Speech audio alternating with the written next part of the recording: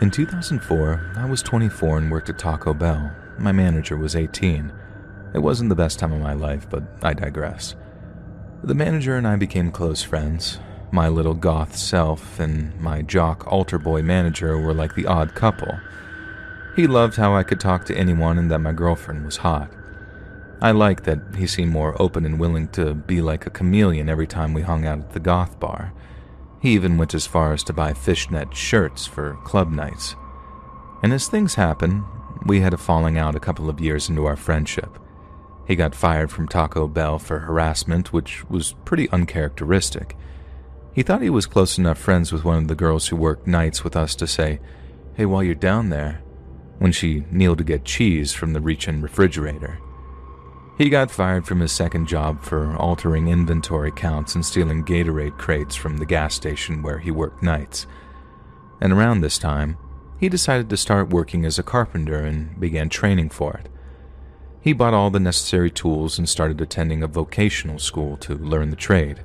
And soon, he was having fun hanging out into the wee hours of the night with his new friends from class, and by this point he was 21.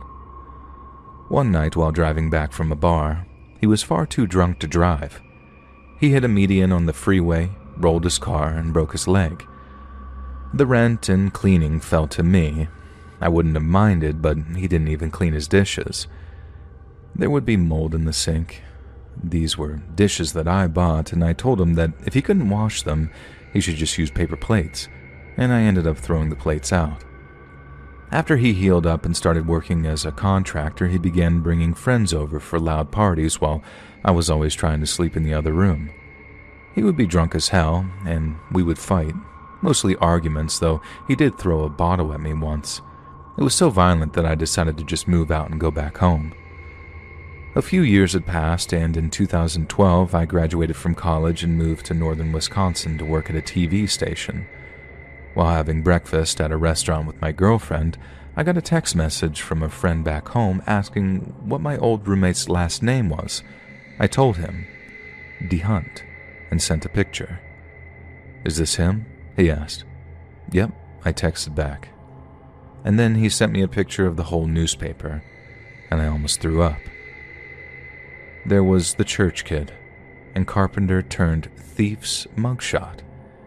He had just been convicted of murdering his girlfriend. And the story goes like this. He was dating a woman who worked at the courthouse as a clerk. She had never missed a day of work and suddenly missed 3 days with no call and no show. Her boss, a retired detective, called in a wellness check. When they went to her house, Will answered the door and held his hands out in front of him in a sort of handcuff me pose. And they did just that and looked inside. What they found was something out of a Rob Zombie script. The drywall was recently patched, and the house had been cleaned. They peeled back the drywall patch and found black contractor bags with pieces of his skinned girlfriend inside. He had gotten drunk with her and they fought. He threw an ashtray at her, hitting her in the head. She fell and smacked her head on the counter.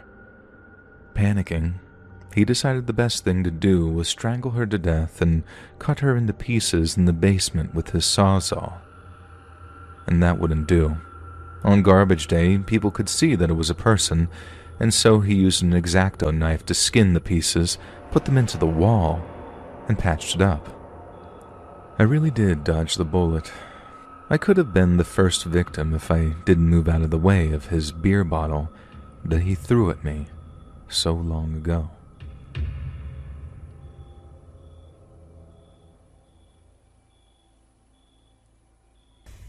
Hey guys, thanks so much for all the support. If you haven't subscribed to the channel yet, please feel free to do so. Why is there a story circulating about me on Reddit? I stomped into the classroom and shouted over Jenny. Why are you asking me? How would I know? She replied calmly as she continued looking at her book. You know exactly why I'm asking you that, I said with gritted teeth.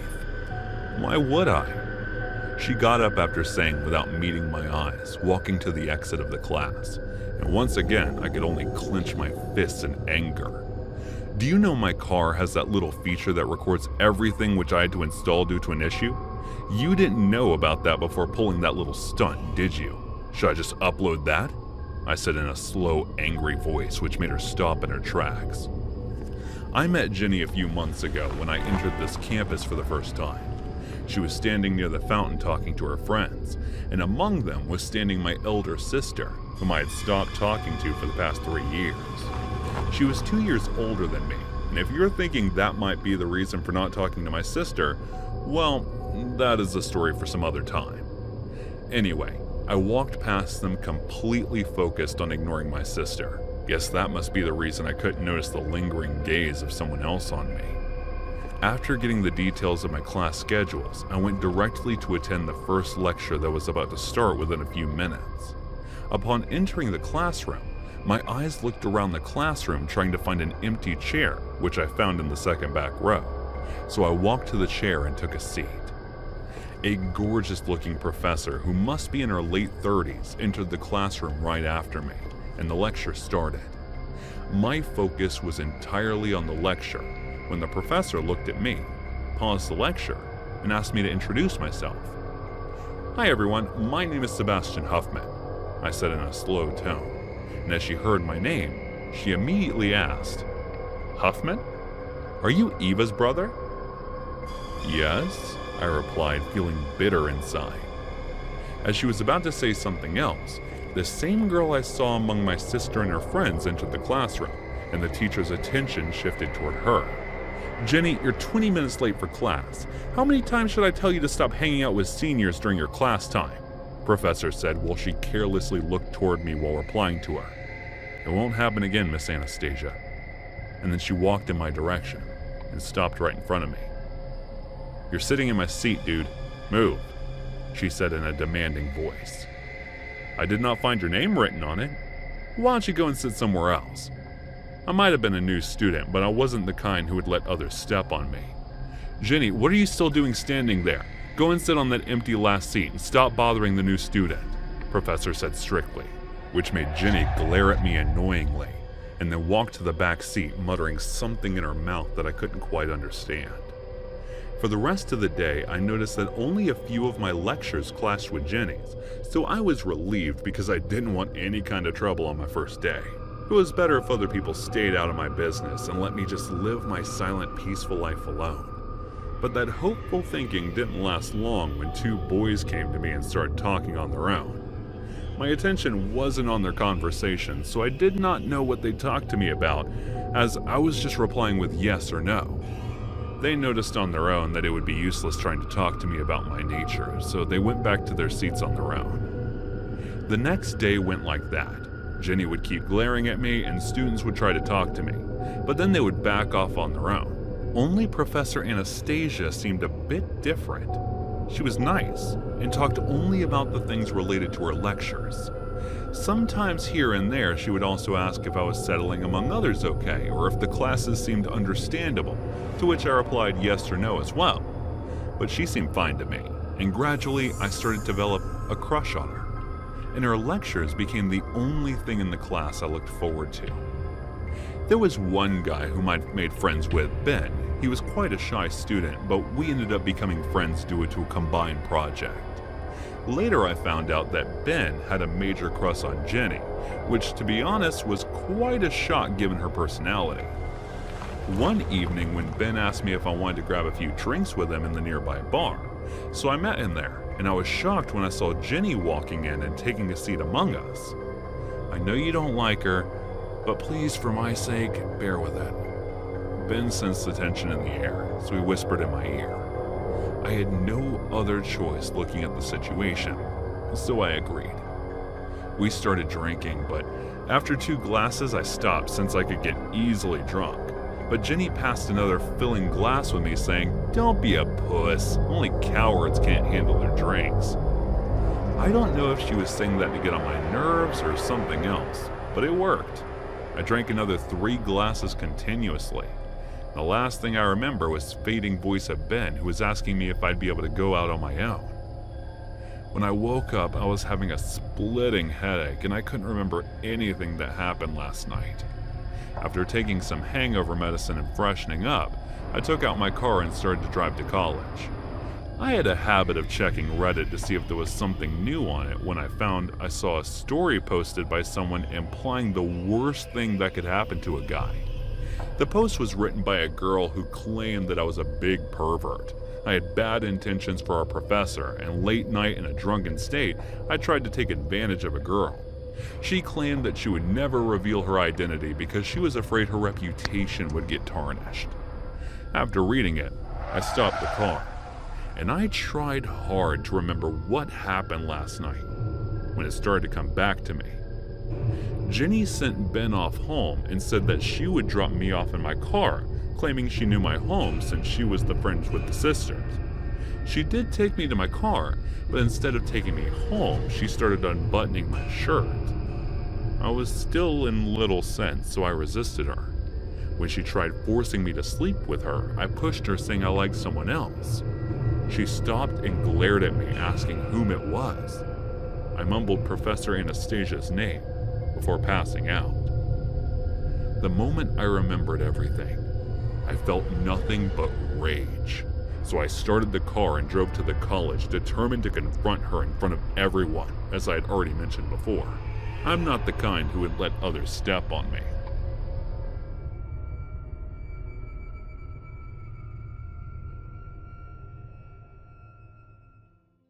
My father used to be a band member back in his day, and that was why I asked him about forming a band along with a few friends of mine. He permitted me. But it was on the condition that we let him and his buddies play a few times a month with our instruments. The thing was that I didn't come here to take his permission. The main reason was that I needed a place for our band to practice, and none of my friends had one, so I had no other choice but to ask Dad if we could use our garage.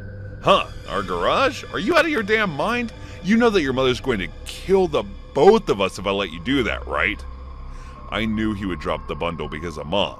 After all those man talks, he would still behave like a scaredy cat on Mom's name. But Dad, where am I supposed to do my band practice? Us. I still gave it a blind shot. Now I was just gonna see if it would hit. Us? And bingo. Yeah, Dad, didn't you say you also wanted to play in our band? Or did you think my promise earlier was incoherent? I knew what his soft spots were, and my arrow was on that point. Fine, let me think of a way, but our garage is still out of the question.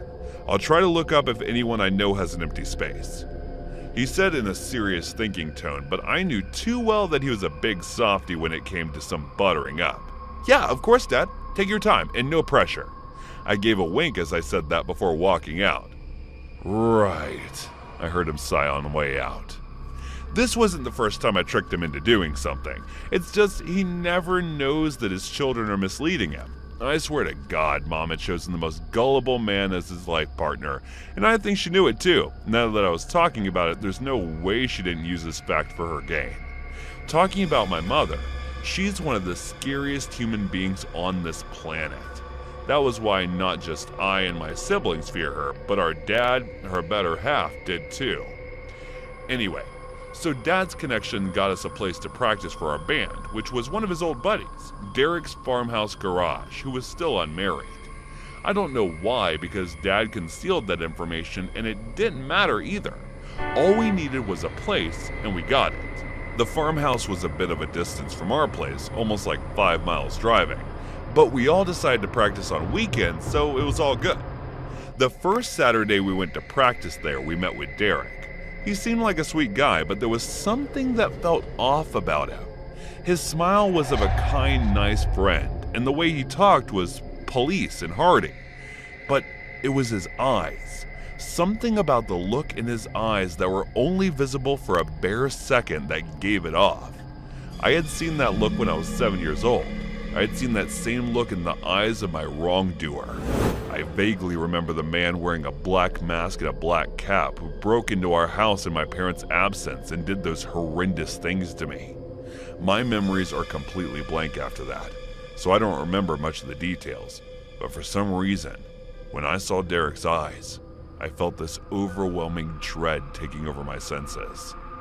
I was probably mistaken about my park, but I still could not shake off this feeling. He did inform us about one rule though. It was to never leave the garage and roam around the farmhouse's perimeter. He didn't mention the reason, and we didn't care whatever it was and started practicing for our band. The first day was all about syncing up with each other and setting up the right tone and rhythm.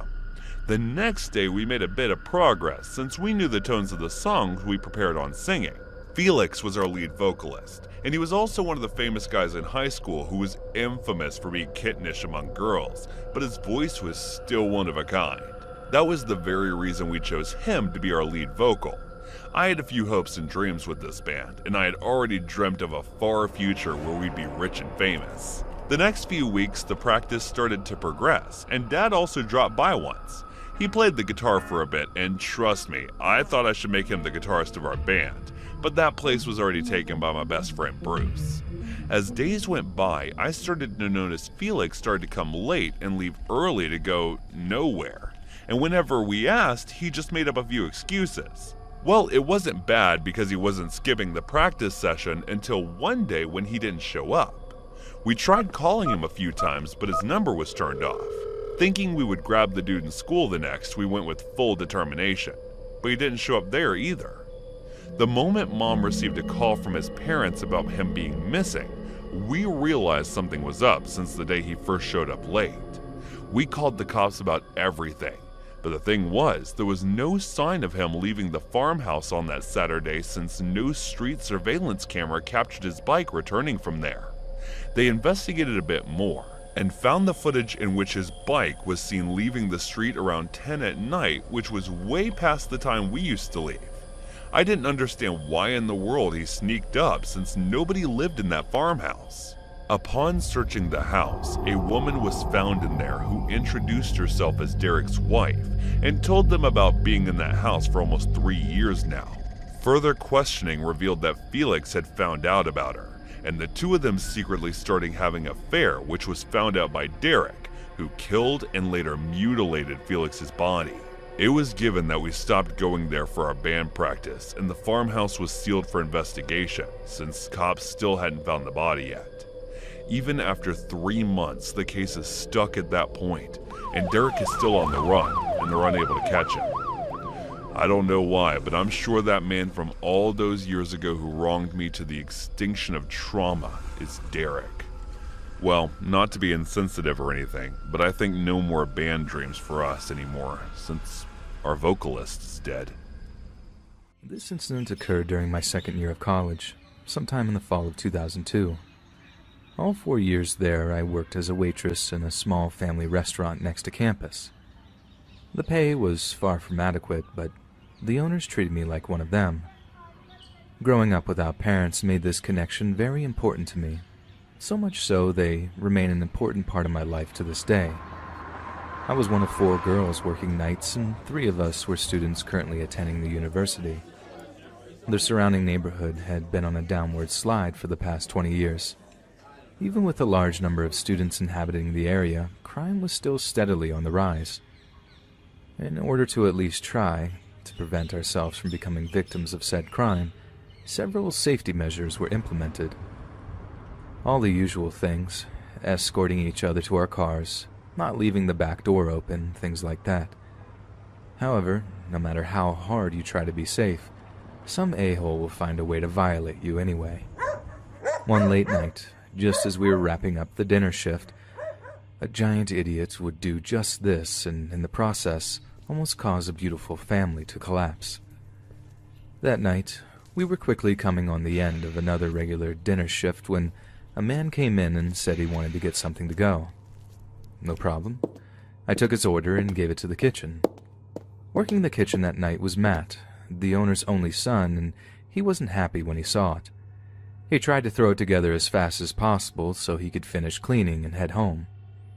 While he waited, the man paced nervously, looking outside repeatedly. This behavior seemed kind of shady, so I stopped my closing duties and began looking outside to see if I could see what he was looking at. It took a minute, but I caught sight of another man standing just out of view of the bay windows. This guy was dirty-looking. His hair looked like it hadn't been washed or combed in years. The second man's actions were very similar to the others, almost as if though they were about to rob us. I foolishly pushed my instincts aside and began ringing up the man's orders. When I gave him the total, he quickly handed me a $20 bill and looked behind him. I continued to ignore his behavior, and when I opened the drawer, I heard a man's voice quietly tell me to give him all the money in the register. Maybe from instinct, I looked up to see who it was. It was all coming from the customer, and he was holding a handgun at my face. "Keep your voice down and don't panic. Just give me the money and I'll leave." This entire time I had been the only employee in the front of the house, so he had me at his mercy. Every word he said quivered as it came from his mouth. His fear made mine even worse. I didn't need to be told twice. I grabbed every cent out of the drawer and was about to hand it to him when I heard Matt's voice coming from behind me. "Did you forget something?" Everything that happened after this went by so fast. I still question my recollection of events to this day. I know for sure that Matt's arrival surprised us both, but the look on the customer or robber's face was pure shock. The second I noticed him moving the gun away from my face, I crouched behind the podium to hide. The gunfire followed soon after that. I wasn't sure if Matt had been shot at this point. I was still curled up on the floor with my arms over my head, very similar to a child hiding under the covers in hopes the boogeyman will go away. I don't know how long I stayed like that. A few seconds, maybe? When I did peek out from my arms, all I saw was Matt's body laying motionless on the floor. Even then, I stayed where I was until I heard the voice of his mom yelling out to us. That's when I finally stood up to see the results. The shooter was gone, and money was scattered all over the floor from where I dropped it. Matt more than likely died immediately. At his feet, grilled chicken salad was scattered everywhere like the money. Matt's mom stormed out of the back. When she saw her only son lying on the floor, she collapsed in grief next to him, and this is where she stayed until the police arrived. Just to avoid making an already long story longer, I'll leave you with the facts. Even after telling the cops everything I saw and giving a detailed description of both men, neither man was caught. The family closed the restaurant for several days after the shooting and stayed that way until a few days after the funeral. From the day of the reopening, a cop in plain clothes has protected the place, and there hasn't ever been another holdup since. My work at the restaurant would continue for the remainder of my time at the university. I was shaken up for quite a while, and may have been for far longer if it wasn't for the love and support of the family. We seemed to have served as a coping mechanism for one another, and through the shared pain of Matt's death, brought closer together. After I graduated, I moved on and am currently living in Atlanta with my partner. The restaurant continues running 5 days a week and doing well. It seems the neighborhood may be on its way up. In the last year, several large companies have opened branches, and the continued growth has proved to be a positive thing for all concerned. Allison, the matriarch of the family, recently told me on a phone call that she was willing to put up with the hipsters that were slowly invading the area. After all, they were a big step up from the murdering crackheads that had been seen there before.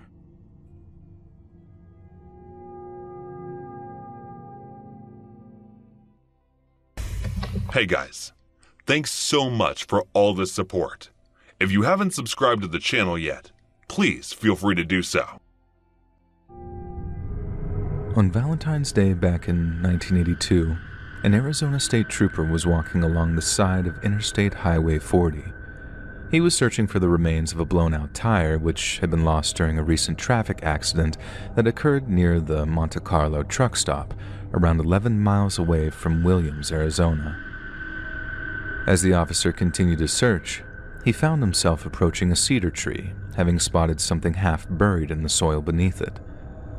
But it was not a blown-out tire. Lying face down in the dirt was the lifeless body of an unidentified young woman.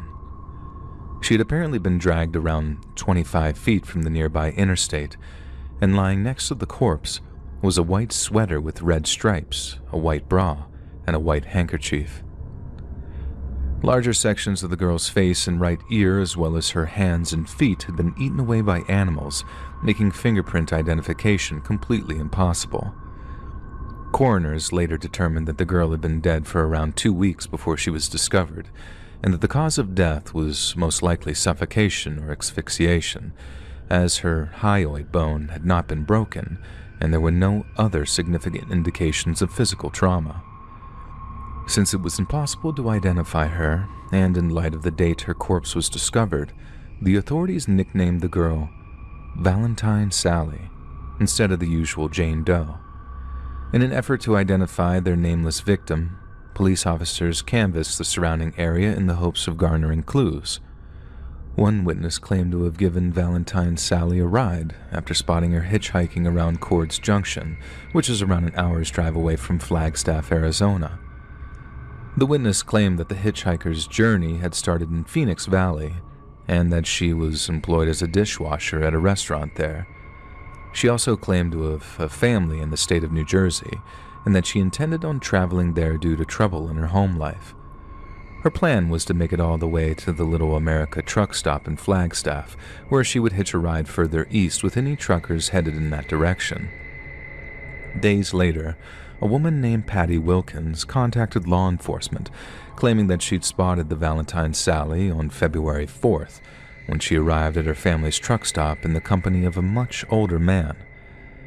This truck stop, the Monte Carlo, was the same one Valentine Sally's body was found in the vicinity of just 10 days later. Patty claimed to have found the situation deeply suspicious and approached the girl to ask if she needed any assistance. The girl refused and seemed more than happy to remain in the trucker's company, yet complained of a very severe toothache. Patty then applied some crushed-up aspirin to the girl's tooth, a substance which was later found in the tooth cavity of Valentine Sally. Patty Wilkins was then shown pictures of the clothes found at the scene of the crime. All matched those that the mystery hitchhiker had been wearing on the day that she visited the Monte Carlo. 3 years later, Valentine Sally was falsely identified as Melody Eugenia Cutlip, who disappeared from Estachada, Florida in 1980. A forensic dentist compared the bite marks between the two women and announced that they'd found a match. The same dentist apparently reconstructed the faces of both Valentine Sally and Melody Cutlip before declaring a significant level of resemblance between the two girls. Melody's mother famously refused to believe the body belonged to her daughter, and although many claim this was the result of untamable grief, she was later vindicated when her daughter returned home during the summer of 1986. Along with their attempts to identify Valentine Sally, authorities worked tirelessly to identify the trucker she'd been spotted with just hours prior to her death. The man was described as being middle-aged, between the ages of 50 and 60 years old, and was thought to be sporting a two-toned leather vest with a checkered pattern, along with a black felt cowboy hat that had a peacock feather tucked into it. Based on a physical description given by Patty Wilkins, the police commissioned a series of composite sketches, many of which seemed to resemble Royal Russell Long, a convicted kidnapper and suspected serial killer who was given 2 life sentences in 1985 for his involvement in the abduction of 2 teenage girls. Sadly, Long has since passed away in prison, meaning if he was Valentine Sally's killer, he will never face justice for his unforgivable crimes. In 2005, the case of Valentine Sally was handed over to the Coconino County Cold Case team, who vowed to continue the efforts of both identifying her and catching her killer. Then, in 2018, when the Golden State Killer was positively identified due to extensive forensic testing, the Cold Case team saw an opportunity to finally uncover the truth of Valentine Sally's identity. They reached out to Barbara Venter, the genealogist who worked on the Golden State Killer case, to help build a profile based on Valentine Sally's DNA. The team then compared Sally's DNA to that of multiple individuals throughout the area and managed to track down one of her relatives. From there, they followed bloodlines down to one particular family living in Missouri and discovered that one of their number had disappeared around 1979. This girl had a history of running away from home and had charges on her juvenile record that had never been expunged. Finally, On February 22nd of 2021, almost 40 years to the day since Sally's body was discovered, the Coconino Cold Case team held a very important press conference. They announced that after decades of tireless work, Valentine Sally had been officially identified as 17-year-old Carolyn Celeste Eaton of Bellefontaine Neighbors, Missouri. Apparently, the last time Carolyn and her family were together was on Christmas Day of 1981, when they discovered her in the company of two strange men. This led to a confrontation between Carolyn and her parents, and she responded by running away from home for the umpteenth time.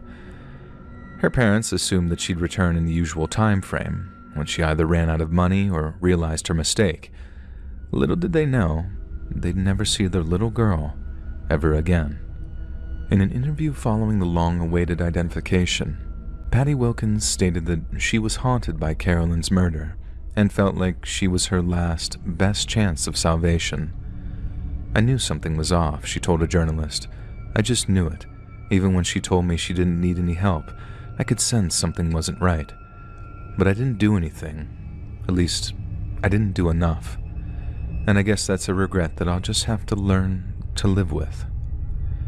Patty added that Carolyn and the man she was spotted with appeared to be close, almost as if they'd been friends for a while. She also stated that she wouldn't be surprised if Carolyn's killer was someone her family were aware of, and supposedly asked the reporter, "If you ever find out who did it, tell me, so I can go stamp on their toes." Carolyn Eaton was eventually given a proper burial at Mountain View Cemetery just outside the town of Williams, Arizona.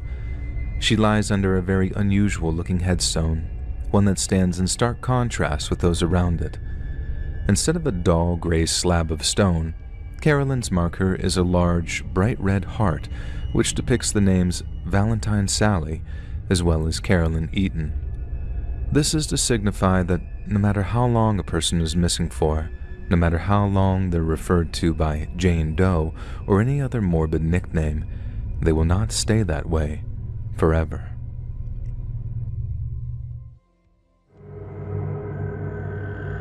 This event took place when I was in college and occurred way before there were things like cell phones. I was an undergraduate at the time and attended a school located in the Appalachian Mountains. The school was in a small town, and I soon came to realize that the townies, that is, people who grew up there, didn't much care for us students. I was a junior at the time, and it happened during a cold winter. I had heard a story regarding a certain townie that liked to frequent a popular bar called The Club. It was a place frequented by both students and townies. The way the story went, this guy would come out on Saturday evenings to pick fights with students. The past weekend, he had sat down at a table, uninvited, where a group of students were drinking beer. He just sat there silent and very unwelcome. Eventually, he grabbed the thigh of a male student.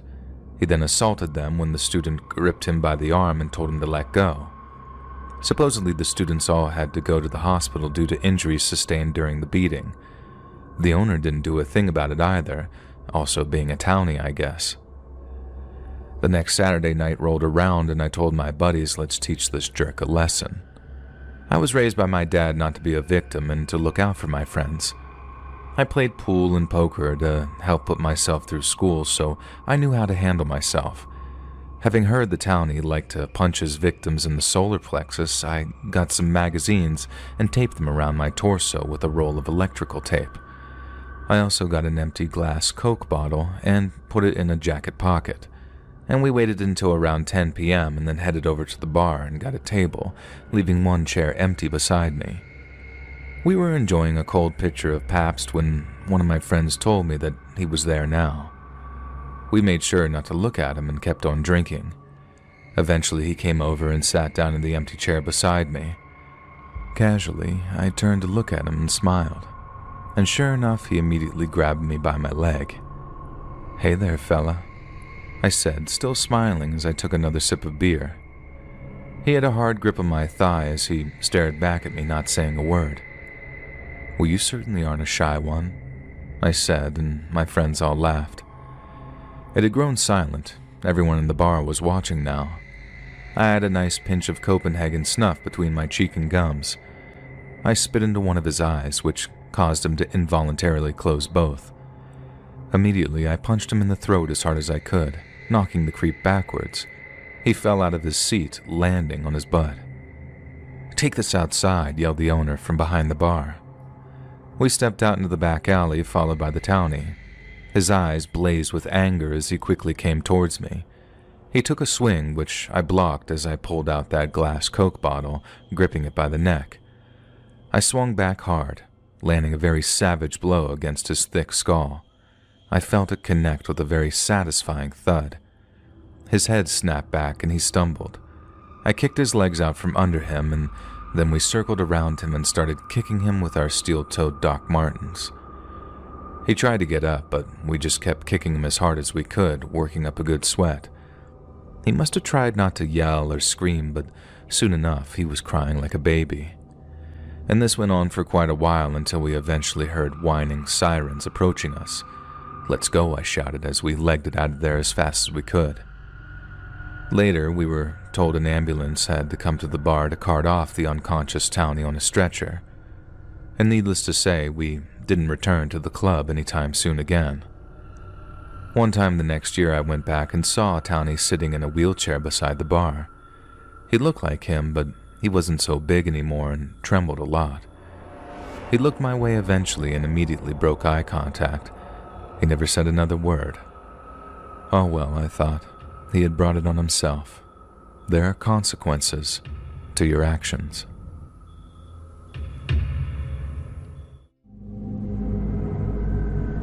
From the ages of around 6 to 11, my family and I lived in a very rough neighborhood. One night it was just my mom, myself, and my 2 siblings at home.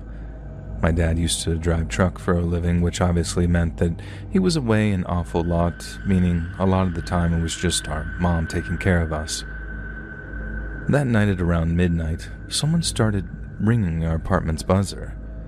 My mom woke up and went to the little intercom to ask who it was, and no one answered. She thought that maybe it was some kids playing Ding Dong Ditch or something juvenile like that, so instead of being scared, she was just annoyed as she went back to bed. But then about 30 minutes later, someone starts buzzing for a second time. Mom gets up again and peers through the side window to see if she can spot anyone out there, but she can't see a single living soul, and that's when she started to freak out. She goes back to the room and grabs my dad's gun, and then sits in the living room in the dark just waiting for someone to try and break in. After God knows how long, there was another buzz. This time, Mom said she very calmly explained that if they carried on harassing us, she was going to call the cops, and if they tried to break in, she would shoot them. Again, there was no response, so she went back to the window to see if she could spot anyone, and that time, she did. She said that there were 3 guys out there, faces covered, all looking up at the window, all looking right at her. Mom said she rushed to call the cops, all the while me and my 2 siblings were asleep in our bedroom. No one tried to break in right away, but my mom had to wait for an hour for the cops to finally show up, and when they did, they buzzed our buzzer, causing her to freak out one more time, thinking that the masked men were outside again. Thankfully, it was the cops, and she invited them up to do a quick look and around the outside of the apartment building to make sure no one was hanging around. After their search, they tell my mom that they had found a piece of barbed wire about 4 feet long next to the front door and asked if it belonged to my mom. She said that it wasn't hers and asked why. The cop then told her that there was a chance that it belonged to whoever was knocking at the door. Mom asked if they thought the people were planning on using it, and although they assured her that there was no way of knowing that, she's convinced to this day that they were planning on torturing us. However, what the cops did confirm is that she was very smart not to open the door to see who was there, otherwise it could have cost her her life. They also said that they'd patrol the neighborhood until morning and do a thorough investigation once there was daylight. And later on that morning, once my siblings and I were at school, they called back to talk to her about something.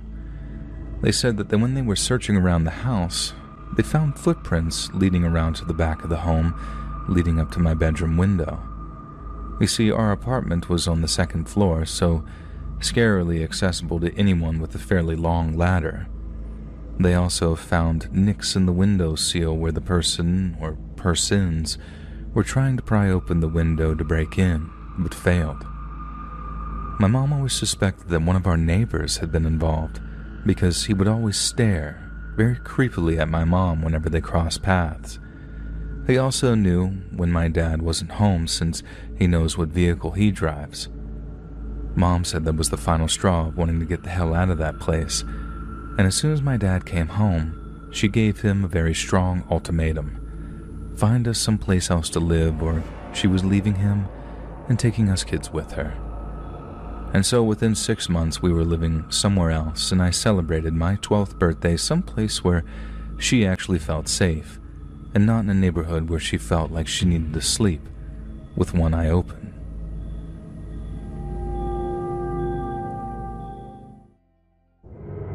Back in 2011, I did a week of guest lecturing at UMSL, and since I was still a young maverick back then, I was content to surf the couch of an old friend who happened to be working there after attending the same university.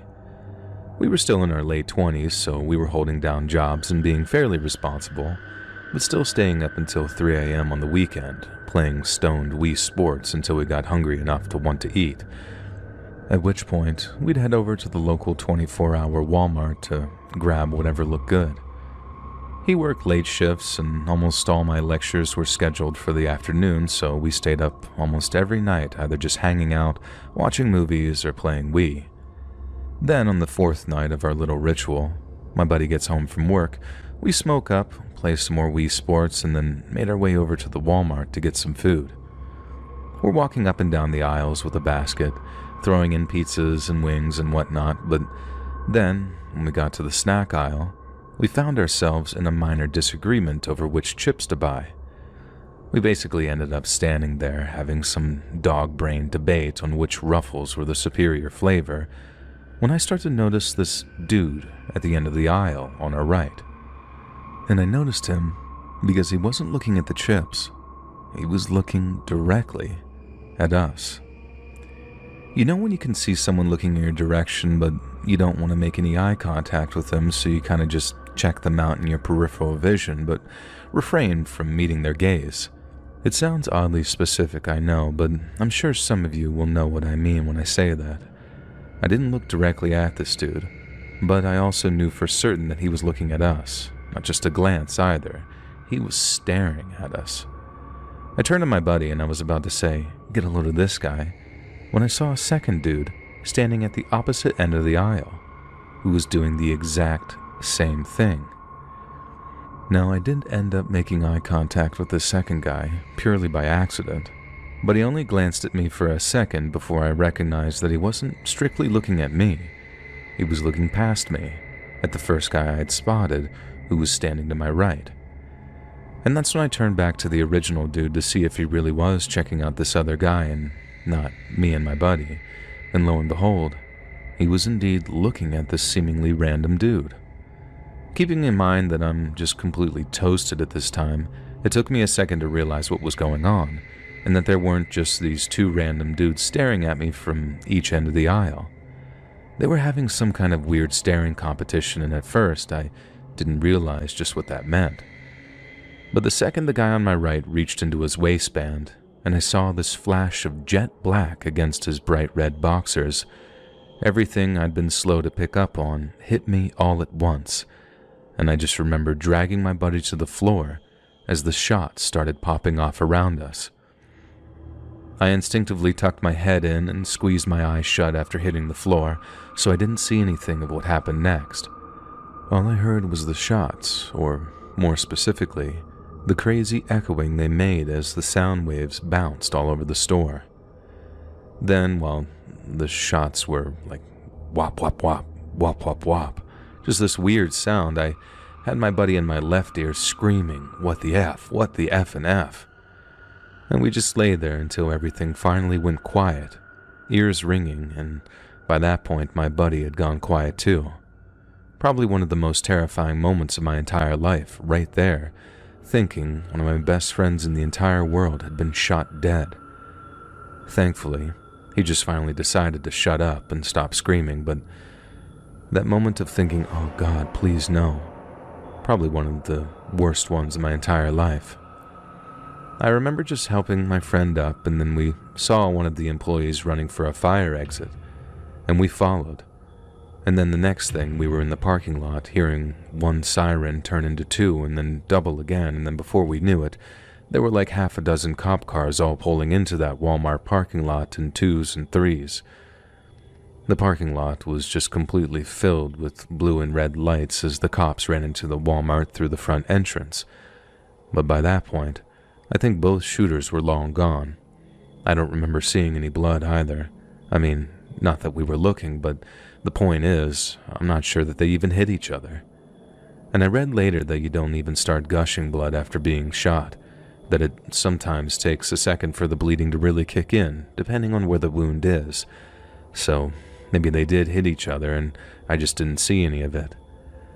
I actually did a disturbing amount of research into small caliber shootouts after that whole incident too, and all under the recommendation of the therapist that Yushai provided me with. They were great providing me with paid leave, as I'm not going to lie, being in public places was pretty nerve-wracking for a while after that shooting. The thing that really got me was how lucky we'd been not to have been hit in the crossfire. And I'll put it this way. We had to talk to the cops afterwards to give them a description of both shooters, so we got a pretty good breakdown of what had actually happened. I guess these two gangbangers managed to pepper that entire aisle with 14 bullets that went everywhere, but then somehow, by the grace of God, neither of us were hit. It's still something that I think about from time to time. Like whenever I drive past a Walmart someplace, it's guaranteed to pop into my head if I ever have to visit one for any reason. And I always wonder what would have happened if I hadn't spotted the guns in time, or if we hadn't been so lucky in regard to where the bullets ended up. This happened to me about 5 years ago, and even now, I get chills just thinking about it. I was renting a small house in a quiet neighborhood at the time. It wasn't anything fancy, but it was cozy, affordable, and had a lot of character. The only thing I didn't love was the crawl space under the house. The access door to it was in the laundry room, a square wooden hatch flush with the door. It was locked from the outside, and I had never had any reason to open it, and I figured it was just pipes, cobwebs, and the usual creepy crawl space stuff. One evening, I came home late from work, and it had been a stressful day, and all I wanted was to shower and collapse into bed. As I stepped inside, I noticed something strange. My laundry room light was on. I was sure that I had turned it off that morning, but I chalked it up to being absent-minded in my rush to turn it off again. That night, I woke up at around 2 a.m. to a very faint noise, and at first I thought it was just the wind, but as I lay there, I realized that it was coming from the laundry room, a sort of soft, rhythmic thumping sound. My heart started to race, and I debated whether to get up and check it or just stay in bed and hope it stopped. Curiosity got the better of me, so I grabbed my phone for light and tiptoed to the laundry room. When I opened the door, everything was quiet. But then I saw it. The hatch to the crawl space was slightly ajar, and my stomach dropped. I distinctly remembered it being locked, and there was no way that I could have accidentally opened it. Trying to stay calm, I convinced myself that it might be an animal that had somehow gotten in. I shut the hatch tightly and placed a heavy box of detergent on top of it before going back to bed. The next day, I called the landlord to ask if there were any pest issues I should know about, and he seemed surprised and said no one had reported anything like that before. Still, he promised to send someone over to check it out. That night, I double-checked the hatch and even put a chair on top of it for good measure. I didn't hear any noises, and I started to feel a little chilly for being so freaked out. But around 3 a.m., I woke up to the sound of my bedroom door creaking open. I froze. My bedroom door doesn't creak unless you push it slowly, and I knew I had closed it before bed. I stayed as still as I could, barely breathing, as I heard soft footsteps shuffle into the room. My phone was on the nightstand just out of reach, and the footsteps stopped right next to my bed. I could feel someone's presence, their quiet breathing in the dark. Summoning every ounce of courage I had, I grabbed my phone, turned on the flashlight, and swung it toward the intruder. There was the man, crouched on the floor, his face pale and gaunt, his eyes wide and unblinking. He looked just as startled as I was. I screamed and bolted out of the room, running outside to the neighbor's house. I banged on their door until they let me in, and they called the police. When the officers arrived, they found the man still in my house, hiding in that crawl space. He had a small mattress, some food wrappers, and a collection of random items that he must have taken from my house. The lock on the hatch had been tampered with, and from the looks of it, he had been living under my house for at least a few days, maybe even longer. And the scariest part, the police said that they found a notebook with detailed notes about me. He had written down my daily routine, when I left for work, when I came home, even what I wore. And there were also a list of plans, though they wouldn't tell me what was on that. I moved out the next week and stayed with my friends until I found a new place. And to this day I have no idea how he got in or how long he had been watching me before I noticed that something was wrong.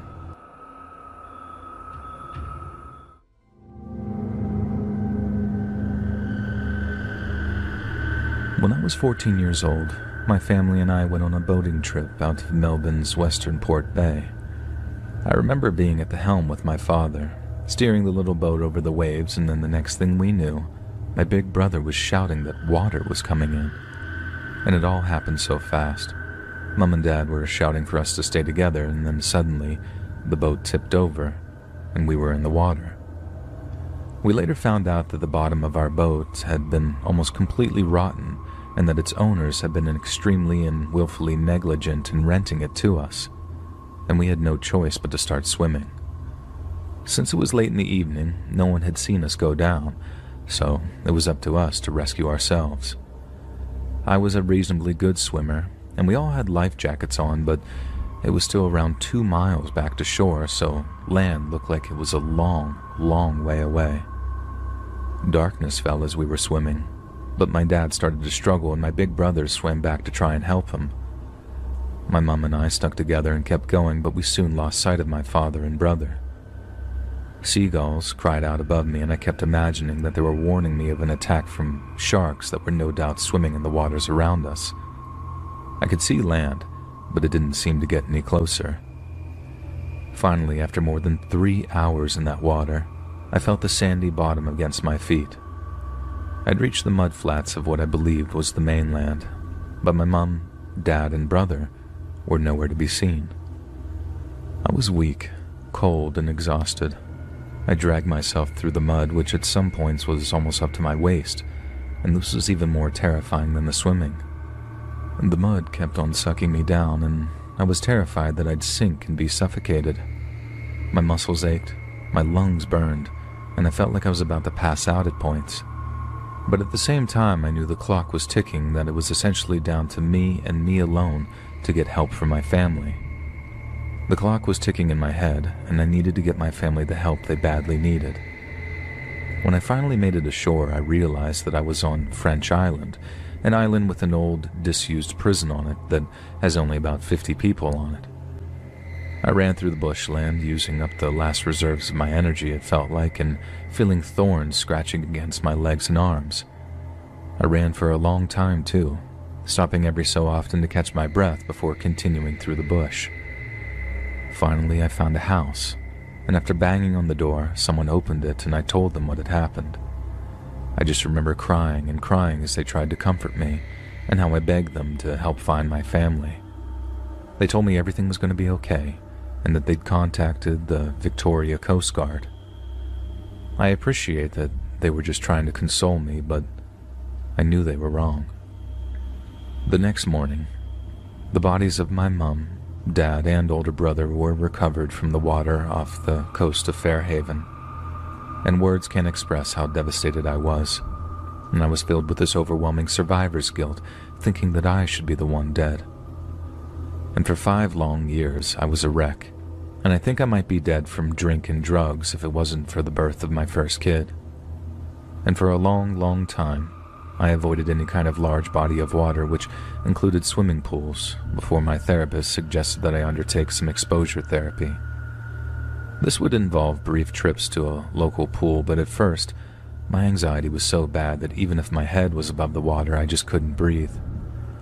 I tried for 4 months, but nothing worked until a local swim coach heard my story and offered some help.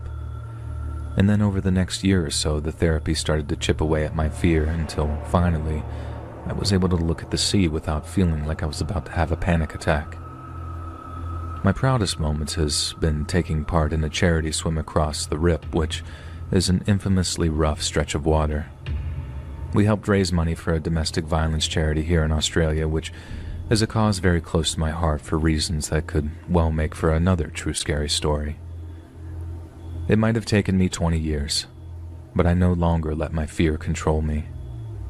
I now understand that what happened wasn't my fault, but the irony of needing water to heal the very trauma that it created has never been lost on me.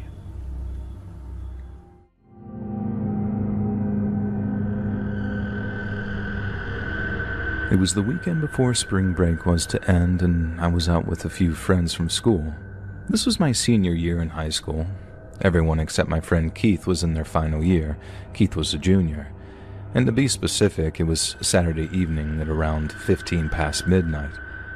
The 4 of us had piled into Keith's Mustang and went to see a movie earlier in the evening. After the movie ended, we decided to go to the Waffle House for a late-night snack. We ran into a couple of more friends and lost track of time, and before we knew it, it was way past our curfew, including Keith's, who was driving, and we all paid our bills and rushed out to the car, only to find that it had a flat tire. Panic started to take over for a moment, but Kim, Keith's girlfriend, managed to calm us all down, and I was the only member of the group who had ever changed a tire before, so obviously I was chosen to do it this time.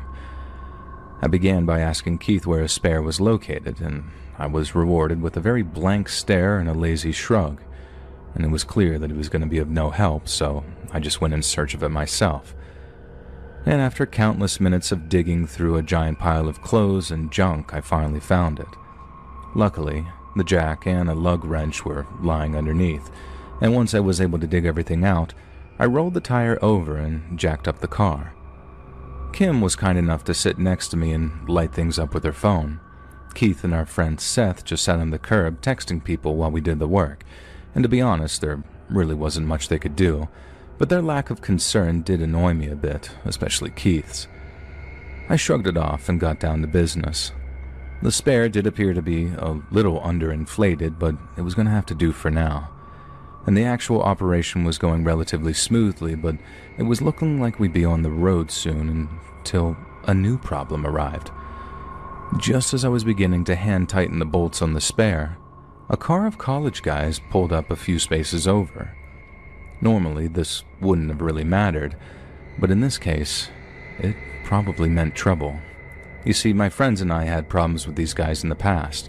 3 of the 4 in the car had jumped and beaten one of our friends at a party the summer before, and Keith and I ran into them a few days later and almost got into a fight with them. A lot of threats were exchanged, but their girlfriends got them to back off, and I knew that wouldn't be the end of things. And now here we were almost a year later, unable to get away or distance ourselves. I quickened my pace as fast as I could, but it was obviously too late, and just seconds passed when I heard a drunken curse coming from a yard or so away. Great, I thought. As if things couldn't be any worse, these morons were drunk as a skunk, and I knew this wasn't going to go well. And rather than react, I just continued my work, and our only hope was to get this done before a fight broke out. Keith and Seth started exchanging words with those guys, and things got heated quickly, and I whispered to Kim under my breath that things were going to be okay, but in truth, I clearly had my doubts.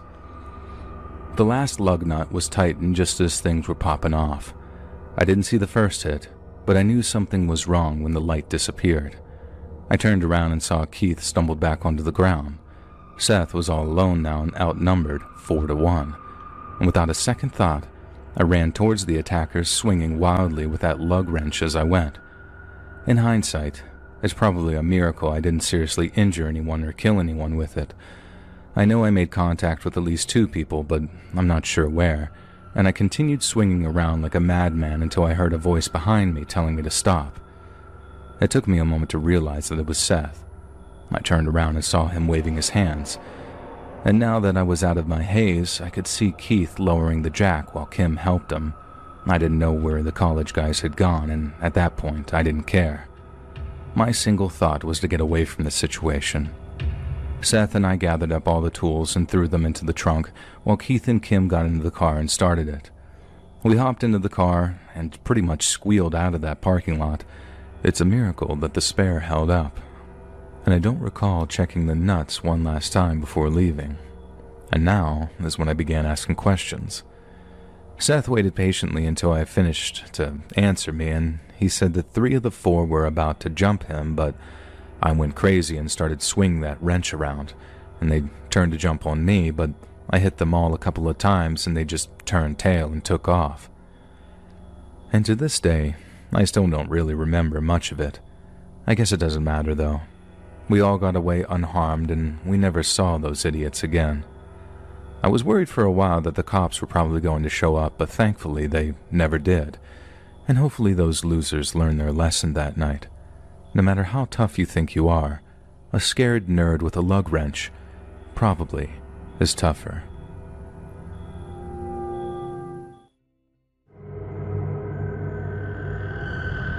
Many years ago now, back when I was in college, I worked as the property manager at a 100-unit apartment complex here in Charleston. It was a pretty awesome job, in that I had all my rent covered by the company, and the only truly taxing things they expected of me consisted of filling out paperwork and scheduling the maintenance workers. The place had a pretty even mix of tenants. There were a lot of college kids, along with a bunch of post-grad singles and roommates and the occasional young family, too. But there was one guy that I always felt kind of sorry for. He didn't seem to have any family, and I think that he might have been on disability, but he kept to himself, and the most I ever saw of him was when he was walking to a nearby convenience store around once or twice a week. Around June of my second year there, I got a call from one of the tenants in his building, complaining that there was a funky odor coming from his apartment.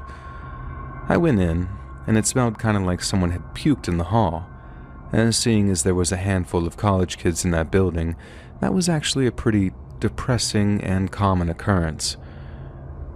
We had the carpet shampooed the next day. Then the cleaners used a bunch of that industrial-strength shake-and vac that always makes the place smell like a hotel.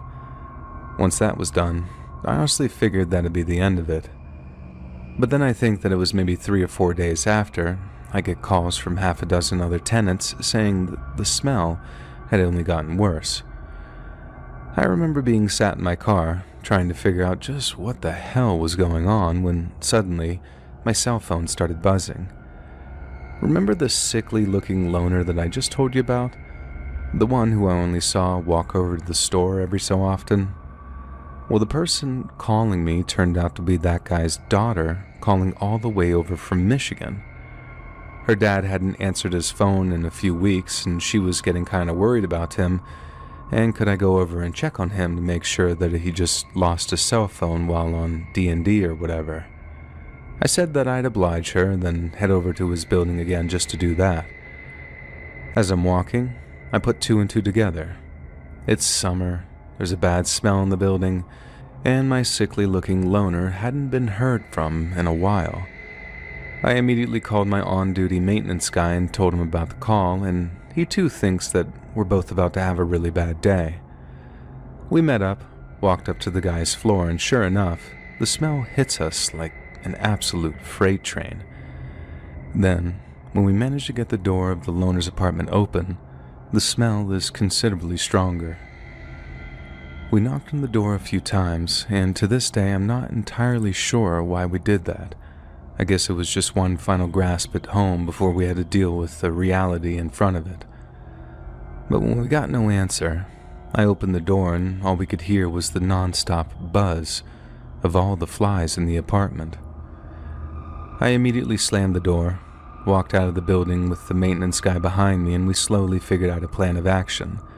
Then, within the hour, the cops were on the scene, closely followed by the fire department and eventually the county coroner. Apparently, the guy died from some sort of natural causes probably 3 to 4 weeks earlier, and by that time, the temperature was regularly in the 90s outside, so in an apartment with no AC, it was cooking this guy at about 100 to 110 degrees. He was practically a puddle by the time we got to him. The cost to recover the apartment was close to $30,000. It was stripped down to the studs. Every thread of carpet, every appliance, every cabinet, every hunk of drywall, it all got torn out and replaced. That whole ordeal is how I found out that there are actually specialist cleaning companies who specialize in the cleaning of human remains, and I also learned that they don't come cheap. Even after that, there was always a faint odor in the apartment, and trying to get it filled again was an ordeal all unto itself.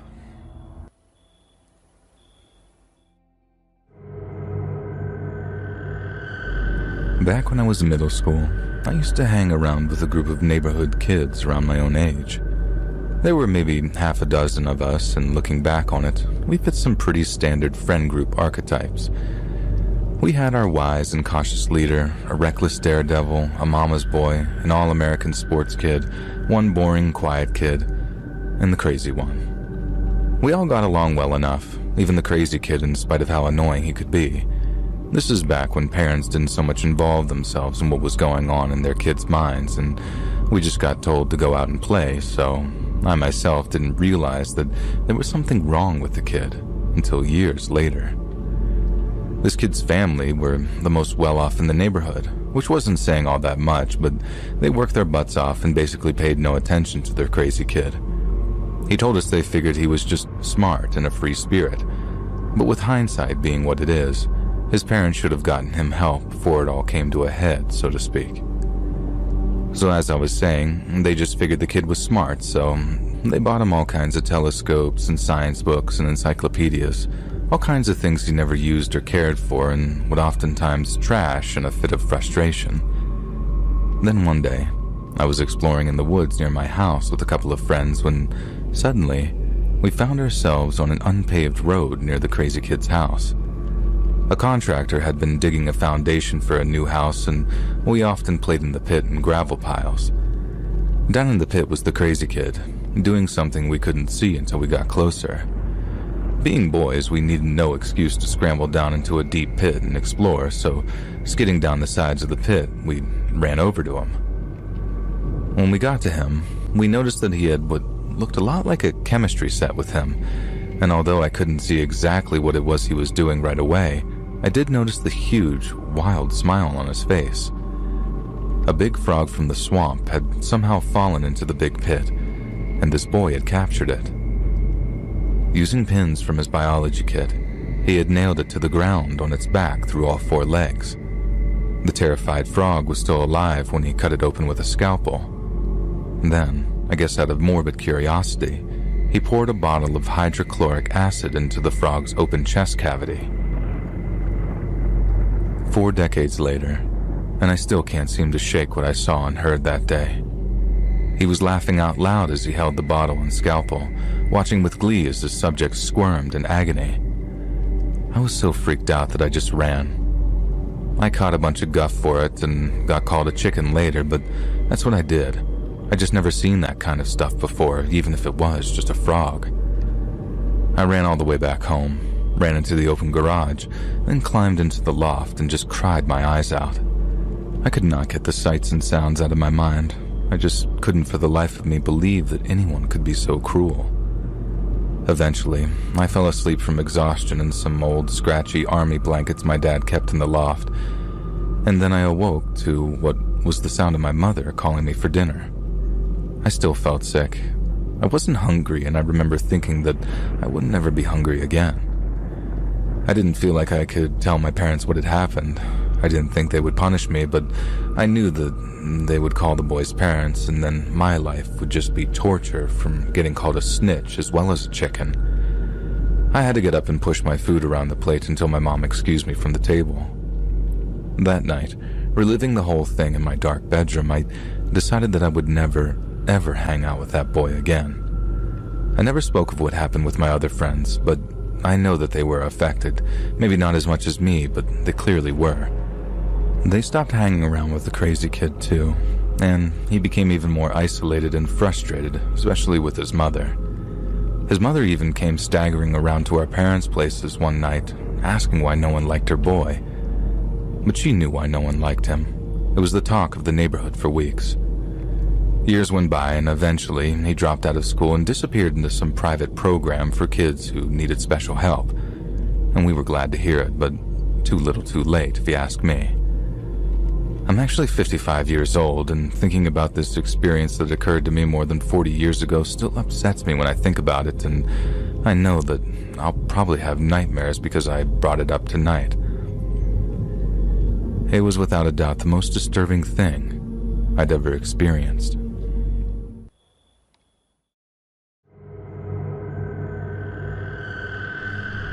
The Reverend Maurice Dometz was born in Blue Rapids, Kansas on June 24th of 1896.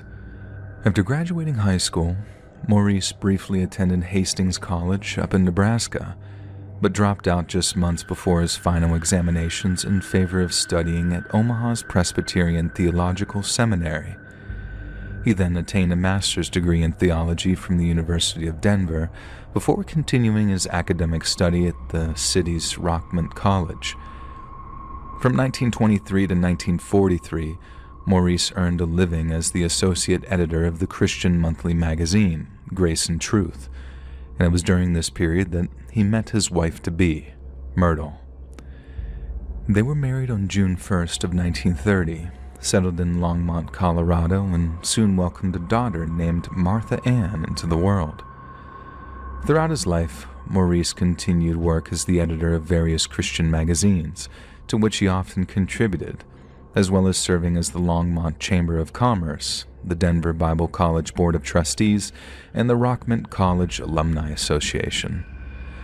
Maurice also had many passions in life, but perhaps the most eccentric of them all was his passion for what he referred to as his beloved rocks. It was an affectionate nickname, as in truth Maurice possessed a fascination for rare minerals and gemstones.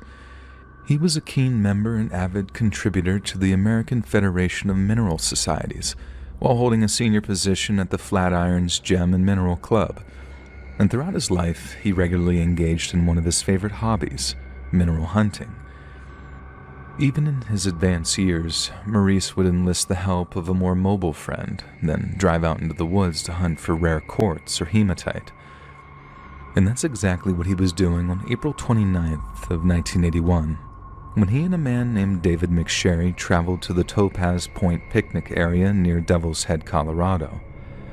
Topaz Point, named for the high quantities of the eponymous mineral present in the surrounding rock formations, is located in Colorado's Pike National Forest. Stretching west of Colorado Springs, the forest encompasses over 1 million acres and is spread out over several of the surrounding counties. Splitting the forest in two is a 45-mile-long unpaved tract named Rampart Range Road, which has magnificent views of Pikes Peak, the surrounding prairie, and the rugged Tarryall Mountains. The forest is popular with campers and mountain bikers and boasts Colorado's only functioning fire lookout tower, which sits atop of Devil's Head. On the day in question, Maurice was wearing a white baseball cap, a maroon plaid flannel shirt, and brown ankle-high work boots. Once they'd found a suitable parking spot, David helped the 84-year-old Maurice to reach their digging spot, a small sandy pit not far from the Rampart Range Road.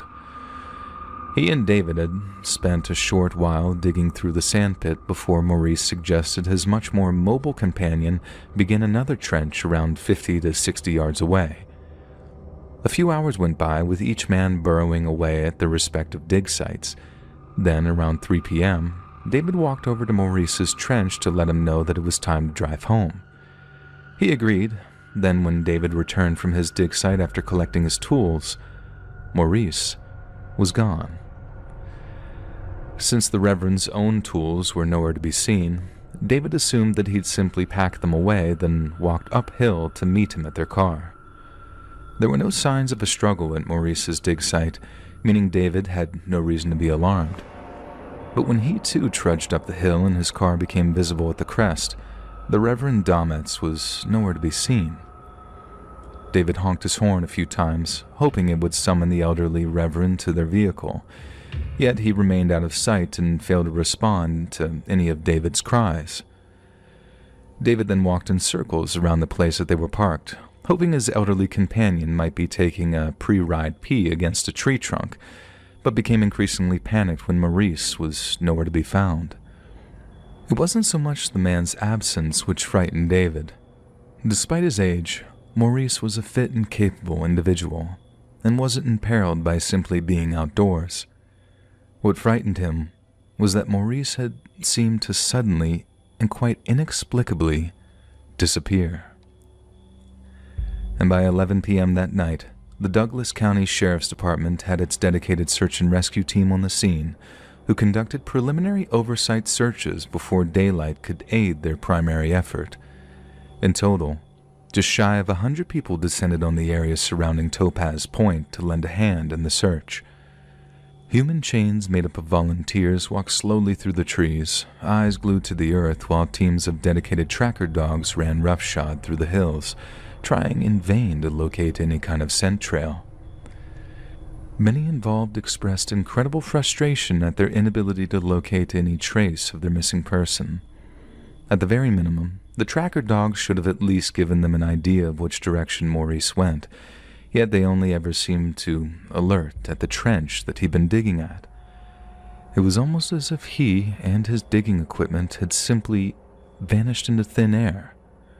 Despite their failure to achieve any meaningful progress, the search continued for around 2 to 3 weeks before it was finally discontinued.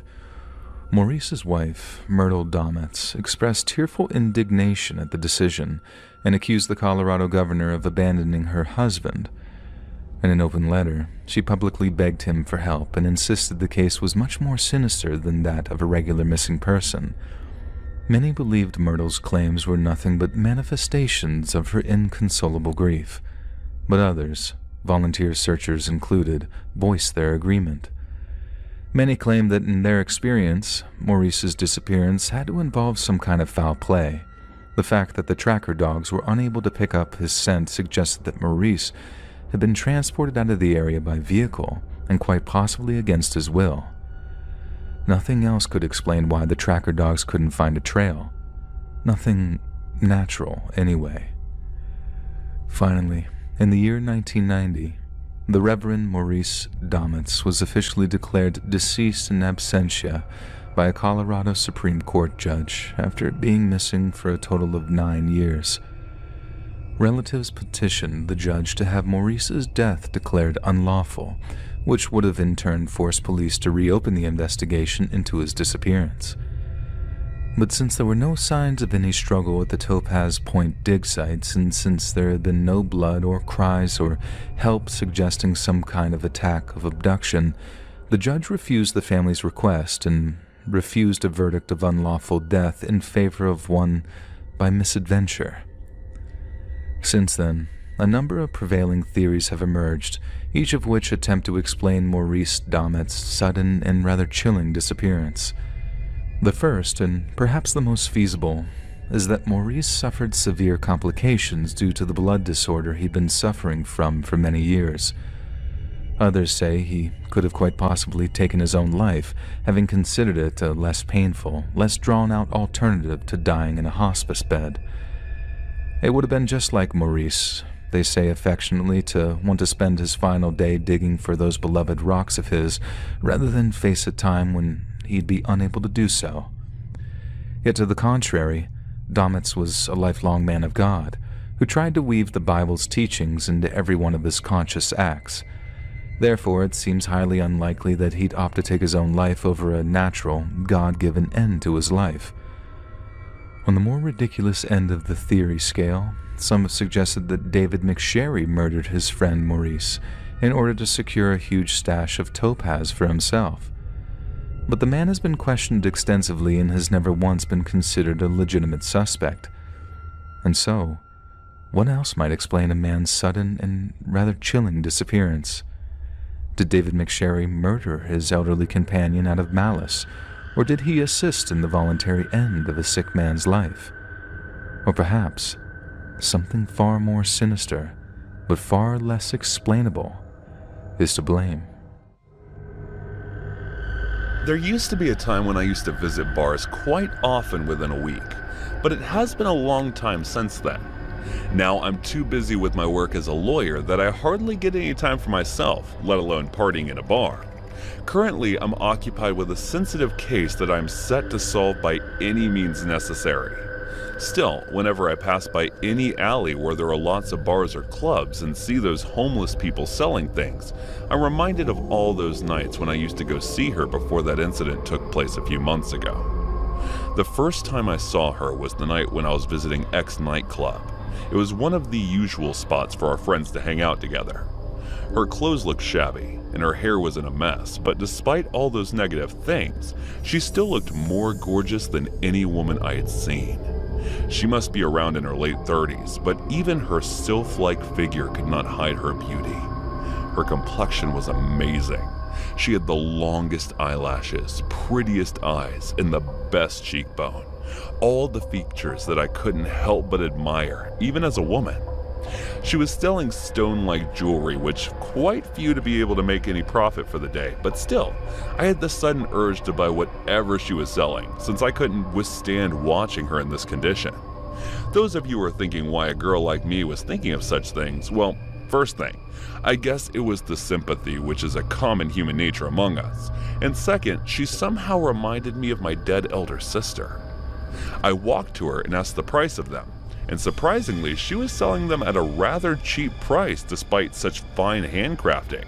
No, seriously, if you were to buy such stone handmade jewelry online or in a store, they would cost 10 times more than what she was offering, or maybe more. Looking at how she had just a few of them, I bought all of them, and the slightly happy expression on her face was enough to make my heart feel a bit at peace. The next day I saw her again with a few other ornaments, so I went closer and started asking her about them. As time passed, I somehow became a regular customer, and the two of us started to exchange more than a few friendly words. Her companionship started to feel more assuring and delightful than the friends in that club who were here to seduce men more than to have fun with me. There was a time when I only went to that nightclub so I could commune with her. Over time, I got to know a few things about her life. She was married to a guy to her family's wishes, but wherever she talked about her marriage, I couldn't help but notice her sorrowful tone. And even though she never said this on her own, I figured she wasn't quite happy with her husband. Her barely visible bumps suggested that she was expecting, and that might be the reason she was trying to gather a few bucks by selling homemade trinkets. This made me come to another conclusion. Either she was divorced to her husband, or her life partner didn't earn enough to save for the baby, causing her to go on her own even in this condition. One day when I came out of the bar at the same time when she used to arrive to sell her embellishments, I found her waiting outside with nothing in her hands. Out of worry, I rushed to her and started asking what's wrong, but instead of telling me the cause of her worries, she looked at me with her shiny eyes, and her lips formed into a crestfallen smile. I stood there frozen as she maneuvered a small pendant with a black gemstone around my neck and handed a piece of paper in my hand. For some reason, her actions felt heart-wrenching, and a small droplet of tear made its way down my cheek, which she wiped with her thumb before saying, "If you're free sometime, do pay me a visit." And then she walked away. I felt like I was losing my sister all over again as I watched her back disappear bit by bit. The next day, I didn't see her in that alley, so I impatiently waited for a little more than an hour, hoping for her to arrive. But she didn't. Not that day, and not any other day after that. There was so much that I couldn't get to say to her that I wanted to, and now it felt like I would never be able to. I continued waiting for her outside that alley for a few more days before I remembered the address she gave me written on that piece of paper. Deciding that I would visit her and make sure to bring her home with me just in case she was having a hard time with her husband, I headed toward her supposed residence. But when I got there, what I saw was not a habited house or an apartment. Instead, it was an abandoned building. I hesitantly walked in only to get hit by a nasty stench. Covering my nose, I started walking toward the source. And once I got there, my heart jumped to my throat as I let out a sorrowful scream. Her guts were shattered around her lifeless body as she was crushed under a huge rock, which didn't seem like it was fallen from there. Instead, it looked as if someone purposefully smashed her head with it. My leg gave up as I wailed like a howling dog in front of her rotting corpse. I couldn't understand. She was perfectly alive the last time I saw her. What went wrong and who did it to her? My eyes went between her bleeding legs, making my heart feel as if I was going to burst any moment with this terrifying yet despairing scene. I took out my phone and dialed 911 with my trembling hands and wavering thoughts. The cops reached within 20 minutes at the address I provided them and started asking me questions. I told them about everything from the first time I saw her to how I came to find her. After they took charge of the crime scene, they asked me to go home, and they will call me if they were to need my assistance. For the next few days, I couldn't eat, sleep, or focus properly. I stopped going to nightclubs and continued staying at home since I was mentally and emotionally a mess. There was only resentment and unending hatred left in my heart for the bastard who did this to her. I couldn't blame anyone when my real sister died of coronavirus, but this time, when I finally found my sister in her presence, someone purposefully stole her away from me. Who would do so cruel to do that to her and her unborn child? The investigation had started, and the police disclosed her husband's strange disappearance after her death. After a few days, the autopsy results were out, but something didn't add up. According to the results, she died on Friday night, but that was impossible since I met her the next Saturday evening. I touched the stone that she gave me and something hit me, sending a shiver down my spine. Is that why the address she gave me was of that place? Was she already dead and wanted me to discover her body? I immediately took out the pendant and started looking at it carefully, trying to understand if it was a clue to find out who killed her. As I was pinpointing all of my memories with her, I remembered I had seen this necklace more often than I thought. She used to wear it all the time. That meant this might contain the fingerprints of that killer, and luckily, I didn't touch the stone that much, so it was possible that it hadn't faded away just yet. I practically ran to the police station after giving a call to the officer who was in charge of her case. After telling them that I had found this necklace outside the nightclub, I submitted it as evidence. They sent it immediately to the forensic lab for testing, and just as I thought, it did contain another set of fingerprints that were older than mine. It was her husband, Javier. My hunch was right when I found out he was missing and was the suspect list. He murdered his wife and child. There was no way I was going to let him off easy. I was prepared to go to the end. I filed a separate report against him and hired a bunch of private investigators to find him at any cost. That bastard had taken out a life insurance policy in her name and was thinking of getting that money, so there was no way he was not going to make a move on that. And even if he didn't, even if the search for him was to go in vain, I am set to find that son of a bitch and drag him into the hell where he deserves to be. I have a clue in my hand that suggests that the piece of shit was hiding somewhere in Las Vegas. That filth has no clue what's coming his way. Just wait till I get my hands on him. I started my career at Walmart from cleaning the aisles and arranging stock, and then slowly moved my way up to becoming the manager at the Walmart. I was told that I will be managing the new Walmart at a local town in Arkansas. I was pretty excited about the job, and I wasn't aware of the locality or the city people, but it was a massive pay hike for me, and even more, the company was providing me good insurance and housing facility, so I wasn't the one to pass on such wonderful opportunity. I was aiming for the corporate office to be the next thing for me. I knew in order to move ahead, the corporate office is going to be the next big thing for me. The new job was pretty easy for me because I was managing the place, and instead of taking orders, I was giving them. The house was pretty big, and I was quite sure that it is going to be an easy run for me. My day-to-day job was managing the employees, and at the end of the day, I was to check in the registers and gather the team up to discuss things about the accounts and plan things out for the next. So by the end of the night, I was the last one to leave the building. Good thing that the company gave me a car, because there was no such thing as public transportation in that place. Even though the town wasn't very big, traveling from one place to another could get very strenuous because of the place being dark and covered with mostly forests. So a car was much help. And since I was the one to close the place at night, I was the last to leave the building. First few months, I never really noticed anything strange about the place. But then one day, it all started to come in right in front of me. I started noticing details that I wouldn't rather do. There was this weird freakiness in the parking lot of the Walmart. It started when I was late one night for the closing of it, and there was a figure right around the corner where the parking ends. I looked at it and said, "Sir, the store times are over. Please move away from the spot." And as I yelled it across the other side of the parking lot, the voice replied, "All right, I'll be out of your hair in a bit." And I didn't really make much of it, and I left. I came back the next morning knowing that there was a man there lurking in the corner. I decided to go check the corner out to see if anything is out of the ordinary, and there was nothing, so I figured the guy must have left or something. The day went by smooth. There were no problems.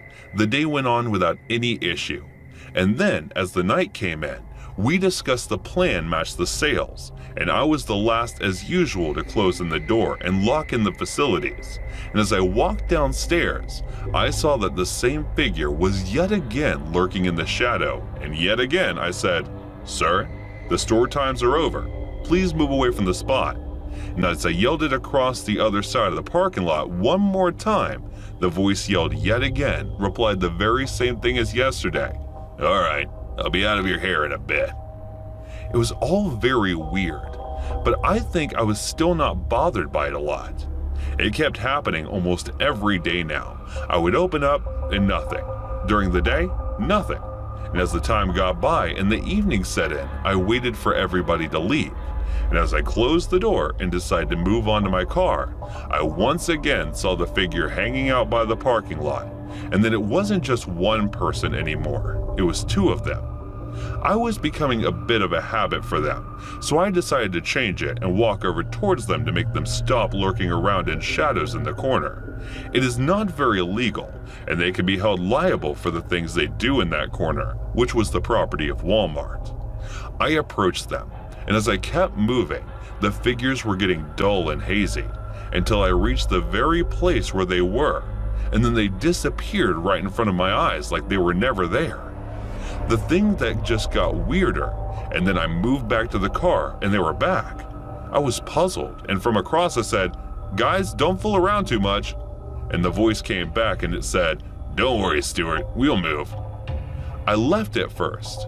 I thought I was being played, and I realized they knew my name, so I figured maybe it is somebody from the office. So I decided to confront them in the store the next morning. I called in the meeting and asked them about whoever hangs around the spot after the Walmart is closed, and everybody said they don't hang around after the work. I asked Juan to check in the cameras and said that no one had been in that spot for weeks other than me just last night. I was puzzled by it all. Being in a new city and knowing nothing, I decided to ignore it and not dwell in the matter for long. I wanted to make sure that I am not the only one seeing this, and this time, I decided that Juan will close down the store with me, and I agreed to drop him off at his house, which was 6 miles away from home. We went back, and there it was, the two shadows standing right in front of us. I looked at Juan, and Juan looked right back at me. I asked him if he is seeing the same thing that I am seeing, and he agreed, and remembered whatever God he believed in. He looked at me with a chill and said, "That could be shadows, sir. Anybody's shadows. Let us just leave before it harms us." I told him to calm down, and we got in the car and started driving away. Then suddenly a large thud was heard over the roof of my car, and I thought maybe something fell over us. I got out. There was nothing. I sat back in and saw the shadows were running towards us, and as I got in, one freaked out and jammed his leg right into the driver's seat and jammed it out with full power on the accelerator. And I remember I wasn't even settled and I was just half in when he did that. The car went blazing into the wall, and last thing we would remember was trying to get out of the wrecked car. I got out of the car, and then I saw that I was in the exact position I was where the shadows were. I was bleeding all over, and Juan had his neck broken. And then we looked into the distance. There was a shadow, again across the parking. And then it struck me. I was the shadow. It was me, the shadow was me, leading to my death. I realized it was death when even after the car wreck, nothing happened to us, and there was no pain that we felt. Because no matter we try, we were just stuck in the loop of the circumstances that led me to death. I was the shadow of my own death. This is a story about a 40-ish-year-old man who cyber-stalked and physically stalked a young 18-year-old girl he'd met at church. Further investigation by the girl and her family showed that he had a history of going to different churches and targeting minors, using God as a reason as to why they belonged together. They were unable to get a restraining order because legally there were no grounds for one, since he hadn't threatened the girl or tried to physically harm her. Many of the fellow churchgoers accused the girl of dressing provocatively, ultimately leading him on, and was just trying to scam money from the church in a lawsuit, all of which is completely false. Now, the first thing you should know is that I was blessed or cursed, depending on how you look at it, with young-looking genes. Everyone always thinks I'm younger than what I am, and this bizarre event happened a few months after I'd turned 18. Bear in mind that I looked like I was 16. I lived in a large, very diverse city. I'm Latina. It matters later on. And I grew up going to a church that belonged to a larger organization. I'd been going to this church since I was born, so I knew most of the congregation. There were very few people that I didn't know. But there was one man, let's call him Nate, that always made me feel really uneasy and sick.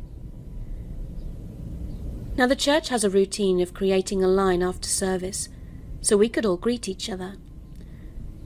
I hated this part of the church visit, and having to greet him, and I told my mum how I had a bad feeling about him, but she said it was all in my head. Fast forward to a few months later, when I was sitting in the dining area with my friend's boyfriend. We were just chatting and joking around, waiting for my friend, and Nate was sitting about 2 tables away from us. There was no one else, just us 3, and he was just sitting there staring at us. I briefly mentioned to my friend's boyfriend about how Nate always made me feel uneasy. I was getting really irritated now too, because I could feel him staring right at me. So I went to the restroom. When I came back, Nate was sitting across from my friend's boyfriend and was talking to him.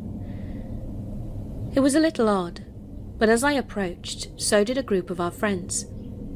Now there was about 8 of us, ranging from the ages of 16 to 22. We all grew up together and met in youth group, and we were all sitting with a man in his late 40s. He sat in complete silence and was just staring at me every now and then. Then about 5 minutes later, my friend's boyfriend said, "We have a youth meeting that we need to get to." So we all got up and left Nate sitting alone. When we got to the meeting place, which was in another part of the building, my friend's boyfriend pulled her and myself apart and said, "Maybe I'm biased because of what you told me, but when you left to use the restroom, he came over and started asking about you. He even asked if I was your boyfriend. He looked a little mad, but seemed to lighten up when I said I wasn't." The crazy part is that at that moment my friend told us that when Nate had first started coming to our church, he'd messaged her on Facebook and kept sending her messages, telling her he was lonely and just wanted to be friends. which is coincidentally when she started dating her boyfriend. So she changed her relationship status and the messages stopped.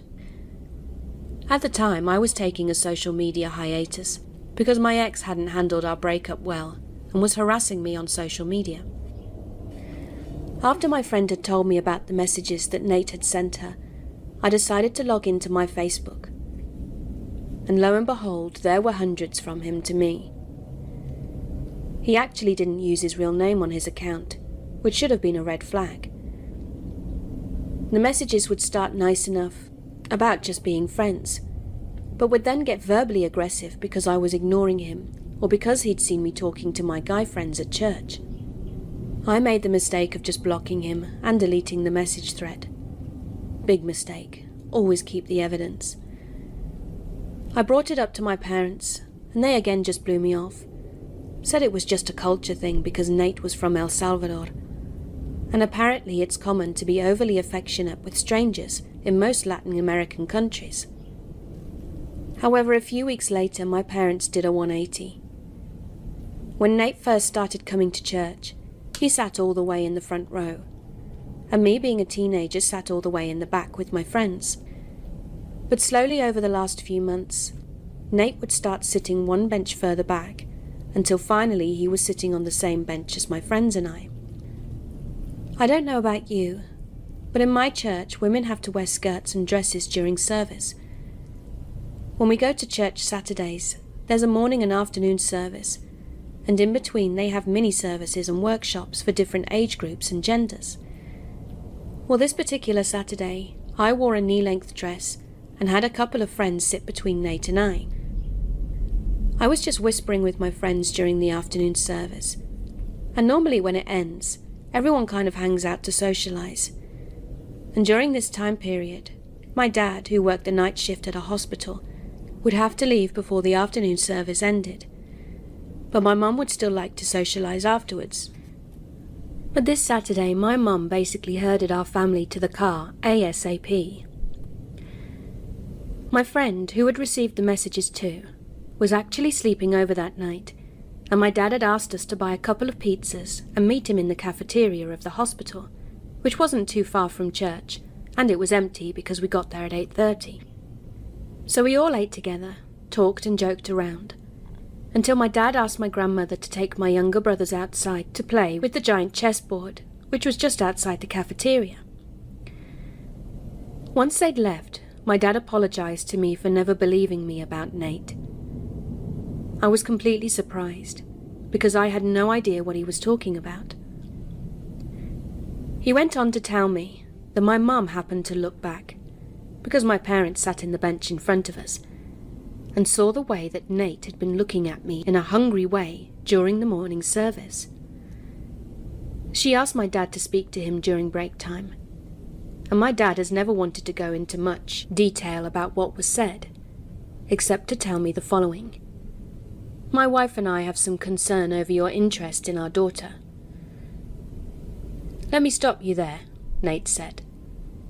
Your daughter and I are in a beautiful commuted relationship, and it's God's will for us to be together.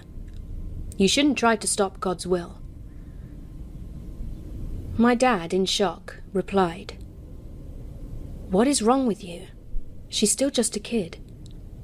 If you were really looking for an actual relationship, you would be pursuing one of the older single women in this church.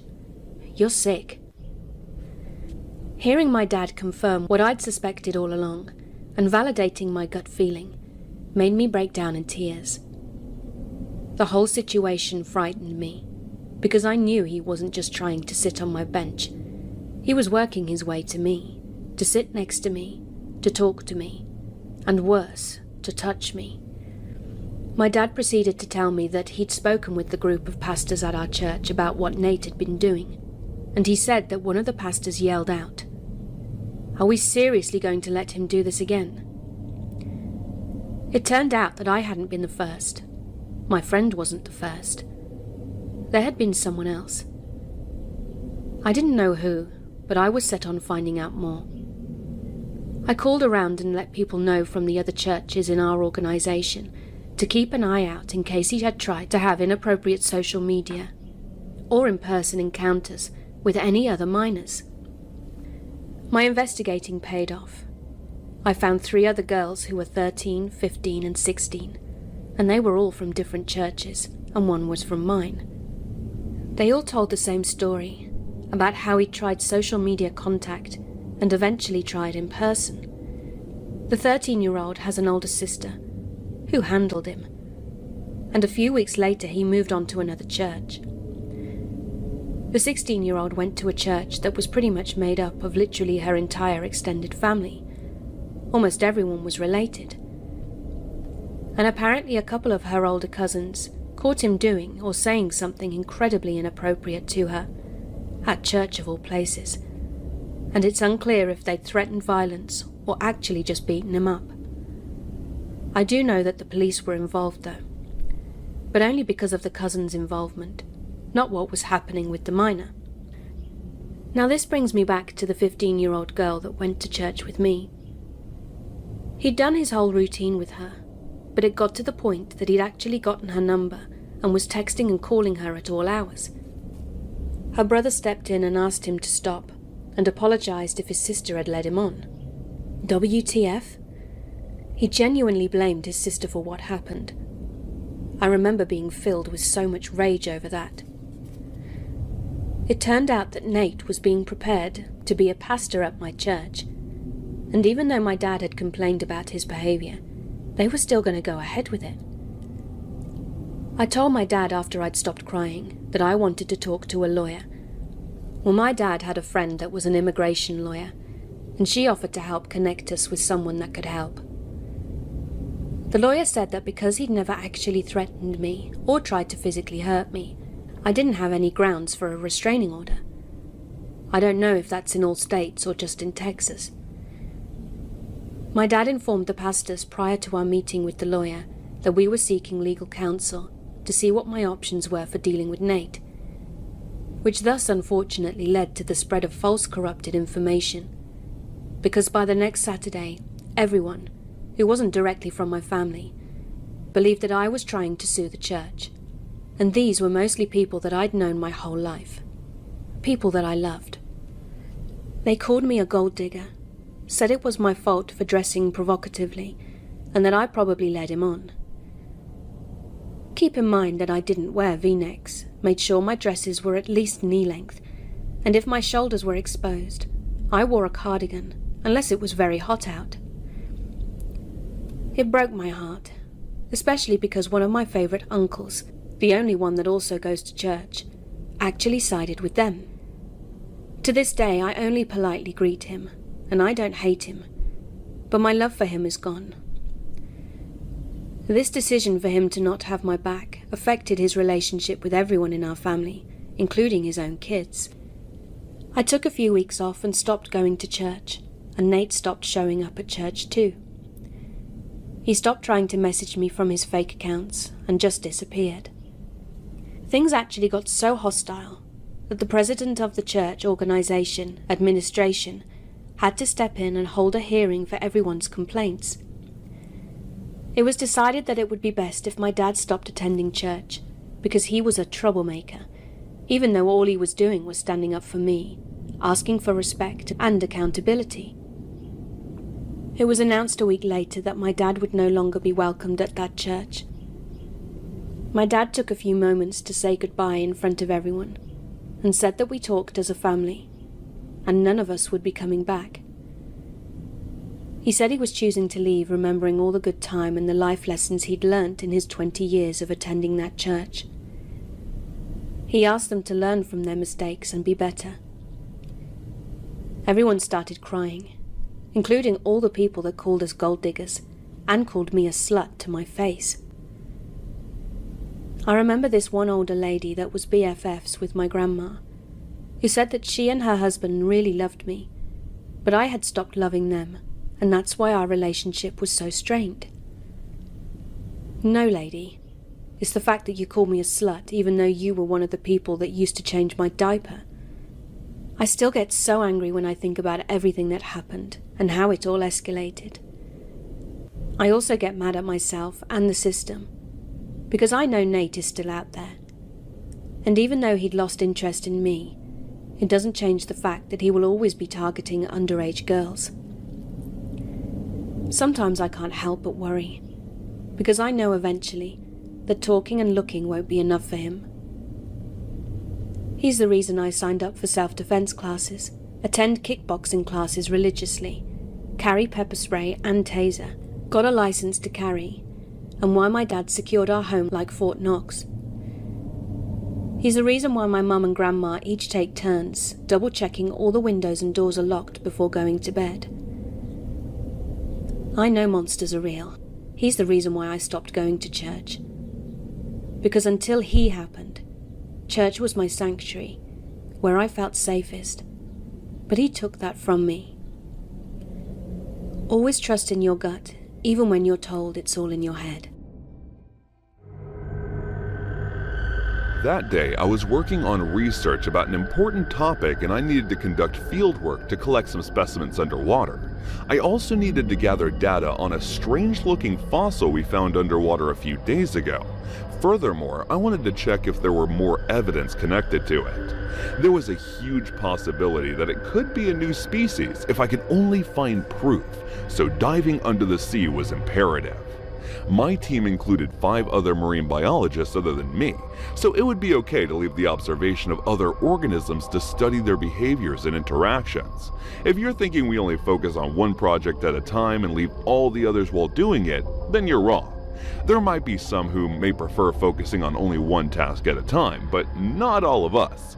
So while I handled one of the topics that I was sure would be able to maneuver on my own, still, I asked Christian to come with me in case I needed some backup. Looking at how the lab wasn't far from the sea, it didn't take much time for us to drive there. Once we were there, we switched into our diving gear, and after checking that everything was in order, we plunged into the water and started moving forward. Even though I was leading this research, Christian had a pretty good insight about it, and that was the very reason why I chose him to be there with me.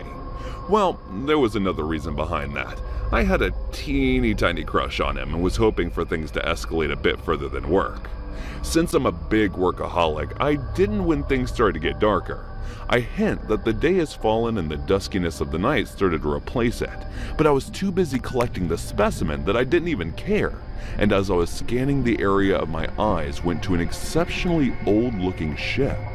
By the looks of it, it was untouched, which was weird looking at how our divers come here so often and still hadn't reported sightings of it. To put my curious mind at ease, I went ahead to traverse the ship and started exploring.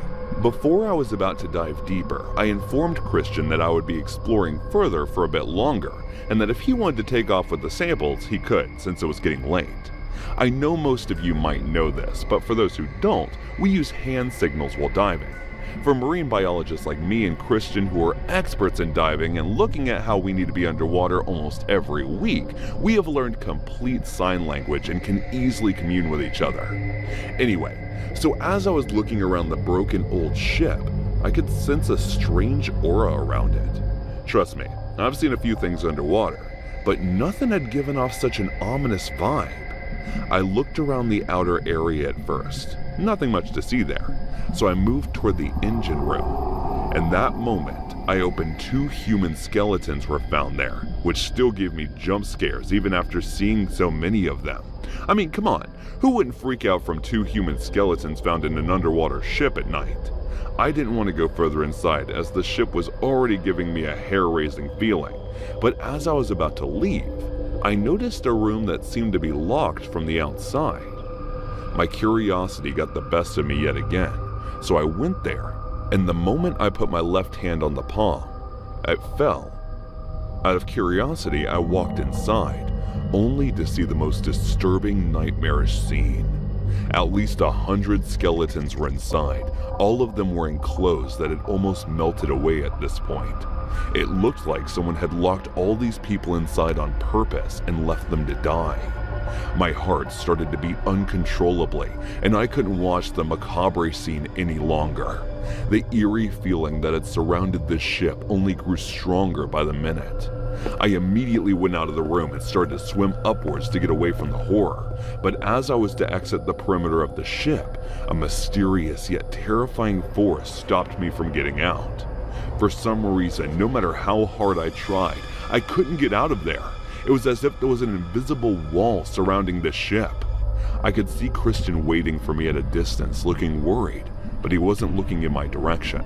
So I tried to use my transceiver to try and tell him that I was stuck there, but for some reason, probably something to do with the ghostly ship, it wasn't working.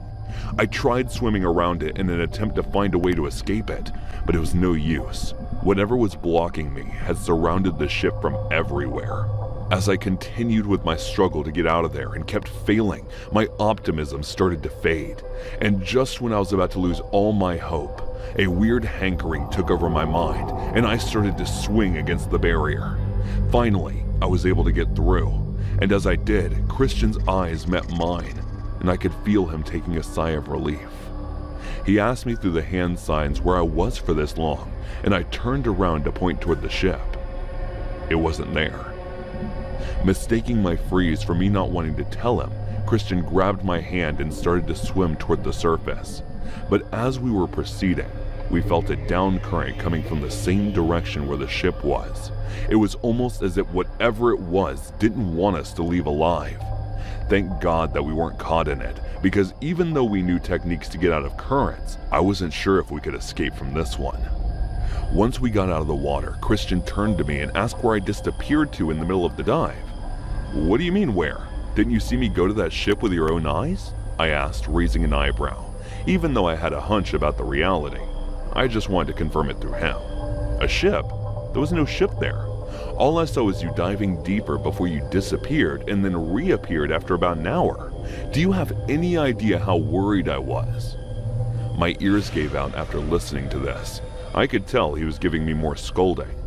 I just stood there looking at the sea with a shiver going down my entire body before I passed out. I woke up in the nursing room that was located right beside our lab, and I had a high fever for a few days before I came back to the lab for work again. No, I don't have a nightmare about that or any trauma with water. I'm working just fine since I wasn't harmed in that incident. But still, I was terrified about going diving alone, especially at night for a few days. I wondered for quite some time about what might have transpired at that ship. Was it intentionally sunk, as if there was obvious signs of a planned massacre to become haunted? I didn't have any answers in my mind though.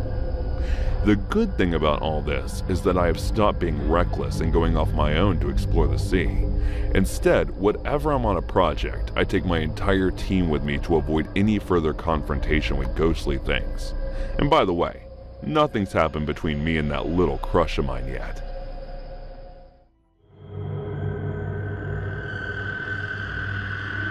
On the morning of October 19th, 1971, Cheryl Spiegel woke up a very excited young lady. It was her 10th birthday, and although she was headed to school that morning, her family had promised her cake and presents on her return home. Obviously, she was very excited.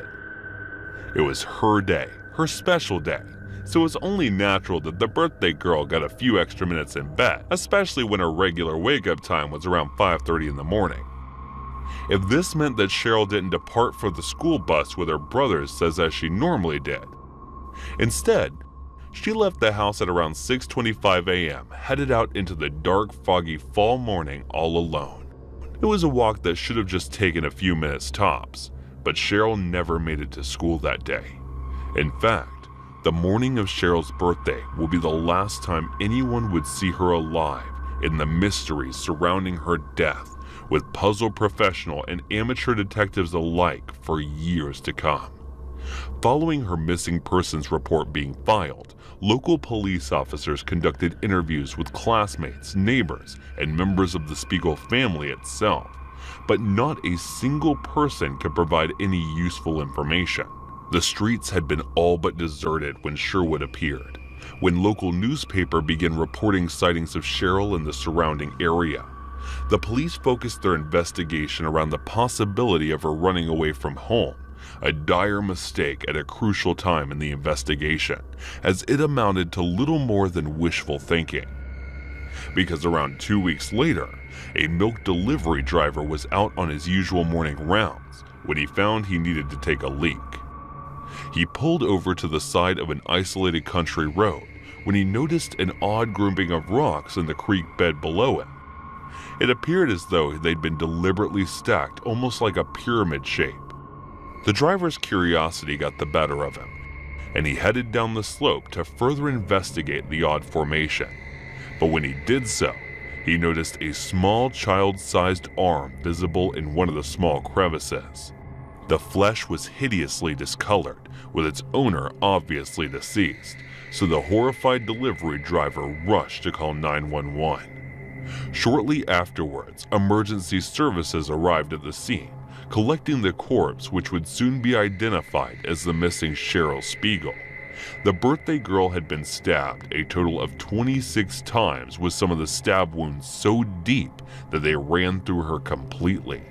However, they didn't appear to have been the result of a knife. Rather, the wounds were small and puncture-like in nature, as if she had been stabbed with a needle-like instrument. She had also been stripped completely nude, but thankfully, there was little evidence of any kind of physical violation having occurred in a horrible twist of fate. It was her older brother's 11th birthday when her father was summoned to identify her body, forcing him to bear witness to the savage, frenzied manner in which she had been killed. Cheryl was buried 2 days after her body was found on November 6, 1971. Her family held a small ceremony for her at Highland Cemetery in Fort Mitchell, Kentucky, and the search for her killer continued with the ever-pervading question: did her birthday play any significance in her abduction, or was it simply a horrible coincidence? Homicide detectives surveyed the surrounding area but didn't find much of interest. The only pertinent location was a gas station, an ATM machine at a bank, and a McDonald's had stayed open until 5 a.m. Aside from those late-night businesses, there were no reasons to be in the area at such a time. But canvassing the area came up with 4 major persons of interest, all of which were spoken to by police. The first was a man who lived across the street from the Spiegel house. According to more than one witness statement, this man would sometimes sit on the porch or in his car and watch the children, not in a wholesome way either. People say that there was something to this man's stare, something chilling in the years following Cheryl's murder.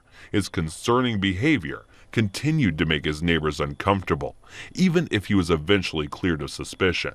Although he refused to take a polygraph test, which was highly suspicious, it turned out that he had an airtight alibi, as he had been working as a day laborer for a company in nearby Cincinnati.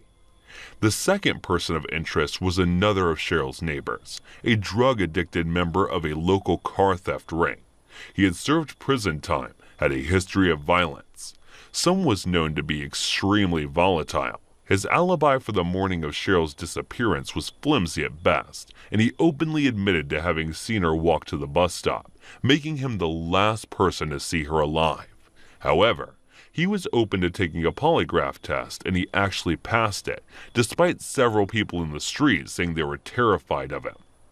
The third person of interest was obviously the person who claimed to have found the body, the milk delivery driver. This man lived several counties away from the milk company, but he would end his route each day on the road where Cheryl's body was discovered. This daily proximity to her and her family would have given him ample opportunity to plan a successful kidnapping. However, there was no other evidence of his guilt. The man passed a polygraph test and was said to be emotionally devastated by the accusation. Not long after, the police ruled him out. The fourth and final person of interest was a small business owner from the same town. This man was not initially on the police radar as being involved in Cheryl's murder, but several years after, he was charged with assaulting young girls, pleading guilty in a court of law. There was local talk about him bragging about having stabbed Cheryl and putting her in the creek, but the man flatly denied those rumors as hearsay. Police did interview him, and he agreed to take a polygraph test, which he passed beyond him supposedly bragging about the murder. There was no forensic evidence to ever tie him to the crime. It should be made clear that Cheryl's dad and stepmother were never considered suspects, and her biological mother was nowhere near Kentucky during the early 70s. However, a couple of interesting facts remain. Cheryl's father said he saw his daughter leave for the bus stop at 6:25 a.m., and no one else reported having seen Cheryl out on the street, which surely would have been busy with other kids and parents out and about that morning. What's more, after Cheryl's body was found, no headstone was ever purchased for her by her immediate family. And the speaker was left town entirely just 2 months later. Cheryl's brother later said that their father never talked about Cheryl or her murder ever again. Whether this was down to guilt or simply grief, it's impossible to know. So what really happened to little Cheryl Spiegel? Was it some kind of horrible accident, or was foul play to blame? And what exactly made all those tiny pinprick wounds that punctured the length of the breadth of her tiny body? At best, some kind of vicious predatory killer with an unusual weapon cost them. But at worst, someone or something is still out there, and it's hunting children. My name is Rachel. I'm 23 and I'm from Dublin in Ireland. The other day I was on my way home from work, and my route home takes me through a park that I walk through almost every single day. The path I was down cuts through the park diagonally, and there are metal benches at certain spots along the path. Then the other day, as I was walking through the park, there was a man sat on one of the benches. He looked like he was just minding his own business. Him being there didn't set off any alarm bells at all. I'm not stupid, and I've been in a handful of situations already where I'd seen a creepy fella hanging about and thought, nah, I think I'll take a cab home tonight. But in this case, I didn't get any of those vibes at all. I walked down the path and he didn't pay me any attention at first, but as I got within a few feet of him, I heard him say something that couldn't have been directed at anyone but me. I didn't hear exactly what he said, but I just ignored him at first. But then as I passed him, I saw him stand up from the bench out of the corner of my eye, and I realized he was following me. I took out my earbuds, then as I carried on walking with the man asking hello in a really obnoxious way behind me, I set my phone to record a video and then tried my best to record him without him realizing as I carried on walking down the path. He kept asking me, "Hello, are you deaf or something?" Until I had my phone recording and I said, "No, I'm not, I just don't want to talk to you." The fellow was easily in his 50s, and I realized that he was probably feeling brave on account of the half-emptied bottle of vodka that he was carrying with him. But as I actually talked to him, it was like talking to a child. I told him I didn't want to talk to him, and he asked me, "Why not?" I told him I just didn't, and that he shouldn't be following people he doesn't know through parks. He told me there was nothing wrong with walking with someone, and that he just wanted to be my friend. He carried on like that, being completely pig-headed and irritating, but he didn't escalate, so I just kept on walking until we were only a few feet away from the exit of the park, with the street I live on just on the other side.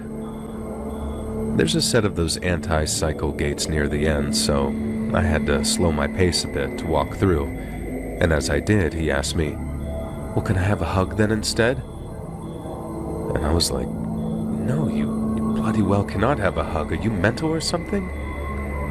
I know it probably wasn't the smartest move to antagonize the guy, but I was furious that he'd have the cheek to ask a stranger that in the first place. I was so outraged that I stopped as I was about halfway through the cycle gate, but I think that's exactly what he wanted. He reached out and grabbed hold of the arm of my coat. I tried to pull away from him, and he stepped forward closer to the gate and managed to get a grip of my arm. I remember looking around really fast to see if there was anyone I could call over for help, and when I didn't see anyone, all that anger I felt turned to total fear. I tried to tell him to get off of me, but my voice broke up as I felt a lump forming in my throat. I didn't think I'd get so scared so quickly, and I suppose feeling it hit me all at once was just a little too much. When I pulled my arm away as hard as I could, and I expected him to look angry or something, he didn't. He looked like he was having the time of his life.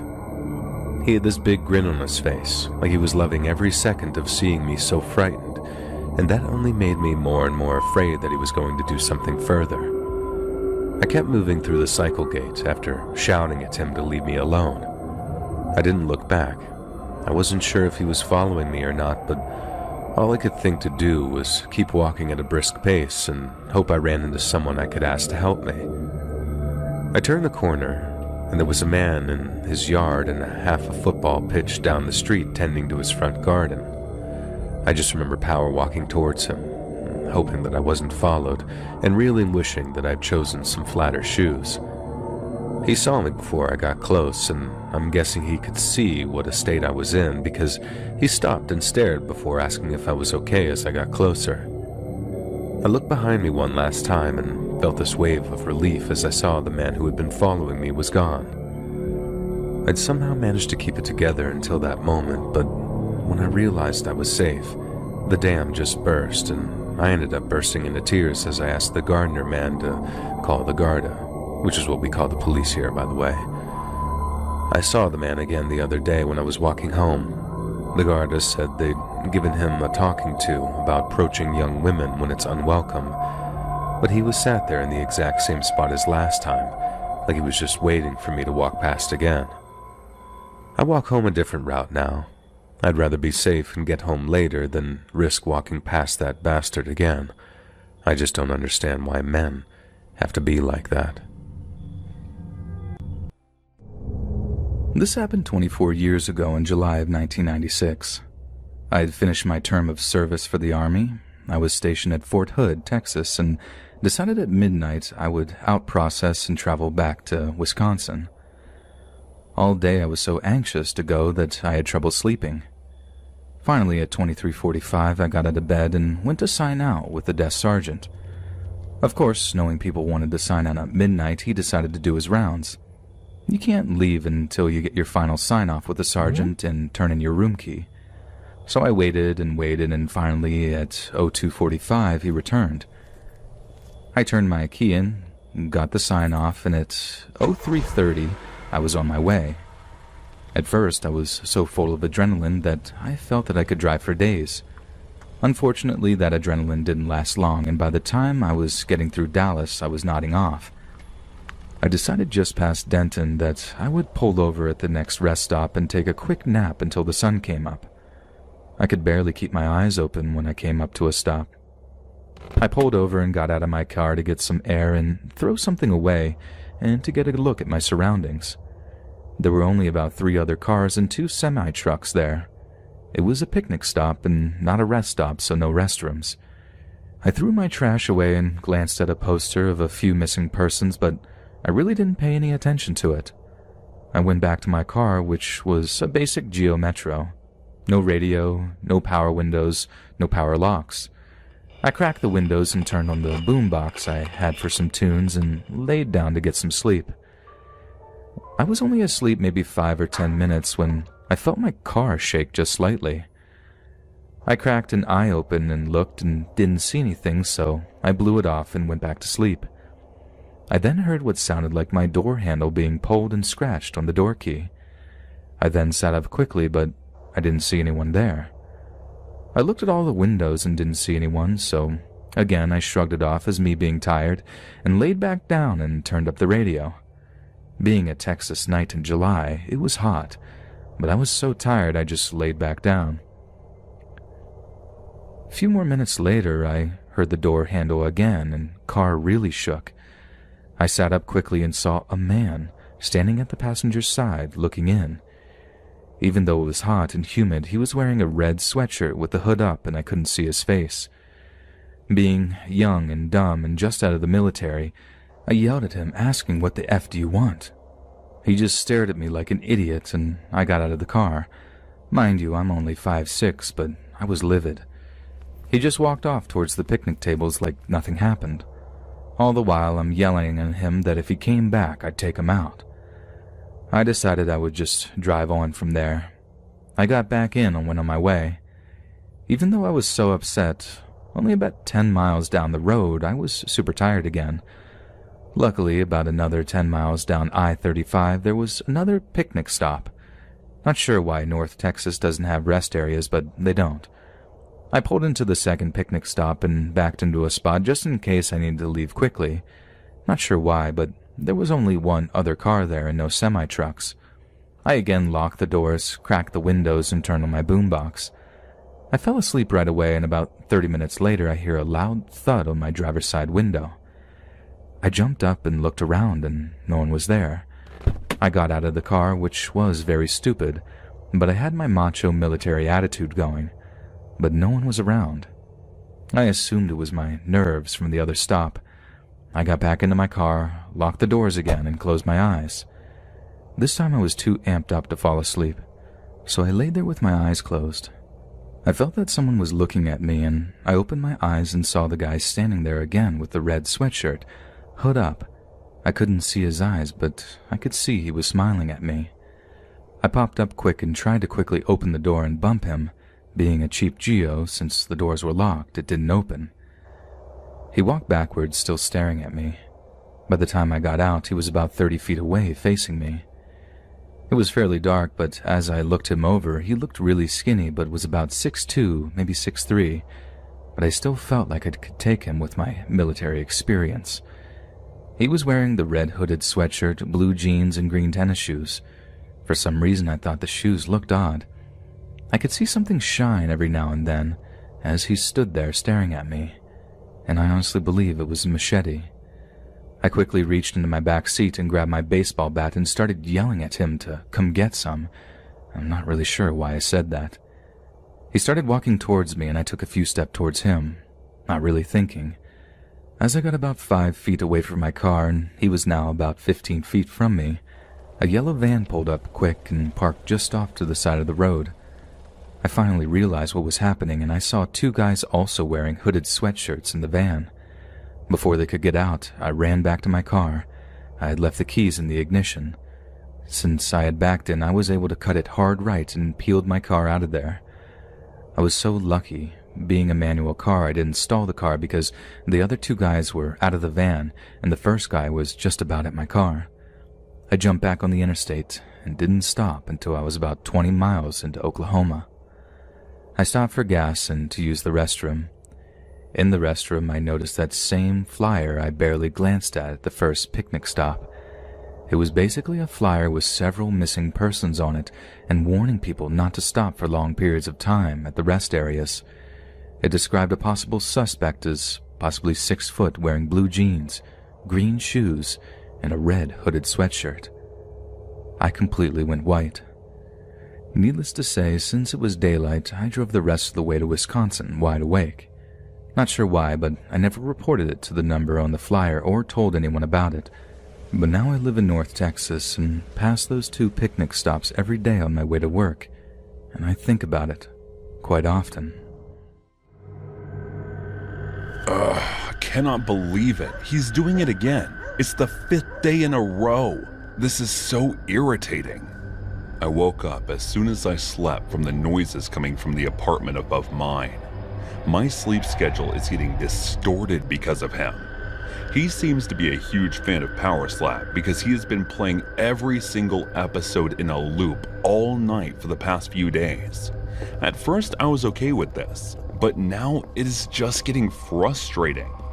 You must be thinking, what is going on here, right? Then let's start from the beginning. It was 8 a.m. and I was getting ready for work when suddenly I heard the fire alarm. I opened my apartment door to find out what was going on, and I saw that everyone was running out with essentially stuff in their hands. That was when someone stopped by me and said, "Get out of this building. There is a huge fire on the 3rd floor and it's only getting bigger." I went inside and took my car keys, wallets, cards, laptop, and whatever I thought needed saving. After taking them hurriedly, I went out of my apartment and exited the building. I put things in my car and took them out as well. I was wishing that the fire did not spread to my apartment, because if that were to happen, I would be homeless. After a few minutes, it looked like the fire had spread to my floor as well. That was when I heard the sound of the fire department's vehicle. They told us that we could go to our work because it would take time to extinguish the fire from the building. I half-heartedly went to work and was wishing for my apartment to be okay. When I came back, I saw that my apartment was not in living condition. They told us to stay somewhere else for the time being till they fixed our apartments. I had nowhere else to go. I went through ads to find an apartment on an urgent basis, but I was so unlucky that I could not find any. After that, I went to stay the night at a hotel. I was having dinner at a nearby restaurant when I saw a flyer. It said, tenant needed for a one-bedroom apartment urgently. The rent was also cheap, so I immediately called, even at the time, because I did not want to lose this to someone else. The owner told me to come the next morning. The next day I went to see the apartment, and it was just a small one-room with a bath attached to it. It wasn't an ideal one, but I had no other choice, so I just signed the lease agreement for it. I had already told the owner about my condition, so the agreement was made according to that. When I was moving, I saw a man, big, huge built, but he must be in his 40s, going up the stairs. I figured he must be someone who lived here. The owner told me that not many people lived here in the building. There were only 2 other apartments occupied outside of mine, one on the first floor and another on the upper floor than mine. That night, as I was about to sleep, I heard noises coming from upstairs. Basically, it was the sound of someone watching the Power Slap reality television show. I thought it would stop after an episode or so, but it continued the entire night. Guess someone must be a huge fan of Power Slap. That's what I thought. Tried sleeping, but it was of no use because I could not sleep at all. The next day, I was feeling tired throughout the day and I could not focus on work. I thought I would complete my sleep tonight, but I was wrong, because as I was about to sleep, I heard the voice of the Power Slap's first episode starting louder than last night. I tossed and turned in frustration all night, thinking that it was okay and maybe I would be able to sleep the next night. But the same thing continued the next night, and the night after that. And it's not like I did not tell the building owner about it. I did. But he said that he does not interfere with the issues in the building, and we were supposed to deal with it on our own. So I decided to talk to him face to face. The next morning before going to work, I went to the floor and rang his doorbell, but there was no answer. I continued to ring the doorbell, but even after half an hour, there was no response. So I thought maybe he's not in his apartment. After that, I went to work and decided I would talk to the guy today, no matter what. After coming back from work, I directly went to his floor, and instead of ringing the doorbell, I started to bang on the door. But no response this time either. I went back to my apartment and was hoping that he would not play Power Slap tonight, but I was wrong again. I woke up from my sleep to the noises coming from upstairs, which were louder than ever. I stomped out of my apartment in frustration and went upstairs. No one opened, even after ringing the bell or banging the door, but I decided to talk to him no matter what because I did not sleep a wink for the past few days and I felt like I was getting mad. I looked around and saw the kitchen window open on the left side of the floor, so I decided to call him through that because apparently he was unable to hear all my voices coming from the television. But what I saw through that made me feel sick and terrified to my bones. The man was sitting on the couch eating a human leg while staring at the TV and watching Power Slap like a psycho. There was a man's body hanging near him without legs or hands. The blood was dripping on the floor from his body. I felt sick from the scene that I had witnessed. The man picked up the remote, turned on the volume, and picked up something that looked like a knife, but was huge in comparison. I ran from there immediately to my apartment and locked the door from inside. I was too terrified to think of anything at the moment, so I just curled up in my bed the entire night. The next day, I packed my stuff from there and ran out of the apartment. I booked a hotel room and decided to stay there for the next few days. After that, I called the owner of the building, telling him about my moving out, whatever was happening on the upper floor. I don't know if he knew about it or not, but I decided to not get involved in this any further. Chicken move, right? I know. But I'm not one of them who has the guts to take action and face the criminal in any way possible. I have no idea how many days it's going to take for my apartment to get fixed, so I'll be staying in this hotel till then. As a kid, I lived with my grandparents for a while. And let me tell you, my grandfather was not a friendly guy. He was a World War II vet who then enlisted in the Air Force after returning from the Pacific. He didn't even come home to visit his family for several years. The family lore goes that the war had messed him up in the head, or that he was injured badly, and that he needed time to heal back to himself before coming home. He may have healed, but he never returned back to himself. He was always saying things that the end of the world was right around the corner with all the recent wars in the Middle East, the gasoline rationing, Watergate, the Kennedys, etc., etc. He didn't trust anyone, and he was sure that the banks were going to fail, that the Russians were going to invade, that race riots were coming again. His theories changed literally every week. He always warned me that they would be trying to come and get our stuff someday soon, so we had to be ready. We had shelves of food, water generators, fuel, gold bars, buried firearms, and ammo. You know, the usual. I was 9 or 10 at the time, and this would have been around 1972 or 73.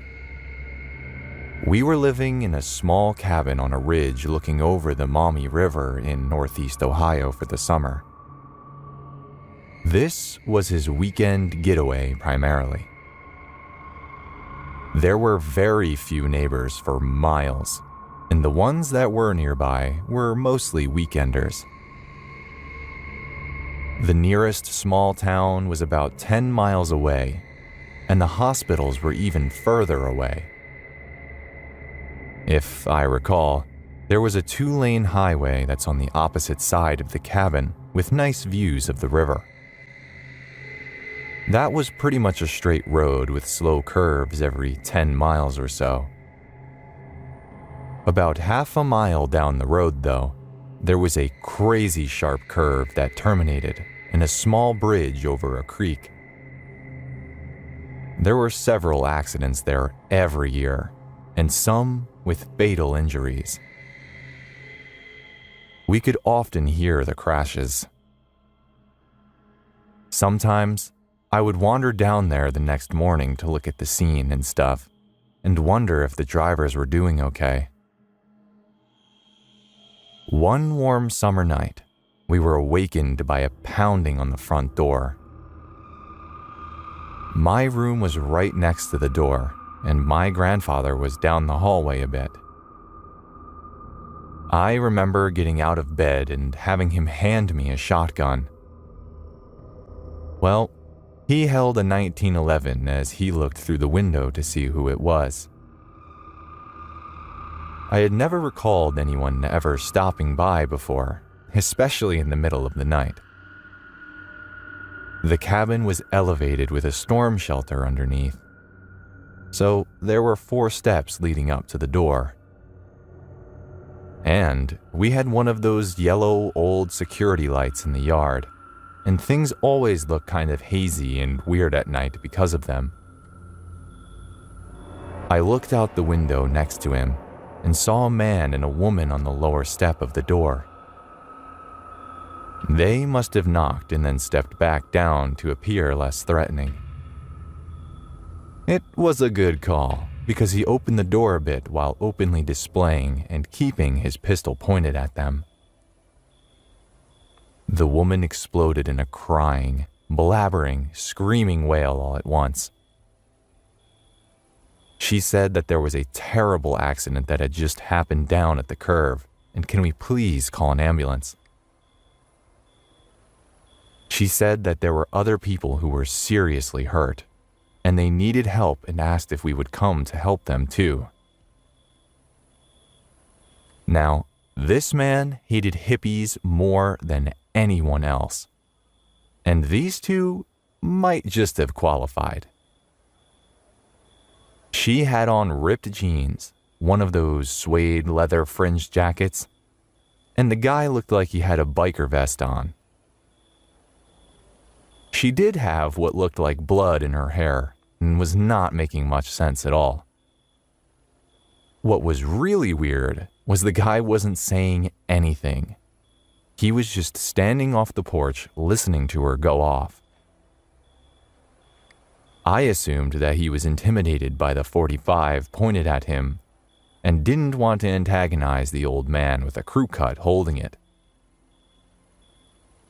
My grandfather was sure that they were stoned and kept telling the girl to calm down, but she wouldn't, and they got into a screaming match between them, ending with him telling her to get the hell off of his property or he would shoot them both.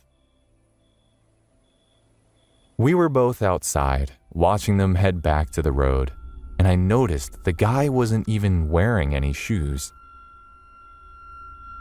As I didn't hear a crash, and they were so weird, I didn't know what to think. We went back inside, and my grandfather sat me down and explained his theory to me. They were making the story up. They were most likely drug addicts who were looking for some poor suckers to rob or maybe kill. Unfortunately, it was not that crazy of a theory, as, at the time, the Manson family murders had just happened less than 4 years ago. I recall the Manson story held my grandfather's interest for quite some time. I asked him what about the blood in her hair, and he stated that it was fake, trying to gain our trust and entrance into our cabin. I thought we could just call the state police to be safe, but he wasn't fond of inviting cops into his world either. So, we just went back to bed. As soon as I woke up, I was still curious, but didn't want to walk down to the bridge on the curb this time. Later in the morning, several police cars and pickups began arriving and parking off to the side of the road down there. And I couldn't resist going down to check it out. My grandmother went with me, as my grandfather was still at work, and an ambulance was departing as we arrived at the location. When we soon saw the evidence of an accident the previous evening, there was a smashed guardrail, bits of metal glass, and a tree off the road with a deep gouge, and a bunch of bark missing. A mangled motorcycle was down in the ditch, and several people were searching around in the heavily wooded creek area. We overheard that there was at least one man dead, and his girlfriend was found a half-mile down the road in really bad shape, and was in critical condition after being found by a passing motorist. It was a single motorcycle that had lost control as far as I understood. One woman was sobbing to one of the troopers, asking if they had found the boots yet. Turns out, her son was the motorcyclist who'd wrecked, and I guess the impact threw him out of the new boots that she said that he had just purchased. She also said that he didn't ever wear a helmet, and she wished that he would. The cop tried to console her and told her that he didn't suffer, as he was most assuredly killed instantly when he hit the tree. I tell you, I think my heart nearly jumped out of my chest. And I have never felt so cold in my life when I started connecting the dots. We walked back home without giving any of the people there any information. I don't remember even speaking to any of them, but I was in a daze. I was freaked out for days. I didn't want to connect the dots anymore, but I couldn't stop thinking about it. Who did that girl want us to help? I heard my grandparents discussing it only once later that night and coming up with a story to help them sleep at night.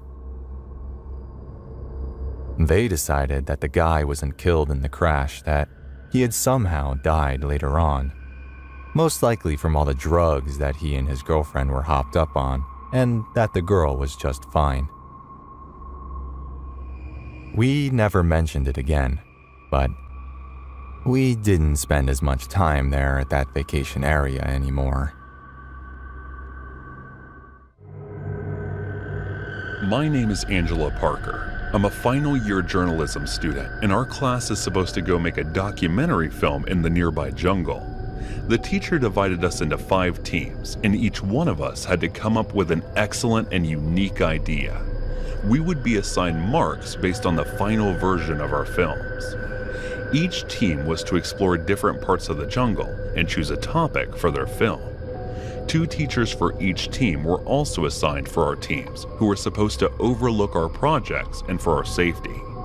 Jonathan, Carlos, Grace, Sammy, Martha, Kevin, Mr. Joan, and Mr. Andrew were on my team, and we were assigned the south area for our documentary film. We were supposed to spend 7 days here to collect the materials, and after we finished filming, another 2 days would be given to us for editing and finishing up the final versions of our documentaries. The topic we chose was the decreasing wildlife. It was about the animals who were dying and the number of wild animals decreasing by the cutting of forests by humans, and about the animals that are leaving their habitats. I know looking at the topic we had chosen, the time we were given was very less, but we were determined to win the top marks for this documentary. Anyway, our team set off for the destination a day prior, as others did as well. It was because reaching the forest would also take up a day of our time, and so we were granted permission to leave early. Everyone had brought whatever materials were needed for the documentary, and the trip included food, tents, water, and other things as well. We reached it after a long 9 hours of driving, which was exhausting in itself. As we entered the jungle, it felt unusually hot and dry in there. Maybe I felt it because of the sudden change in my surrounding and atmosphere. So we went ahead and set up tents to rest for a few hours before starting our work. "Don't you feel a weird, unusual stir among small animals?" Kevin said in a worried tone. "Where did you even spot small animals? Even I did not see one yet," Carlos asked in a sarcastic tone, which made the rest of them laugh, except for me, because Kevin was right. I saw on my way that the birds were acting strange. "I think we should head back," Sammy suggested. "And why would we do that?" Martha asked in a rude tone. "I think Sammy is right. The weather and the way animals are reacting.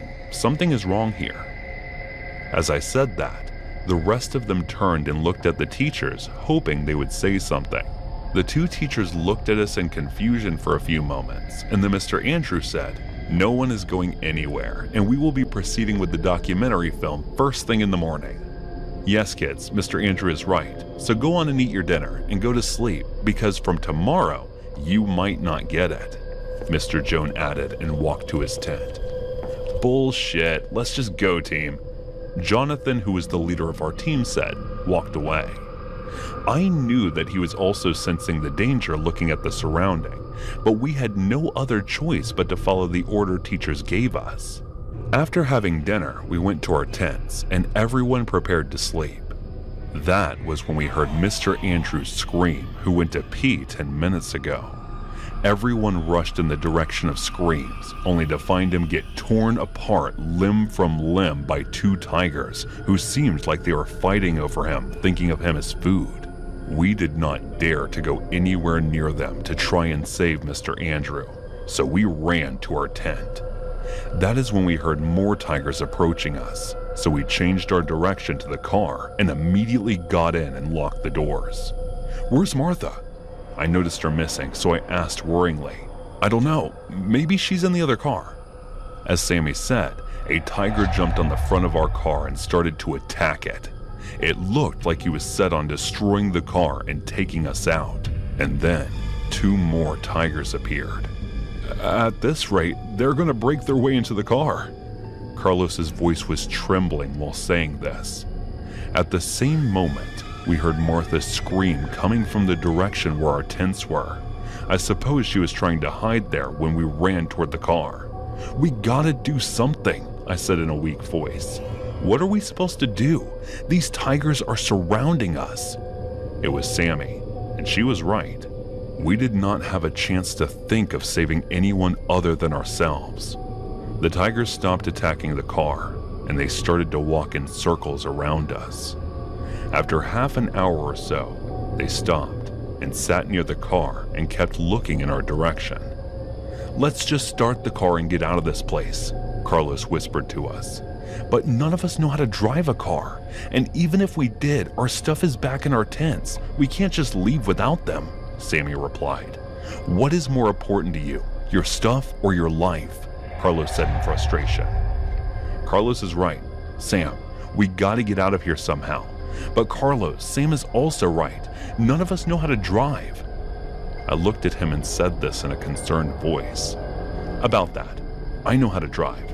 I just said I didn't because I did not want to drive for 10 hours all the way here, Carlos said while trying to hide his gaze from us. We all agreed to his plan, and then he started the car. From the voice of the engine starting, the tigers got up, and as they charged towards us, Carlos drove the car away from them. I turned my head to see if others were safe, and saw the other car also followed behind as tigers chased them as well. After about 15 or 20 minutes, they stopped chasing us, and we managed to get out of the jungle within an hour or so. When we were sure that we were out of danger, we stopped the car and waited for Jonathan's car. They were 10 minutes behind us, and the moment they caught up, we noticed that there were only 3 people in the car: Jonathan, Mr. Joan, and Grace. Where's Kevin? Sammy asked with a trembling voice when she did not see her boyfriend. I'm sorry, Sam, but we couldn't risk our lives with Kevin, Mr. Jones said. Sammy broke down and started bawling her eyes out, while Grace explained that he tried to sneak to the tents when the tigers were calm, but they drove off, leaving him the moment they heard tigers getting up again. We drove back to the town, and no one spoke a word the entire way back. The only sounds were of the wind and the sniffling Sammy. After another 10 hours, and we entered the town border, Carlos dropped each one of us off to our houses and then left for his own. The next day in college, we were called to the director's office, who informed us that we were not the only ones who faced that situation. 2 students from another team had returned with similar news. A few days later, we got the news that a fire had broken out in the jungle, and fire departments were trying to put it out. I guess since the other animals went in hiding or ran away, the tigers must have been hungry, and that must be the reason they attacked us. What was even more surprising to me was that while we were trying to save our lives, Jonathan managed to record the entire attack and submitted the film for our documentary. I don't know why, but this made me feel sick and horrified, but changed the name of the topic to Predators.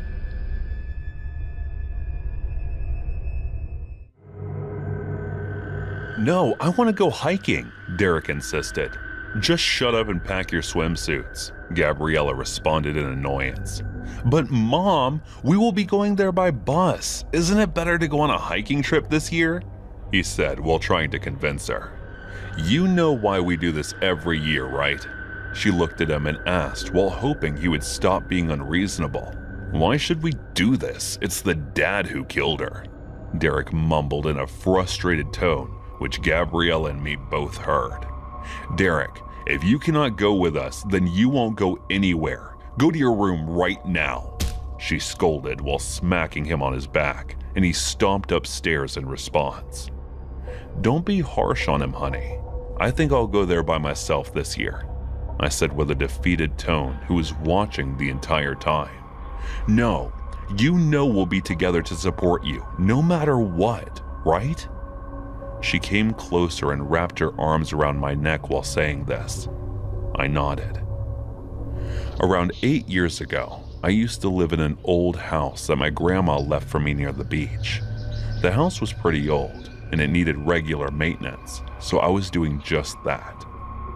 One day, I woke up in the middle of the night and I could not sleep after that, so I decided to take a walk and get some fresh air. I drank some water, grabbed my jacket, and went outside the house. As I was walking, I went near the beach. That was when I noticed a girl wearing a white dress was sitting on the opposite side of the beach. I could not see her face. All I could notice was her long black hair, along with the white dress that she was wearing. Water was washing off her feet and half of her body seemed wet. I thought, she may be depressed or something, and that must be the reason for her being here at this hour. So I did not think much of it at the time and went back to walking for a few minutes. The next day, I called my fiancée Gabriella and talked with her for hours. Gabriella and I were dating for almost 5 years now, and I had recently proposed to her. She was also pregnant with my child at the time, and I was in love with her more than ever. After talking to her for about an hour or so, I got ready for work and headed out. As I was passing through the beach, the scene from last night flashed through my mind. The same night I was drinking alone around midnight when I saw from the entrance that the same girl walked toward the same spot that she was sitting last night when she sat there. Maybe she just recently went through a breakup or something. That's what I thought then. As I was drinking, I stared at her, who was just sitting still, staring at the ocean for hours.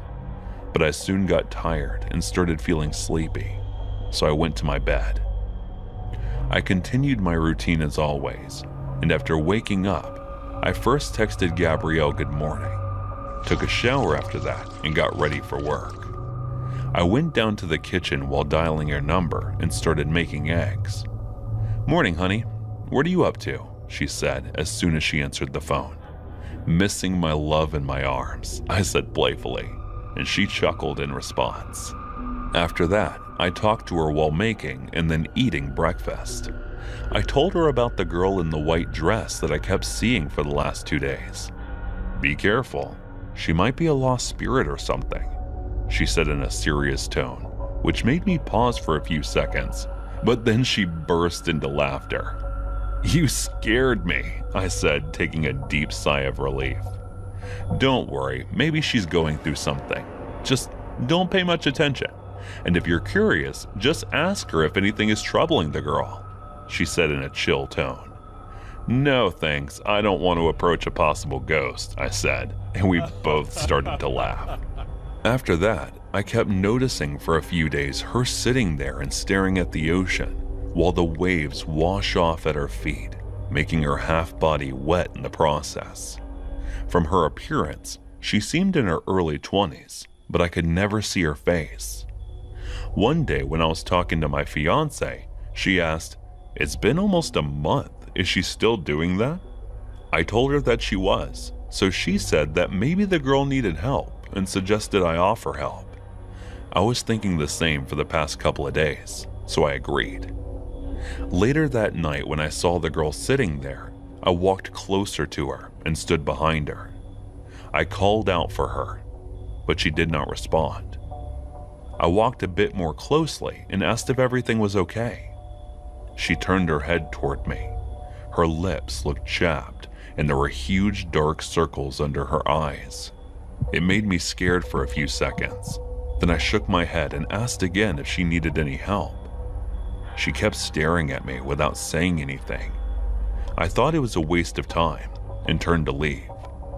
That was when someone grabbed my legs all of a sudden and started pulling me into the water. I turned and saw that it was her. She had a completely blank expression on her face, as if she did not have any emotion at all, which scared me even more. At this point, I was sure that this was no human, but a ghost, because as she grabbed my legs, I could feel her long nails piercing into my skin. I kicked with all my might and tried to run, but she again grabbed me into the water. But I was so terrified that as a protective response, I strangled her and left her in the water. After that, I ran, panting, in my house and called Gabriella to tell her everything that happened. She asked me to calm down, saying if it's really a ghost, I did not kill an actual person. The next day, I saw many people and police officers gathered around near the beach. As I was panicking, someone rang the doorbell. I opened it hesitantly and saw that it was Gabriella at the door. I started crying, and she just held me while telling me that everything would be okay. I went ahead and confessed everything to the police officers about what happened that night. They told me that the girl's name was Sarah, and the reason she may have done that was that she had a mental condition along with severe trauma for men. Sarah was harassed and physically abused by her uncle and his sons from a very young age until she was rescued by a women's organization. But as a result, she developed a mental condition. I was sentenced to jail, but they released me early since what I did was due to self-defense. I was released from prison 2 years ago, and ever since then, I went to the beach every year to put flowers on the grave of the person I killed. "How about we go hiking next week?" I entered Derek's room and said. His face lit up, but then suddenly, he looked at me with an apologetic reaction. "Sorry, Dad, for saying rude things earlier." I smiled and hugged him. After that, we took our stuff and headed out. I kissed her while looking at her with extreme love in my eyes. As we were heading to the beach, I was thinking that I was thankful to Gabriella for waiting for me and always standing beside me.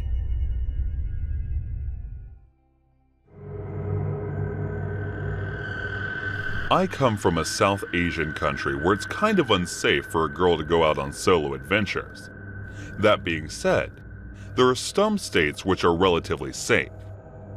2019 had been a rough year for me, but by October I'd started feeling better and decided to take a solo trip for my birthday. I spoke to some friends and decided to head to the small village down south. My brother helped convince my overprotective mother as he'd already been there. But to put her mind at ease, I decided to grab some pepper spray. Unfortunately, we couldn't find one, so I kept a bottle of deodorant and a knife handy. I decided to stay there for 5 days and booked a room at a guest house for only 2 days, thinking I would check out this guest house that my friend had suggested and hopefully spend the remainder of my stay there. To tell you a little more about this village, it's a hippie paradise if you know what I mean. Everyone is extremely friendly and warm, and they have tourists coming from all over the globe. Once I got to the run, I was a little paranoid because it seemed a little dingy. Forget about security systems, the latch on the door was barely functional. The first night was a bit unsettling, but nothing happened. The next day was my birthday, so I rented a bike and went out exploring the village. Sometime after lunch, I decided to check out the guest house that my friend had recommended, which was a little secluded, but extremely peaceful. As I reached there, I was greeted by the owner who showed me around this place. Had big cuts on one side and a small row of rooms on the opposite side. I decided to take the latter, as it was much cheaper, and I didn't plan on being in the room much anyway. We exchanged numbers and I told him I'd move in the next day. The next day, I got there and had lunch with the owner, and he told me about the history of the place and a bit about himself. I realized that he wasn't around when my friend had been there. I was trying to read him, see if I was getting creepy vibes from him, since I was going to be spending 2 nights there, but I didn't see any red flags in particular. After lunch, I went to a restaurant that was right behind the guest house. I met some of the locals whom I was already acquainted with. Along with them, there were 2 new guys, one of whom was from the city. The 3 of us instantly clicked and started hanging out. Once it got dark, we came back to my guest house to chill. When the older told us that he was planning a bonfire with some of his guests/friends who were sitting at another table, An hour passed, we played cards, and the guys didn't seem like they were much in the mood for a bonfire and left shortly after. So the owner had already set things up. We decided to spend some time by the fire with them.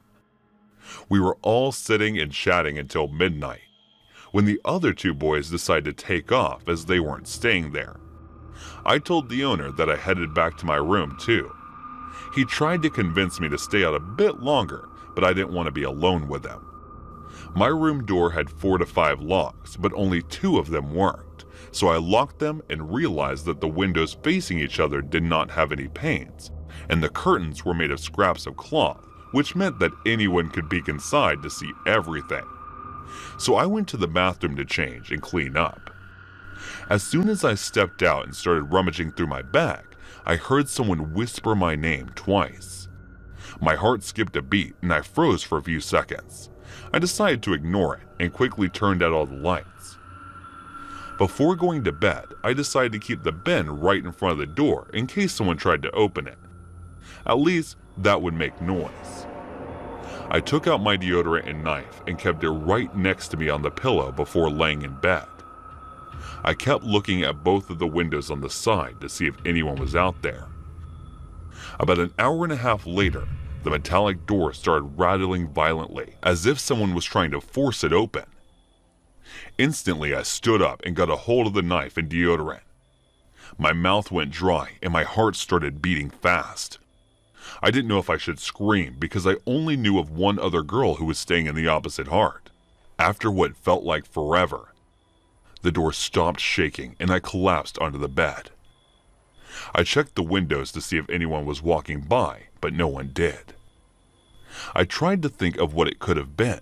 Maybe it was the wind, but the curtains hadn't moved from one bit. It had to have been a person. I don't know when, but I passed out soon after. I wake up around 6 a.m. to see that it was almost bright outside. I closed my eyes and tried to go back to sleep. But when it started happening again, frantically, I shot up in bed, ready to attack. But once again, it stopped after a few minutes. I didn't even understand what was happening. Was it even real? I went closer to the door and got to look at the bin that I had kept by the door that had moved away from its original position. Yes, something had definitely happened. Not knowing what to do, I opted to go back to sleep. When I got out of the room later, I tried to read the owner's face, but it was just as hard to read as the day before. What worried me the most was that I had to spend another night in that room. I decided to not let that thought spoil the day, and went out with the 2 friends I'd made for a track, and then watched the sunset from the hilltop where all the locals gathered to play music in the evenings, including the owner.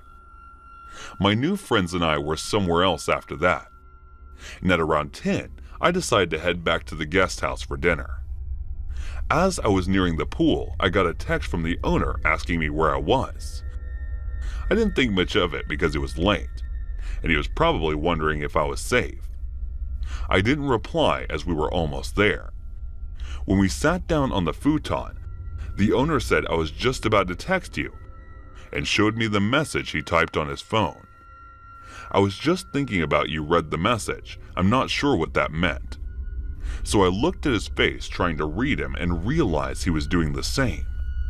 I tried to act normal and told him where we were. We all met a couple of other people we smoked. At around 11, the guys decided to head to their guest house. At that point, I got up and told him I was going to my own room. He looked at the time and asked me why I was ending the night so early. I told him I was tired from all the walking and that I wanted to be up early. He didn't push any further because there were other people around. I went back to the room filled with anticipation and dread, but thankfully nothing happened that night. The next day I checked out, but my boss wasn't until 5 p.m. I didn't want to be left alone with the owner. So I met up with the guys leaving my luggage at the reception, which was also the eating area. When I came back, I picked up my bag, thanked him, and left. I still have no idea if it was the owner or the only helper that I'd seen around, whoever it was trying to forcefully get through my door. Let's not meet.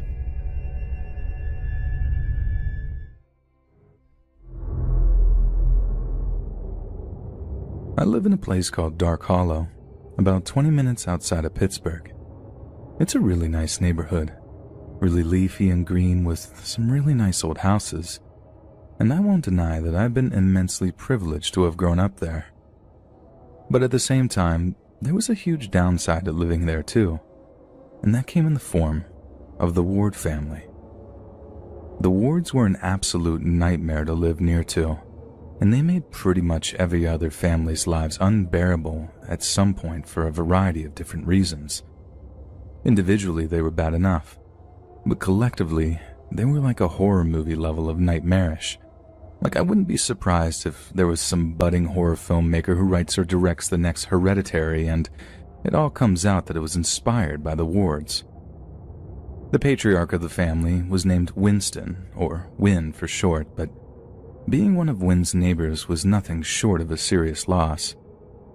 Now, for reference, I had most of my encounters with Win when I was a teenager, and being a girl, Win always took a certain liking to me that he just didn't show to other people.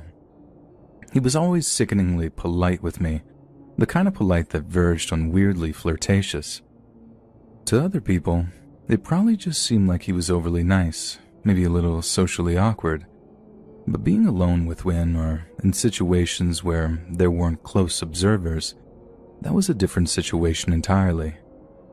There were a handful of occasions where I caught Win looking at me in a way that made my skin crawl.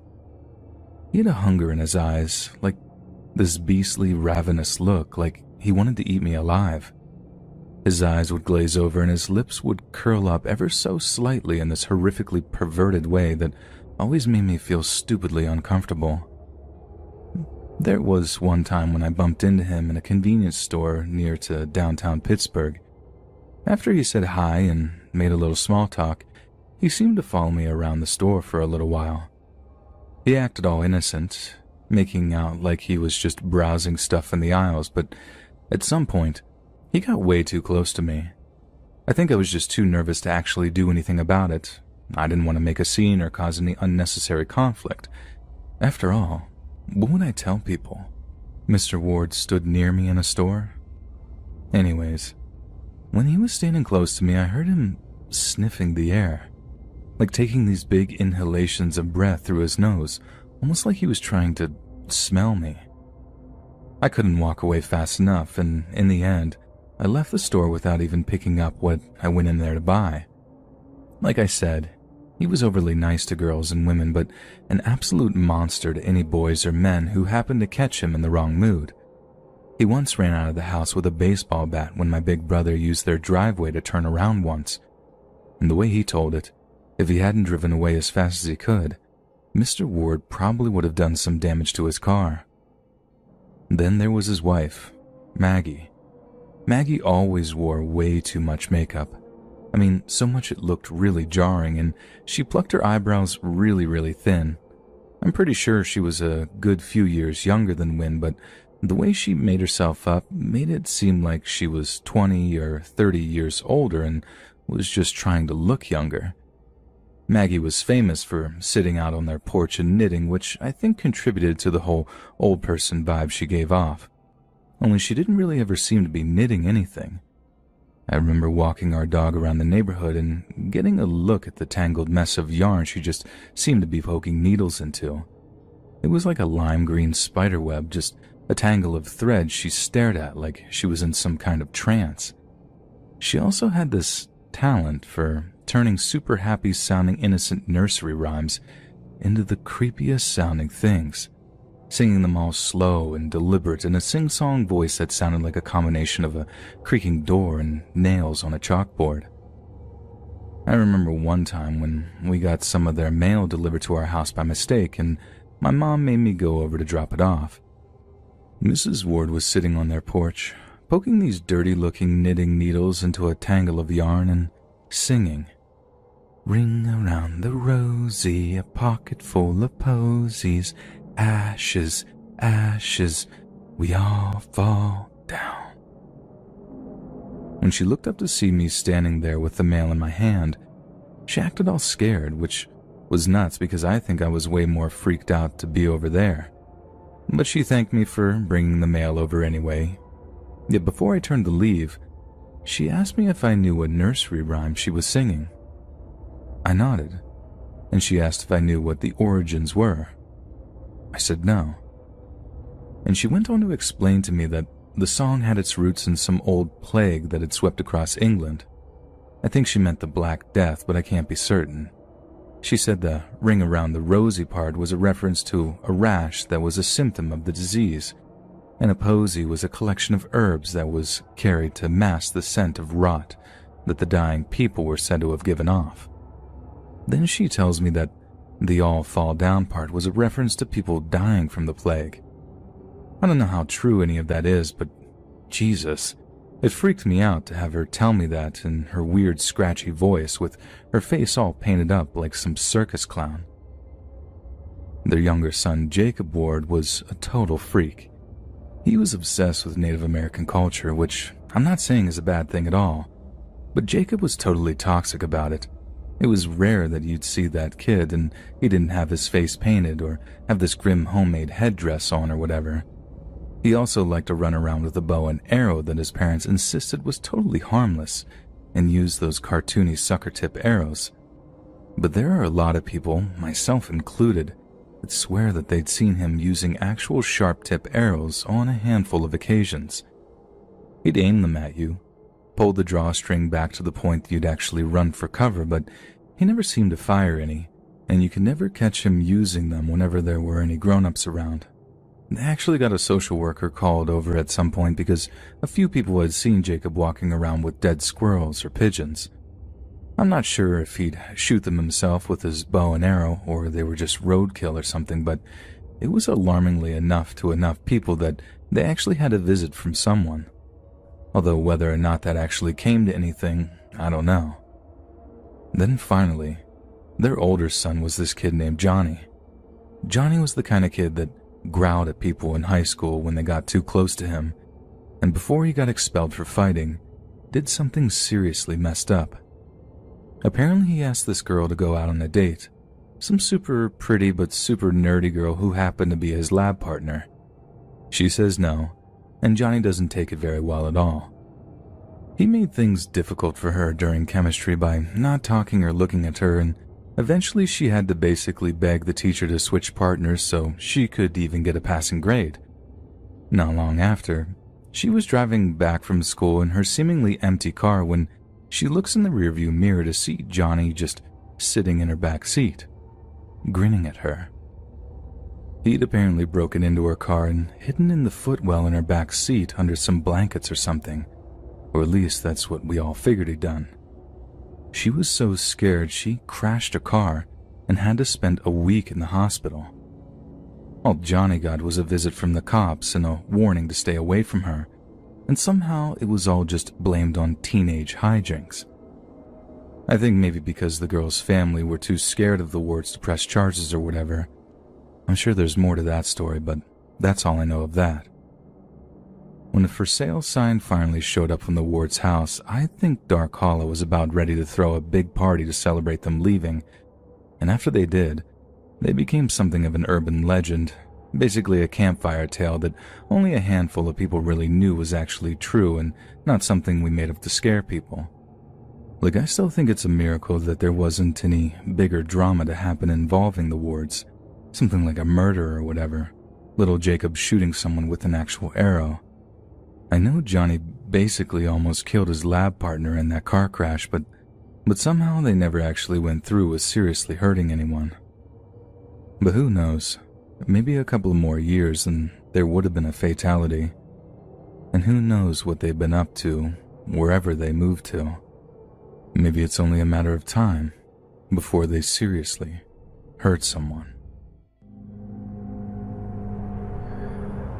So before this whole lockdown thing happened and my dating life went to hell in a handbasket, I used to swipe through Tinder and Bumble quite a lot, looking for girls to hook up with.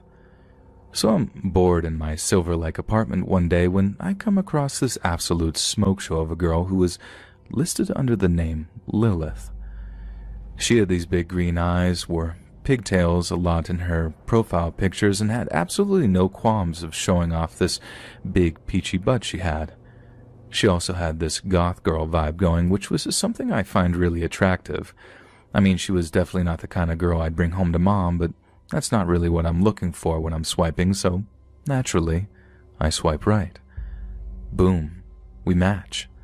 I think I actually let out this involuntary "no way" when the old "it's a match" text appeared, and kinda cynically told myself, nah, she's a bot, this isn't real. But yup, it was real, and she was so cute to talk to. At first, anyway, because things started to go a little different when we actually met up. She worked at this coffee shop at the Getty and asked me if I wanted to pick her up after her shift so she could take me somewhere real special, which turned out to be the Museum of Death on Hollywood Boulevard. I mean, not my ideally romantic place to go on a first date, but like I said, she was a slam piece, and it was basically impossible to say no to her. So it was decided, and after I picked her up, she kept it a mystery for a while, only telling me to drive her to Hollywood Boulevard before revealing where she actually wanted to go. The area around the museum is kind of sketchy, but again, I'd have driven through way worse neighborhoods for a date with this girl, so I just pushed all my concerns to the back of my mind. Despite the interior being as dark and dingy as it was, looking like an over-clustered basement, the whole thing was actually kind of interesting at first. But I'd be lying if I said my eyes stayed on the exhibits the whole time, when they were pretty much glued to her butt whenever I wasn't going to get caught looking. It most definitely wasn't particularly creepy either, but the things that Lilith started to say to me as we were walking around the place did in a big, bad way too.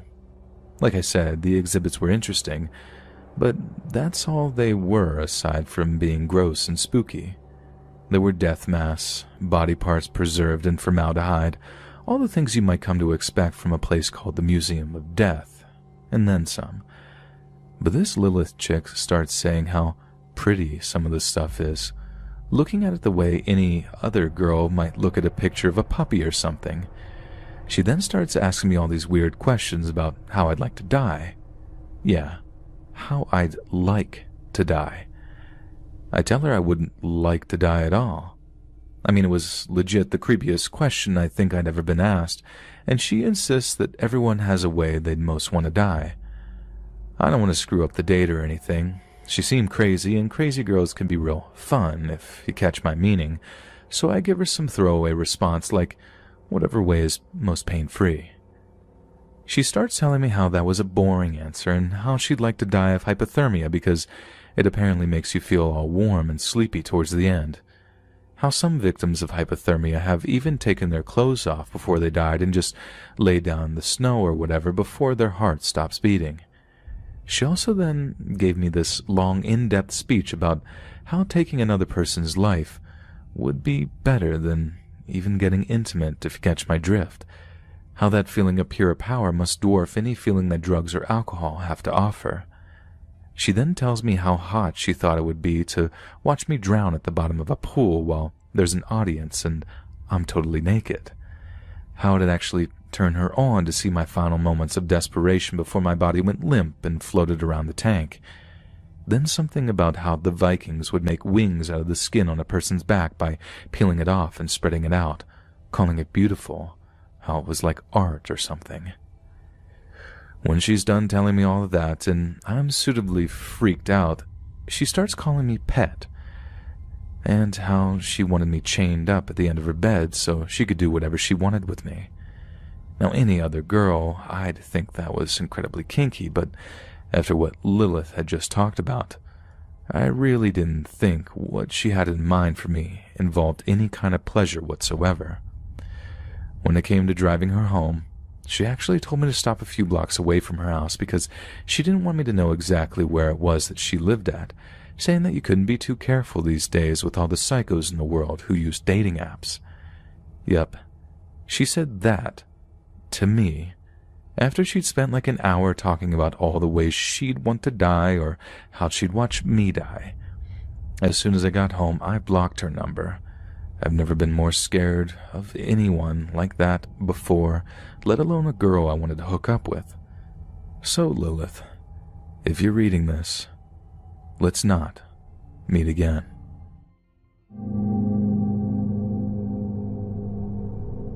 I feel like I should preface this by making it clear that I'm not one of these paranormal obsessed ghost hunting loons that think there's orbs in all their photos.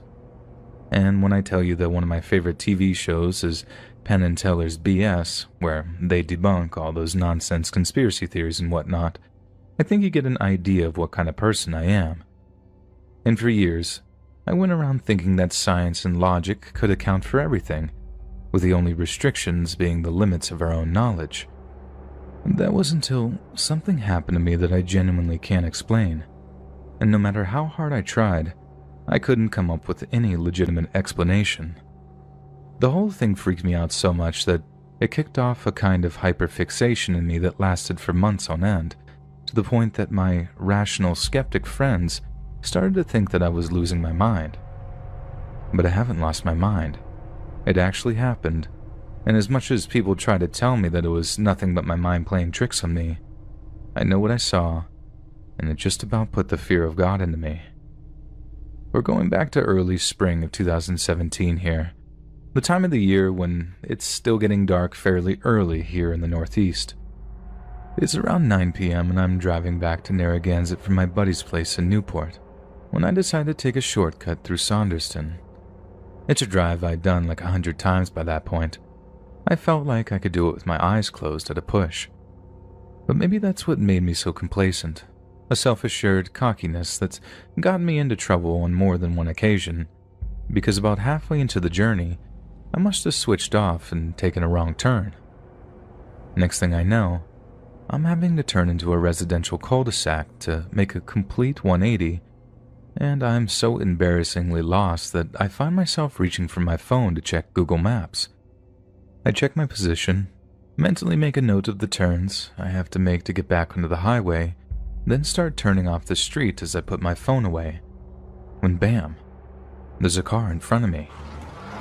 I slam on the brakes, let out a string of curse words, and prepare myself for, at the very best, a few scolding honks of their horn. I then start mouthing apologies at the driver, taking my hands off the wheel and being like, "Dude, I'm so sorry. My fault. My bad." When I noticed something really unusual about the car they're driving. It was a legit classic car. And don't go thinking 70s Camaro or something. This thing was a Buick, like one from the 30s or 40s or something. The kind of car you'd expect to see Al Capone climbing out of in Prohibition-era Chicago. And it was crisp, too.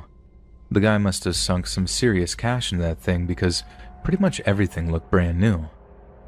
I suddenly realized that while I'm checking this guy's old car out, I'm actually still blocking him in. So I start backing up after giving him a nice car kind of thumbs up after pointing to his hood. The guy doesn't react though. At all. The whole time he's just smiling at me through his windshield. And as I start backing up to let him pass, I remember how he almost looked like one of those old ventriloquist dummies. Something about his hair or how waxy and pale he seemed to just trigger the association. Then, right as I'm about to give him enough space, my car just shuts off. The engine, the battery, everything. I jiggle the keys around, kind of frantically by that point, because I figured I'm making a total idiot of myself in front of the dude with the cool vintage car, but nothing happens. Lights won't turn on, engine won't fire. My first thought is, God, of all the times for my battery to die, why now? My car was a piece of garbage back then, making it disappointing, but not a total surprise. But I'm still blocking in Buick guy, who's surely getting mightily angry after sitting there for a solid few minutes. So I roll my window down, lean out a little, and start yelling over to the guy's car that he has to go around. But he doesn't respond. And all I can hear is this creepy old music coming from his car. I can't see a thing of him because of high headlights. He's not saying a thing, and that freaking song is making the hairs on the back of my neck stand on end. Now this is the part that really freaks me out to recall. As the situation with the guy is turning into something of a standoff, I'm sitting there in the driver's seat wondering why the guy isn't talking, moving, or doing much of anything for that matter. I don't want to honk at the guy. Everything had basically been amicable so far, so I'm just sort of sitting there, waiting, getting more and more anxious as I do so. That's when the lights on my dash start flickering a little, and I think my battery might be coming back on. I don't know much about cars, but I'll take it. So I get all excited thinking I'm going to be getting away from what had been an incredibly awkward situation. I start jiggling my keys in the ignition again, but again, nothing happens. Right until my car radio bursts into life and starts playing the exact same creepy song as the one playing in the other car. It didn't have any lyrics. It was this creepy tritone loop with something playing over it. But somehow it managed to fill me with this feeling of dread as I realized something seriously weird was going on. The whole time I'm basically being blinded by the Buick's headlights while it just sits there. Then suddenly, the thing's headlights cut out, right at the same time my radio does, and I'm plunged into darkness again with my natural night vision having been totally ruined for a few seconds. While I'm half blinded, I try the ignition once again, and I breathe a huge sigh of relief when my car comes back to life again. But that little moment was severely short-lived because, as my own headlights turn on, the old Buick is nowhere to be seen. It came as such a shock that I actually screamed out loud, spinning around in my seat like I might catch a glimpse of it driving away. But no, there's absolutely no sign of that Buick anywhere. It was like it had just straight up vanished into thin air. You think with a big old engine like that, I'd have heard it driving past me, even if I was distracted by other things. And the time between the headlights cutting out and me getting my car running again couldn't be anything over 30 seconds. It would have had to zoom past me to disappear from my view so quickly. Have you ever felt super stoned and you don't even smoke? That's what it felt like. I'm putting the entire thing on myself, trying to explain it away as like a mini stroke or something, and it even occurred to me that my buddy back in Newport might have dosed me with something groovy, so to speak. But no, sober as a judge the whole time. And you can bet I didn't drink anything because those Rhode Island state troopers just love hunting DUIs. So like I said, because I couldn't find any way to explain what happened, it kicked off something of a hyperfixation in me. I revisited the cul-de-sac where it happened, looked up potential classic car owners in the Narragansett area, and researched medical papers on blackouts and time loss. The latter had me convinced that I was suffering from syncopal attacks, basically when your heart doesn't pump enough oxygen to the brain, a pretty serious condition, so, as you can imagine, I was only too willing to pony up for a medical checkup.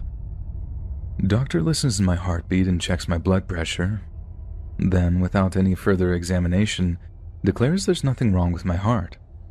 He did say that the blackouts can be caused by stress, but at the time, I wasn't particularly stressed about anything, so I ruled that out as an explanation.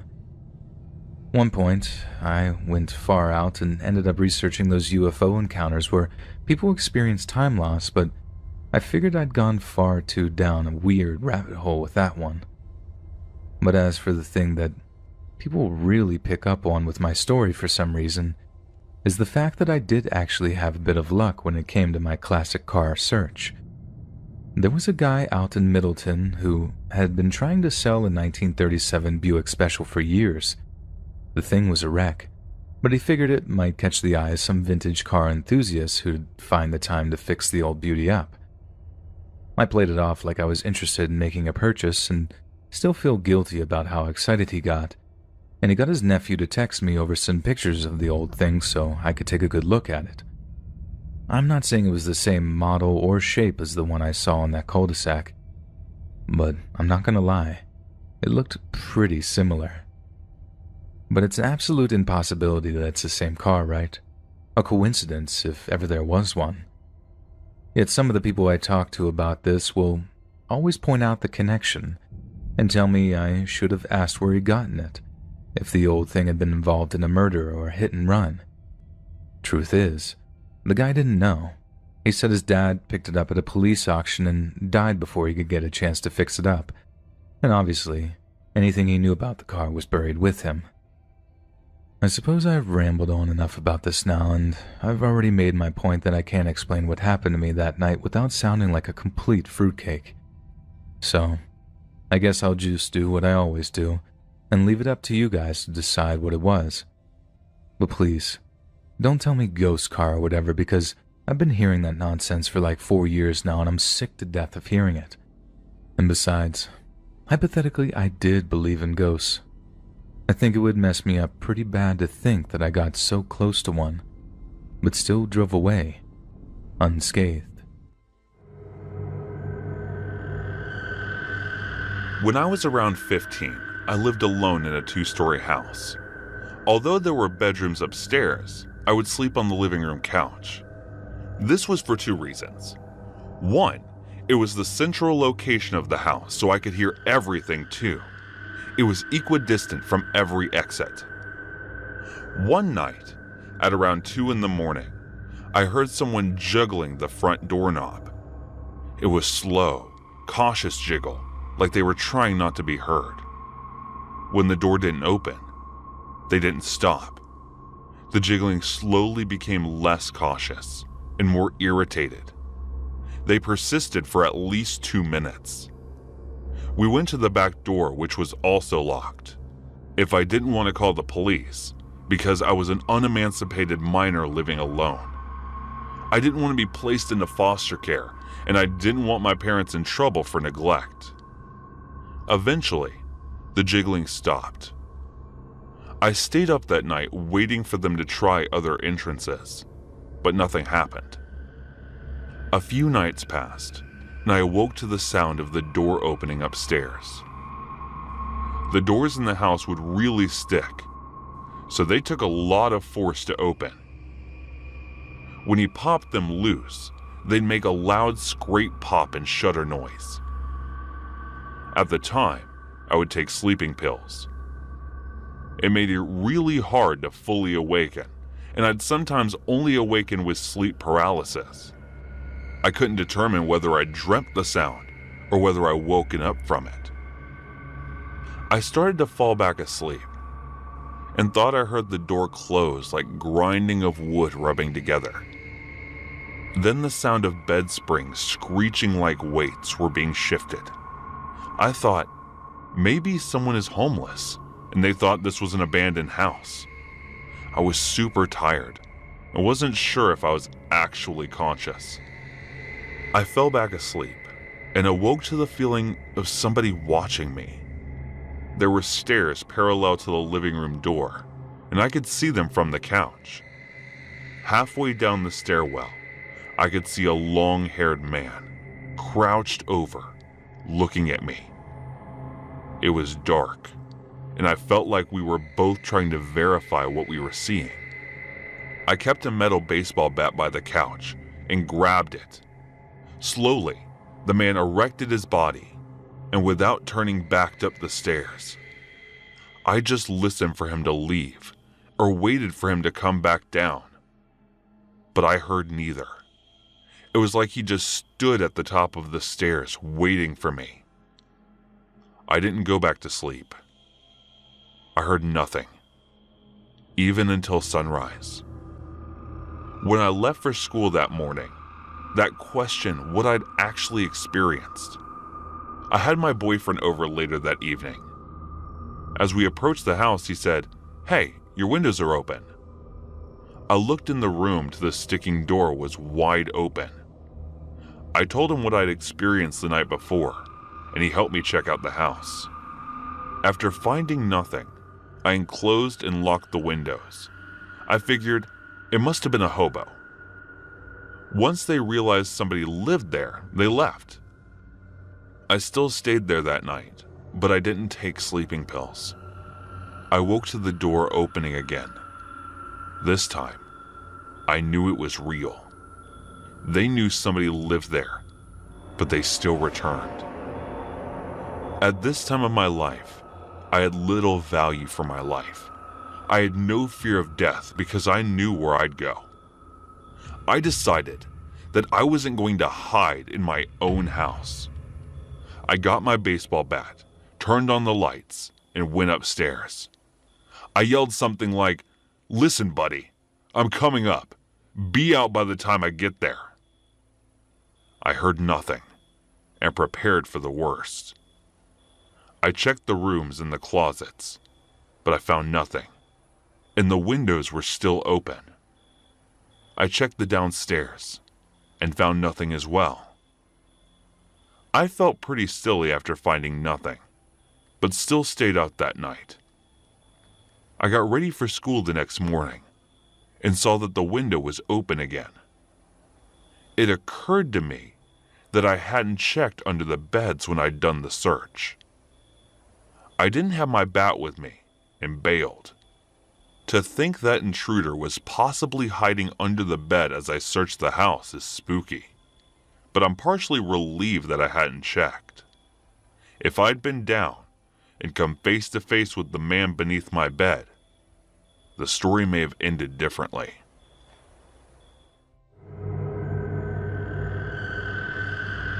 I'm an overnight security guard for a large building. Parking ramp is generally really a quiet job with a lot of free time. But occasionally, I do have to kick out some homeless people. It's a horrible part of the job, and I do my best to direct them to the next safest place to sleep. Most people are understanding because they unfortunately go through this a lot. If anything, they want to vent, and I tried to be an open ear. Our protocol is to ask them to leave, then if they don't, tell them to leave, and if all else fails, we have to contact the police. I've only gotten to that last step. It's important to note my general routine at work. I sit in a shack in the parking ramp for an hour.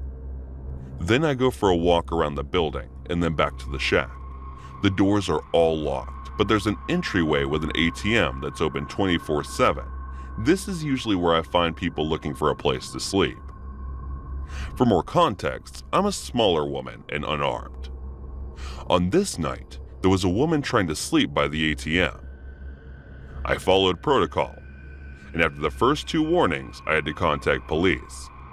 She yelled at me, which is out of the normal, but understandable considering her position. Must be frustrating being constantly kicked out of every semi-safe place. The police arrived, and because I was a little scared, I always am, I watched from inside the building out of view to make sure they got around. If she was yelling at me, she was full on screaming at them, and this went on for about half an hour before she left the building. Unfortunately, that's all the cops are required to do, so she made her way to the bus stop right outside. The problem with this is the bus stop is parallel with my shack. She was just sitting and staring at me with hatred in her eyes, and I got comfortable pretty quick. So I decided to take another walk. When I was passing the door that led out to my shack, I decided to take a peek out the little door window. And I don't usually do this, but I feel uneasy knowing she was probably still in the area, and it's a good thing I did. I could just barely see it, but behind my shack I saw the slightest wobble. There she was, hiding right behind my shack. It's not a big thing, maybe a 10-foot cube made out of large window and metal right at the entrance of the parking ramp. I have no doubt she is waiting for me. I called the police again and just kept watching from the little door window. And while I was waiting, she eventually let out an angry scream, kicked the miscellaneous junk in front of the shack, and stormed up the stairwell into the parking ramp for an extra kick of anxiety. The floor above me had a broken door that wasn't locked at the time. Eventually, the police got there, and after some harsh words, they got her to leave again. And this time, she walked off into the night. What really scared me was what I found on my next walk. Now there's a mirror next to the door I was watching her from. I couldn't see it from inside. But from this side, it was obvious. She had broken the mirror and a large piece was missing. Maybe I'd allow my anxiety to build all this up in my head, but from my perspective, she had taken a large sharp object hidden behind my shack and waited for me to walk up. You tell me if I'm overreacting, but to my nameless potential assailant, I wish you better times and a bed to sleep in. but I also hope I never see you again.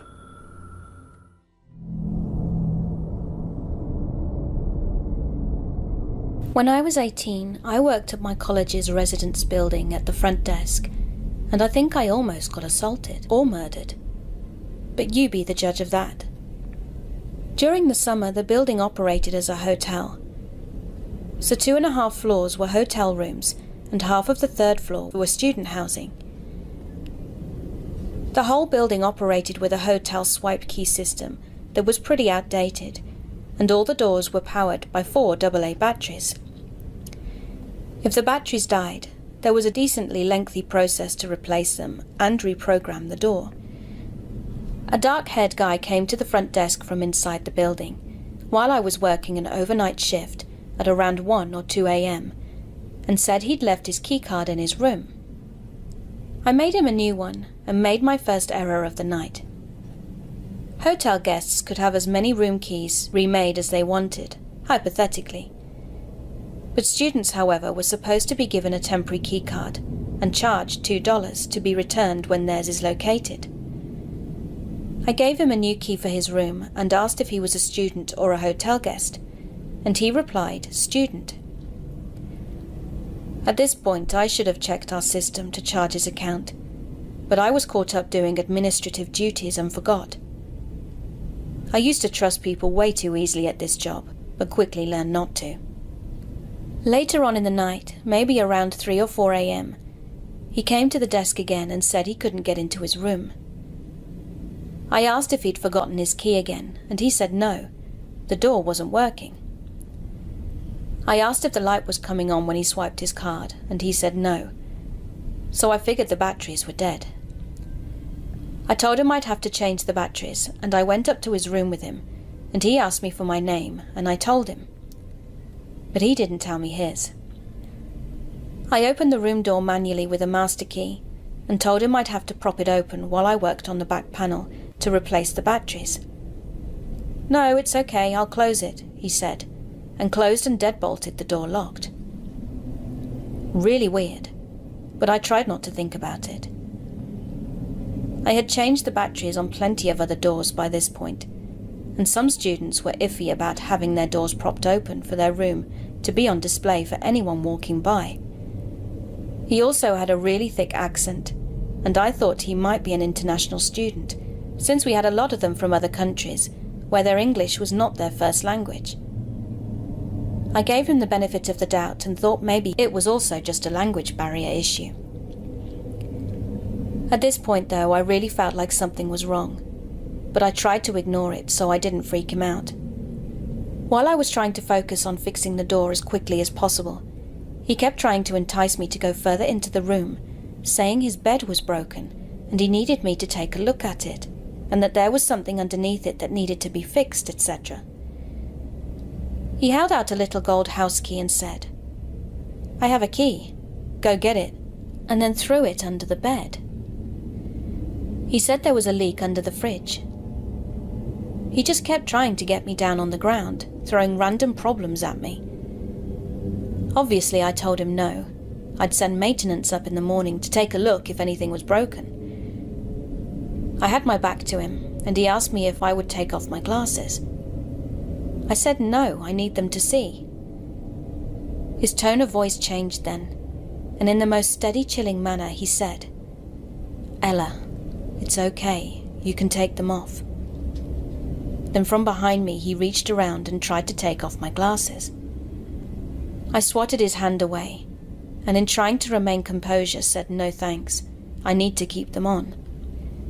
Even though he was creeping me the hell out, I didn't want to be rude to him, and I didn't want to get in trouble if he'd complained about me, or risk upsetting him and having him yell at me. I got up to grab something from the door repair kit, and undid the door deadbolt and opened it up in the process. He then jumped towards the door to close it again, and told me to keep it closed. I told him no, I had to open it to start reprogramming it from the front.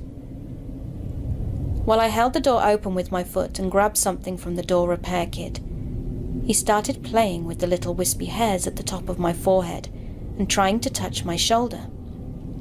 I swatted him away again and asked him not to touch me, and focused on getting the hell out of there. But once again he tried to get me to follow him into the bedroom, saying the bed was broken, and I went as far as the doorframe to see if I could spot any actual problem with his bed. This is when I realized that he had nothing in his room. No dishes in the kitchen, no shower curtain in the bathroom, no sheets on the bed. Nothing. This wasn't his room. My brain once again went back to the international student theory, thinking he had just arrived today and hadn't gotten a chance to buy anything yet. But in the pit of my stomach, I knew something was wrong. I fiddled around with the door for a few more seconds before announcing that it was fixed, and quickly gathered the door kit and left. Before I had reached the elevator, he came back out with his shoes on to follow me. He tried to get back in to get his shoes and called out, "Ella, the door isn't fixed, you need to come back." I went back and opened the door manually, and told him if the door was broken I'd have to send up maintenance to fix it in the morning. I knew he was going to follow me to the elevator again, so I closed the door behind me once he'd gone inside and ran down the stairwell as fast as I could.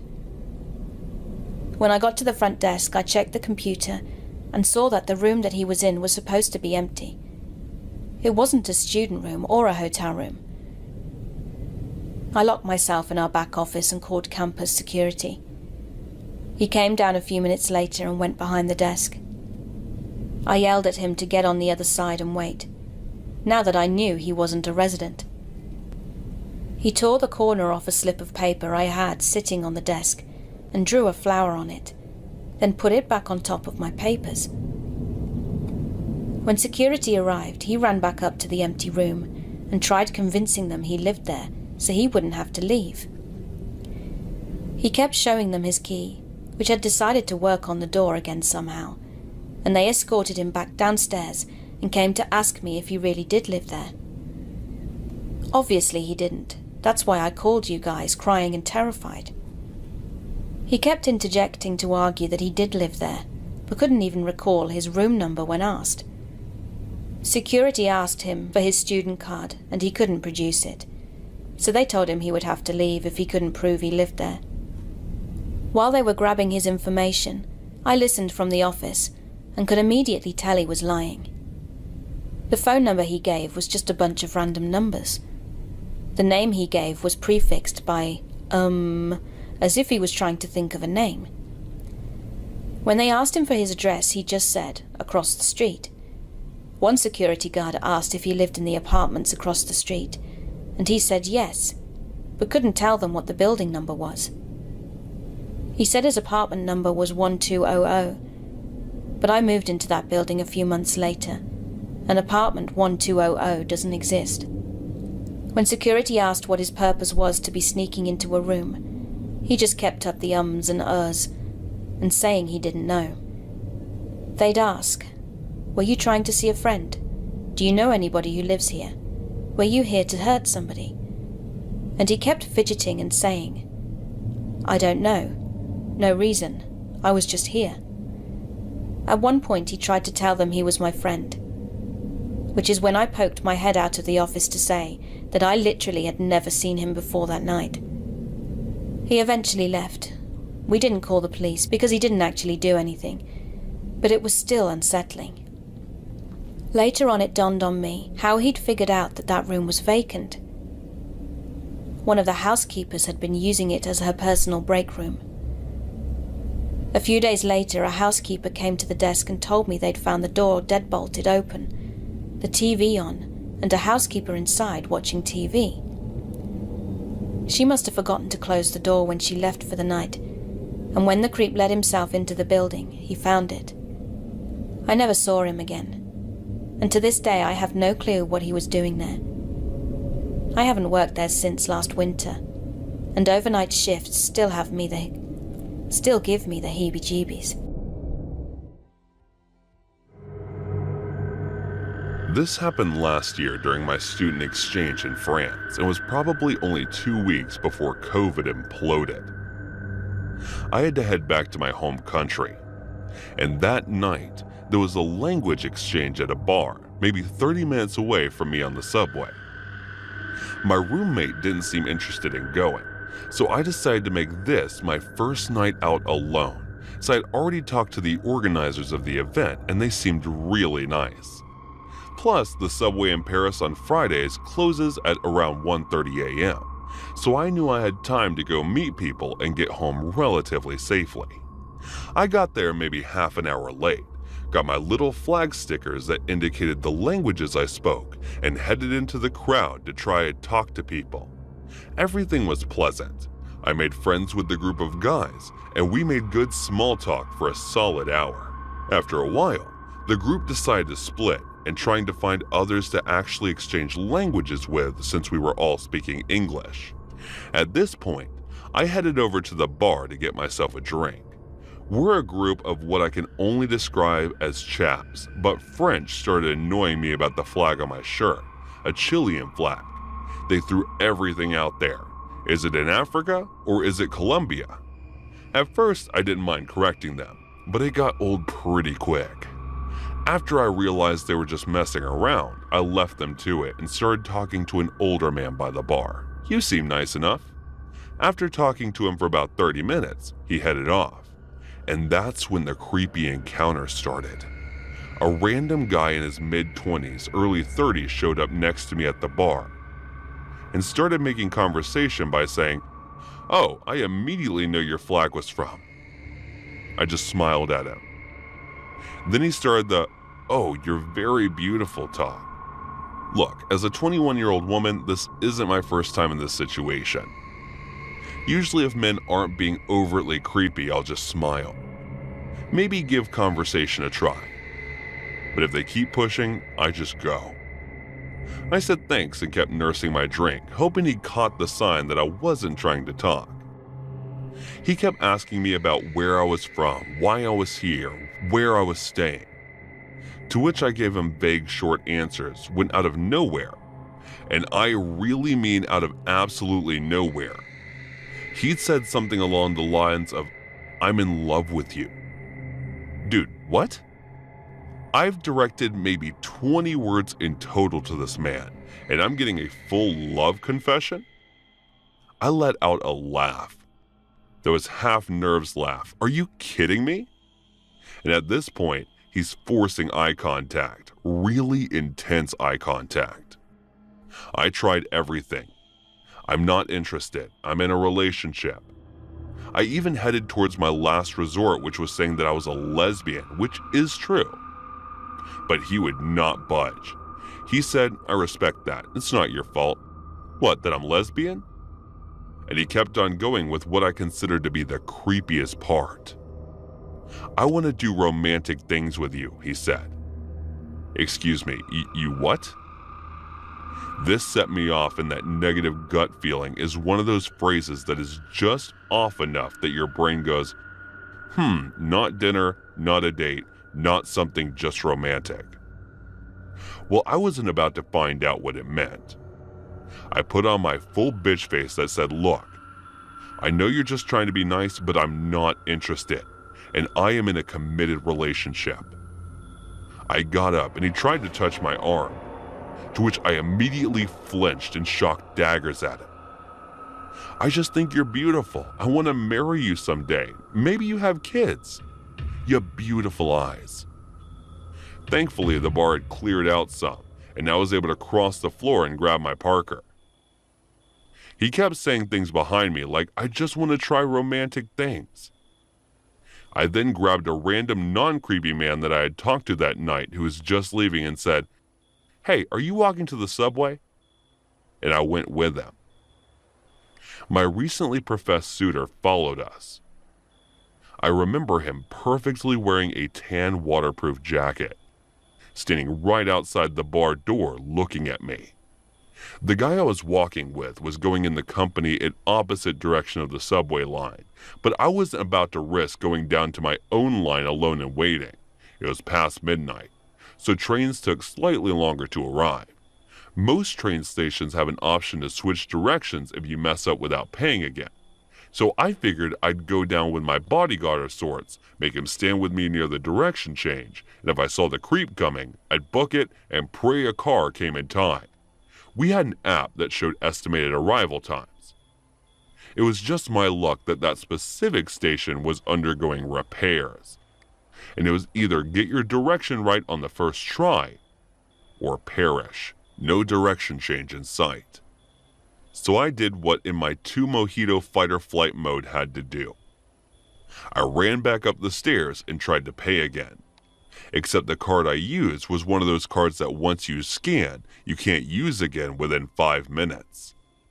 I wasn't going to wait that long, and I could hear someone coming down the subway stairs. Paris subway had turnstiles, but it also had doors that only open once you scan.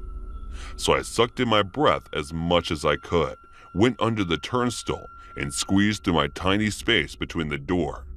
I have no idea how I made it past when my Parker on adrenaline is one hell of a drug. I had just managed to make it downstairs when the train was arriving. But as I turned around, I saw him on the sort of bridge area overlooking the train tracks. I managed to grow out my biggest, meanest no, and then said something like, "I want to grow old with you. Give me your number." The train doors open, and I walked inside backwards, making eye contact with him, saying no again. Luckily, that's just about one of the most universal words out there.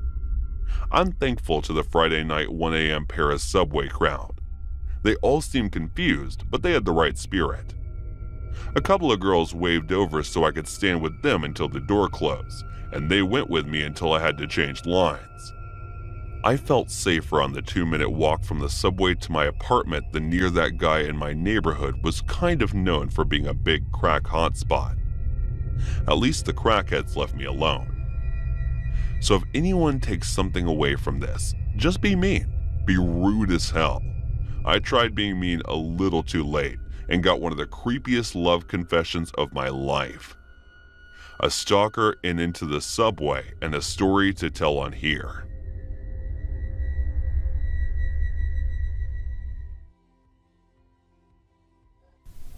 Deep water. We were not meant to be together, being forced into a marriage that was not supposed to happen. I was waiting for one of the families from New York. I was an accountant, and I used to look at books of all the businesses that the Giovannis had. Now, if you don't know who the Giovanni is, let me tell you in a sentence. It is a family that you don't ever want to be associated with. My uncle moved from Italy to America, and in America, he found a friend in Roberto Giovanni, who, just like my uncle, migrated from Italy to America. Giovanni's owned everything: the local shops, restaurants, politicians, the police. My uncle introduced me to Roberto Giovanni when I graduated from college. I wanted to work with the presidential candidates on his campaign, but then my uncle said, "Look, you can either work with the pricks, these politicians, or you can work for someone who puts them in his pocket and owns them." I wanted something better, so I went with my uncle and met Roberto. He was tall and built-up Italian. He patted my shoulders and, with probably a Cuban cigar in his mouth, said, "So this is the kind you've been talking about, Romano?" And my uncle replied, "Yes, Roberto. He's a good kid. Good with numbers. He knows stuff." And with his hands gesturing even more, "You know stuff, papers, laws, you know," Roberto replied. "All right, Romano. Take him to the business room. Explain to him what we do and what we want to do with our money." Then he gestured to me and came closer and said, "Also, hey kid, come over here." He took a bunch of $100 bills in his hand and said, "Buy a suit, all right? Romano will take you to the shop and buy something that stands out. If you're gonna manage business and numbers, you gotta act the part." That was the first day that I started working for Roberto Giovanni. After a few months of working for Roberto Giovanni, I had information on how much of the business and what all the other businesses did Giovanni hold in the list of all the politicians and cops that he had in his pockets. I became the main man of the operation and kept all the numbers in every detail. We were more like a family than a workplace. Roberta had a wife and 2 daughters, Talia and Rafina. Rafina was supposedly the wild one, and the one who could hold a grudge. She once got one of her lovers beaten up real bad because she saw her talking with some other girl. Don't even ask me what happened to the girl. She was batshit crazy, and I stayed the hell away from her. Talia, on the other hand, was quiet and probably was born in the wrong family. As years passed on, I had a strong hold on every information I had on the Giovannis, and now Roberto trusted me with everything. October 12th. It was a Monday morning, and it was raining as it has never. The streets were flooded with the overflowing sewers, and nothing but scum skimmed over those streets.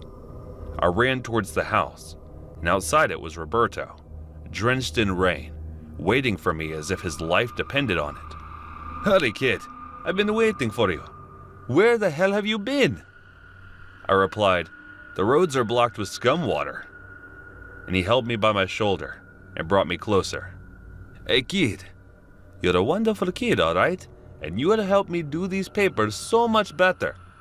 Now I am saying this because I like you like my own son, and I want you to know that the next thing that comes out of your mouth will decide your future." I looked at him, confused and clueless, and then he said, "I'm going to marry you to my daughter. Now I really would have liked you to marry Talia, but it's Rafina who you gonna be with. Don't ask me why I'm doing it. Just remember, with one yes, you'll be taking over everything." He married Rafina because he was scared that she might actually end up screwing the whole family over. Now I was the family, so all the business was open to me, and I was taking care of everything while Rafina was being a reckless woman, spending everything, and making it impossible for all of us. Our marriage was good. We barely fought, probably because we didn't care enough about each other or the marriage. So the primary years of our marriage went on to understand each other, but there was none. Soon, the petty quarrels of the married life started, and Rafina always made sure who her father was. There was no way I could have won any arguments. She would always bring up her father and threaten me. I didn't care much about them because I knew Roberto wouldn't care. But one day, when me and Uncle Romano were out doing a business, Rafina went to her father and complained that I hit her, even though I didn't and I was out of town. I came back and Roberto called me in. "Hey kid, come in. How's everything? You feeling good? Rafina treating you good?" I chuckled and I said, "Yeah, she can be a handful sometimes." Roberto looked at me and said, "Now Rafina came to me and said you slapped her." I objected in between, and he injected and continued, "Wait, I know you didn't. You were out doing a job I sent you to. I know it. But the thing is, my daughter, she's got the habit of having everything, and now it's too late to correct it. I just want you to know, I don't have any hard feelings for you. I love you, and you're my son, all right? Stop calling me Mr. Giovanni, and call me Dad like Rafia does, okay?" Completely confused by this conversation, I started heading back to my home, and I was pretty tired from the trip, when suddenly, one of the goons of Roberto roughed me up. And now the conversation made sense. I went back home with a broken nose and saw Rafina smiling. I looked at her and said, "Glad my broken nose made you smile." I woke up angry. I was pissed about the whole incident, and the incident triggered something in me. There was this sudden desire for revenge that I had. I went to see Roberto the first morning. I went and he welcomed me and asked me while laughing, "What happened to your nose? You're an alright kid. I'm sorry. I got to make my daughter happy too. And also, I got you both tickets for Italy. You leave in 3 days." And that was it. That was my limit. I was done being controlled by a scum of a family. So I decided to take my revenge on them. I had 3 days to arrange everything, and so I packed up all the papers and all the documents. It was all a strong evidence against the family, and I gathered them all and went to the feds. I knew which one to go to. Every cop and politician was under the payroll. I had them on my list. This was a very big catch for the feds, and I did not want any part of it. So I told the feds what I wanted to do. 3 days later, I and Rufino were on a boat in Sardinia, Italy. We were getting ready to head to the sea to watch the dolphins. As soon as we entered the deep waters, we could see the dolphins emerging, and I saw her eyes sparkling. For a minute, I looked at her, and there was this rare innocence in her. But I was definite about my goal. I took out my phone and called her father, and gave the phone to her. She refused, but then I said, "This could be the last time you talk to him." She snatched the phone from my hand, all confused, and turns out it was the last time that she talked to him, in the middle of the sea, in the deep waters. She found out that her dad was shot by the feds. They wanted to bring him in, but he wasn't ready to give up. She was devastated and came in close and hugged me. I stood there for a second, and then she asked me, "Who would do such a thing?" As she was crying and holding me, I stepped back and broke the hug. I looked at her and smiled. It was me. I made it possible. I almost kind of knew the old man would panic, but really, the feds? He thought he could outrun the feds. He was way over in his hand. Well, God rest his soul in hell. She was furious, and as she tried to charge on me, the 2 men in the boat held her. I hired the men to make sure that she doesn't act the way she is. She looked at me. "Why would you do it? You're a murderer." I looked back at her and I chuckled. I did not murder him. He was killed because of his actions. He was a piece of shit. Do you know how many people has he killed or got killed? Because I know. I have their names. So, good riddance. Now her tears were all settled. So she looked at me and asked, "Who helped you?" And I looked at her excitingly and said, "Wouldn't you like to know?" And then I told the men to tie her up, and they did exactly what I said. They tied her up, and she was sitting down on the corner of the boat. Soon, another boat came in, and we all boarded the other boat. She was still sitting in the corner with her hands tied, and the boat was empty. It was just her, in the middle of the sea, in the deep waters. Now, I could have just killed her, but I wanted her to suffer. The boat had a bottle of water and supply that would last her 2 days. Now I gave her a choice, to come back with me and live like normal people doing normal things. Or she can act like the tough gangster daughter she is and try to make out of the place on her own. She was stubborn, so she chose to stay back on the boat on her own. So in a way, I did not kill her. She probably did it herself. I came back a week later and took care of all the legit business Roberto had and married Talia. And for the next few years, enjoyed my life to its full extent. It has been 6 years since that incident, and today, I received a letter in my mailbox, a postcard from Sardinia that said, "Hey, husband." This happened last night, and honestly, I'm still a bit shaken up about it. I work evenings as a dispatcher in a medium-sized Midwestern city. I was driving home at 2 a.m. when I stopped for gas. In retrospect, it was stupid to have stopped at all. The gas station was poorly lit and empty of any other customers, but I knew the shady areas of town, and this was usually not one of them. As I was pumping gas, I noticed a middle-aged woman sitting on the curb across the parking lot. It was a cold night and had just started raining. The woman was not wearing weather-appropriate clothing and was drenched. When the woman saw that I was watching her, she called out to me from across the parking lot. My second of many stupid decisions that night was choosing to engage with her. I was worried for her, so I approached her to see what sort of help I could offer. "Hi, beautiful. I'm just trying to get home, but no one will help me. I'm trying to get into the city, but the cab ride is $60 and I only have $40. Can you help me?" I don't usually give money to panhandlers, but this woman seemed genuine. The weather was terrible, and my job centers around helping people, so I agreed. I told her I didn't have any cash, but if she would come inside with me, I'd take some money out of the ATM and give her a few bucks. I went inside for cash, but the ATM wasn't working. I apologized and told her there was nothing else I could do. She followed me back outside, idly chatting with me as I opened my driver's door to get in. Then, she got in my car. I was too shocked to say anything.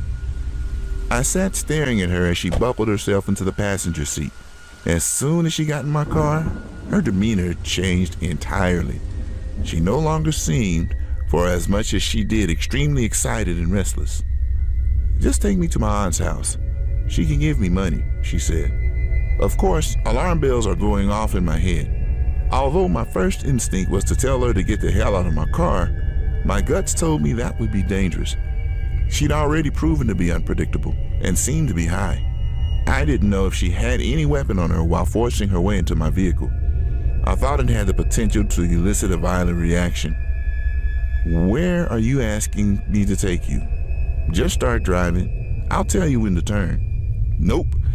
If you want me to consider driving you somewhere, I need you to tell me where we're going." I said that with no real intention of driving her anywhere. "Don't worry, honey. I'm not a bad chick. I'm not going to rob you. Just drive." "No. What's your aunt's address?" As I was asking her questions, she got agitated. We still had not left the gas station parking lot. I considered getting out of my car and going to the gas station for help, but she seemed to know and be friendly with one of the attendants inside. Besides, I wasn't about to leave her alone in my car. Finally, she snapped at me and said, "Why are you asking me so many questions? I thought we were friends. Don't you trust me?" "I work at the police department," I said. "It's my job to ask these sorts of questions." She flipped out and started yelling at me about being a snitch, about trying to get her into trouble, just generally losing her damn mind. At this point, I'm more scared than ever. I just wanted her gone, but my instinct still told me to get her out of my car. I decided to take a risk. I'm not a police officer. I just work at a police department. Why don't I take you to Walmart and see if they have an ATM that works? My idea was to get her out of the car as peacefully as possible and lose her in the store. She liked my idea and immediately calmed down. I knew that the driving off with the woman in my car was incredibly risky, but it seemed like my best option at the time. As we were driving, she kept talking to me. Her thoughts were erratic, bouncing all over the place. It sometimes seems difficult for her to follow through with a thought, but this is roughly how our conversation went. "I'm glad we're friends now. I've had about 5 or 6 people trying to get me. I'm going to come to your work tomorrow so we can arrest them." "Okay, we can talk about it tomorrow. Tonight, you said you were trying to get home." "Yeah, honey. I'm really trying to get out into the sticks." "Sticks? I thought you said you wanted to get to the city." Yeah, I meant city. That's what I meant. That's why the cab ride's $40. It's far away." "The cab ride's $40? "Yeah, baby. You said you had $40. "I do, baby, but I have $40 for the cab ride." And then there was silence. "Are you sure you can't take me to my aunt's house?" "Sweetie, she lives down on Fuller Road." "That's not what you said before." "Oh no, baby, I'm sorry." "Oh, it doesn't matter. She won't give me the money anyway. Are you sure you can't just take me to the city?" It was terrifyingly obvious that this woman was utterly full of crap, because the details of her story were constantly changing. When we pulled into the Walmart parking lot, she finally got out of my car, only after I left first, and followed me into the store. I told her before we went to find an ATM that I needed to use the restroom. I planned to call the police from inside the stall, but she followed me into the bathroom. And that's when things got weird. She grabbed onto the crook of my arm and whispered in my ear, "If you don't have any money, That's okay. Let me ask you something, sweetie. Do you like being eaten out? I told her no as forcefully as I could manage. Get into a stall, lock the door as fast as I could manage. As soon as I had a barrier between us, I said, "You know, I have some friends at the police department that could probably help you better than I can. I'm just going to call them and see if we can figure this out together." Again, at the mention of the cops, she began screaming at me, and I just kept reiterating that the police would help her. She snapped at me and she said she was going to leave and stormed out. But it wasn't over. I wanted to make sure she was gone. Sure enough, not 60 seconds after she left, she came into the bathroom and started banging on the stall door. Then she said something that scared me more than anything else. "Hey, come back to your car with me. I left my beer in your car." I blatantly told her no. I saw her get into my car, and she had absolutely nothing with her other than the clothes on her back. After that, she left the bathroom again and didn't come back. I waited a good 5 minutes before exiting the bathroom. I immediately found a manager who called the police for me.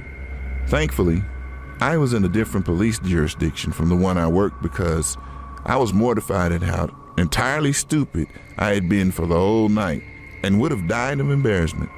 If a coworker had responded, the officer that responded took my statement and advised me to be more careful in the future. He said that sometimes panhandlers turn violent, and that just recently there had been a woman who matched my description of assaulting the Good Samaritan that had stopped to try to help her. I learned my lesson on stranger danger, and I'm lucky to have come out unscathed. I'm glad my stupidity didn't kill me. So, fellow listeners, the next time you try and help a stranger late at night, don't.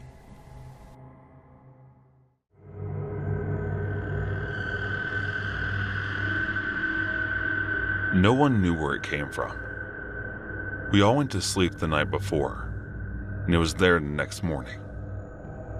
Not even the owners of the house on both sides had a clue how it got there. Neither homeowner ever heard as much as the hiss of air brakes. During the whole of that night, the only real indication of how it arrived was the trailer was sitting upon. I was still relatively young at the time, around 13, but the subject was a hot topic around the neighborhood, and every person I spoke to, whether a kid or an adult, was eager to talk about it. Our neighborhood was somewhere new and off by itself, and it wasn't out of the ordinary for folks to dump things out there. Dogs and cats were the most common, but 1 or 2 cars would turn up every year. A house, though, no one ever seen that or expected it. The days passed, but no information could be gotten from anywhere.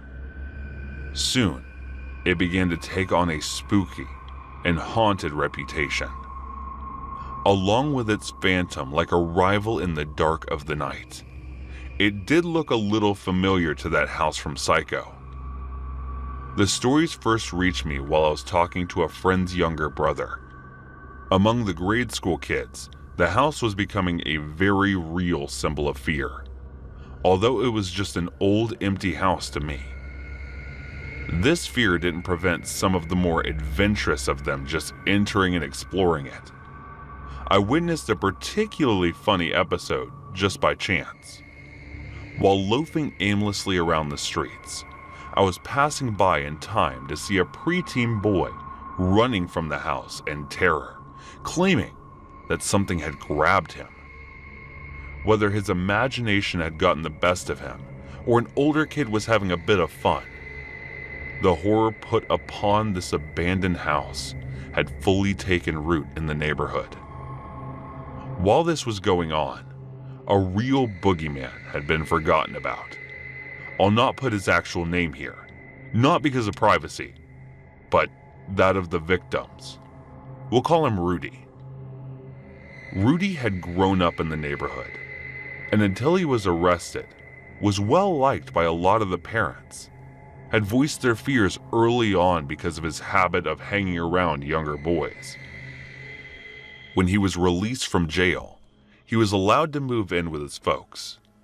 Anyone who wasn't aware of his proclivities beforehand knew now every parent in the neighborhood watched him closely. But when the ghost house popped up, people's focus is shifted. A few of us teenagers were riding our bikes around the neighborhood. The father of a boy we'll call Bill was looking for a son. I overheard him speaking to a young kid close by, asking if he had seen him. Nonchalantly, the boy said that he had seen Bill going into that ghost house with Rudy just a few minutes prior. And this got my full attention. The shock of the father's face is still crystal clear in my mind. I turned around and watched the father run full speed into the house. Most of us there stood transfixed as we saw Bill's dad disappear inside. Things were quiet for about the first 30 seconds. Then, all of a sudden, a loud ruckus broke out, followed by Rudy flying out of the doorway and onto the ground below. Billy's dad was close behind. He leapt onto Rudy, throwing fists as he landed. Bill came out a few seconds later crying for his dad to stop. His dad ignored him, standing up and kicking Rudy to the ground over and over. Rudy eventually got to his feet and ran for home. Billy and his dad were right behind him. I continued to watch until they disappeared from my sight. Billy and Rudy would both claim later on that nothing had happened between them. Either way, Billy's dad had the support of most of the community, and Rudy declined to press charges on him. Rudy would eventually move away and out of the minds of most of us, until he was arrested 3 years later for abducting and killing 2 boys near his new home. Only then did we realize how lucky Bill had been. That night, as I'd fallen asleep, I remember wondering what was going to happen to Rudy and Bill's dad. When I woke up, things were normal for a summer morning. Around 9, I was making a bowl of cereal when I got a phone call. It was a friend of mine, and he was short of breath and excited. The ghost house. It's gone, man. I hung up and hopped on my bike. When I arrived at the end of the streets, I looked down and saw the empty lot as it used to be. I rode down to it, and a small group were gathering, talking to the neighbors. It was much the same as the morning when it appeared. They hadn't heard or seen anything strange. It seemed to leave just as silently as it had arrived. To this day, I haven't met a soul who knows anything about that house. Sometimes I think I dreamt the whole thing up. But then I speak to an old friend from the neighborhood, and my memories are confirmed. Of course, I don't believe it was haunted or anything like that, but I know for sure that something was wrong about it. And I pray that I never see it again.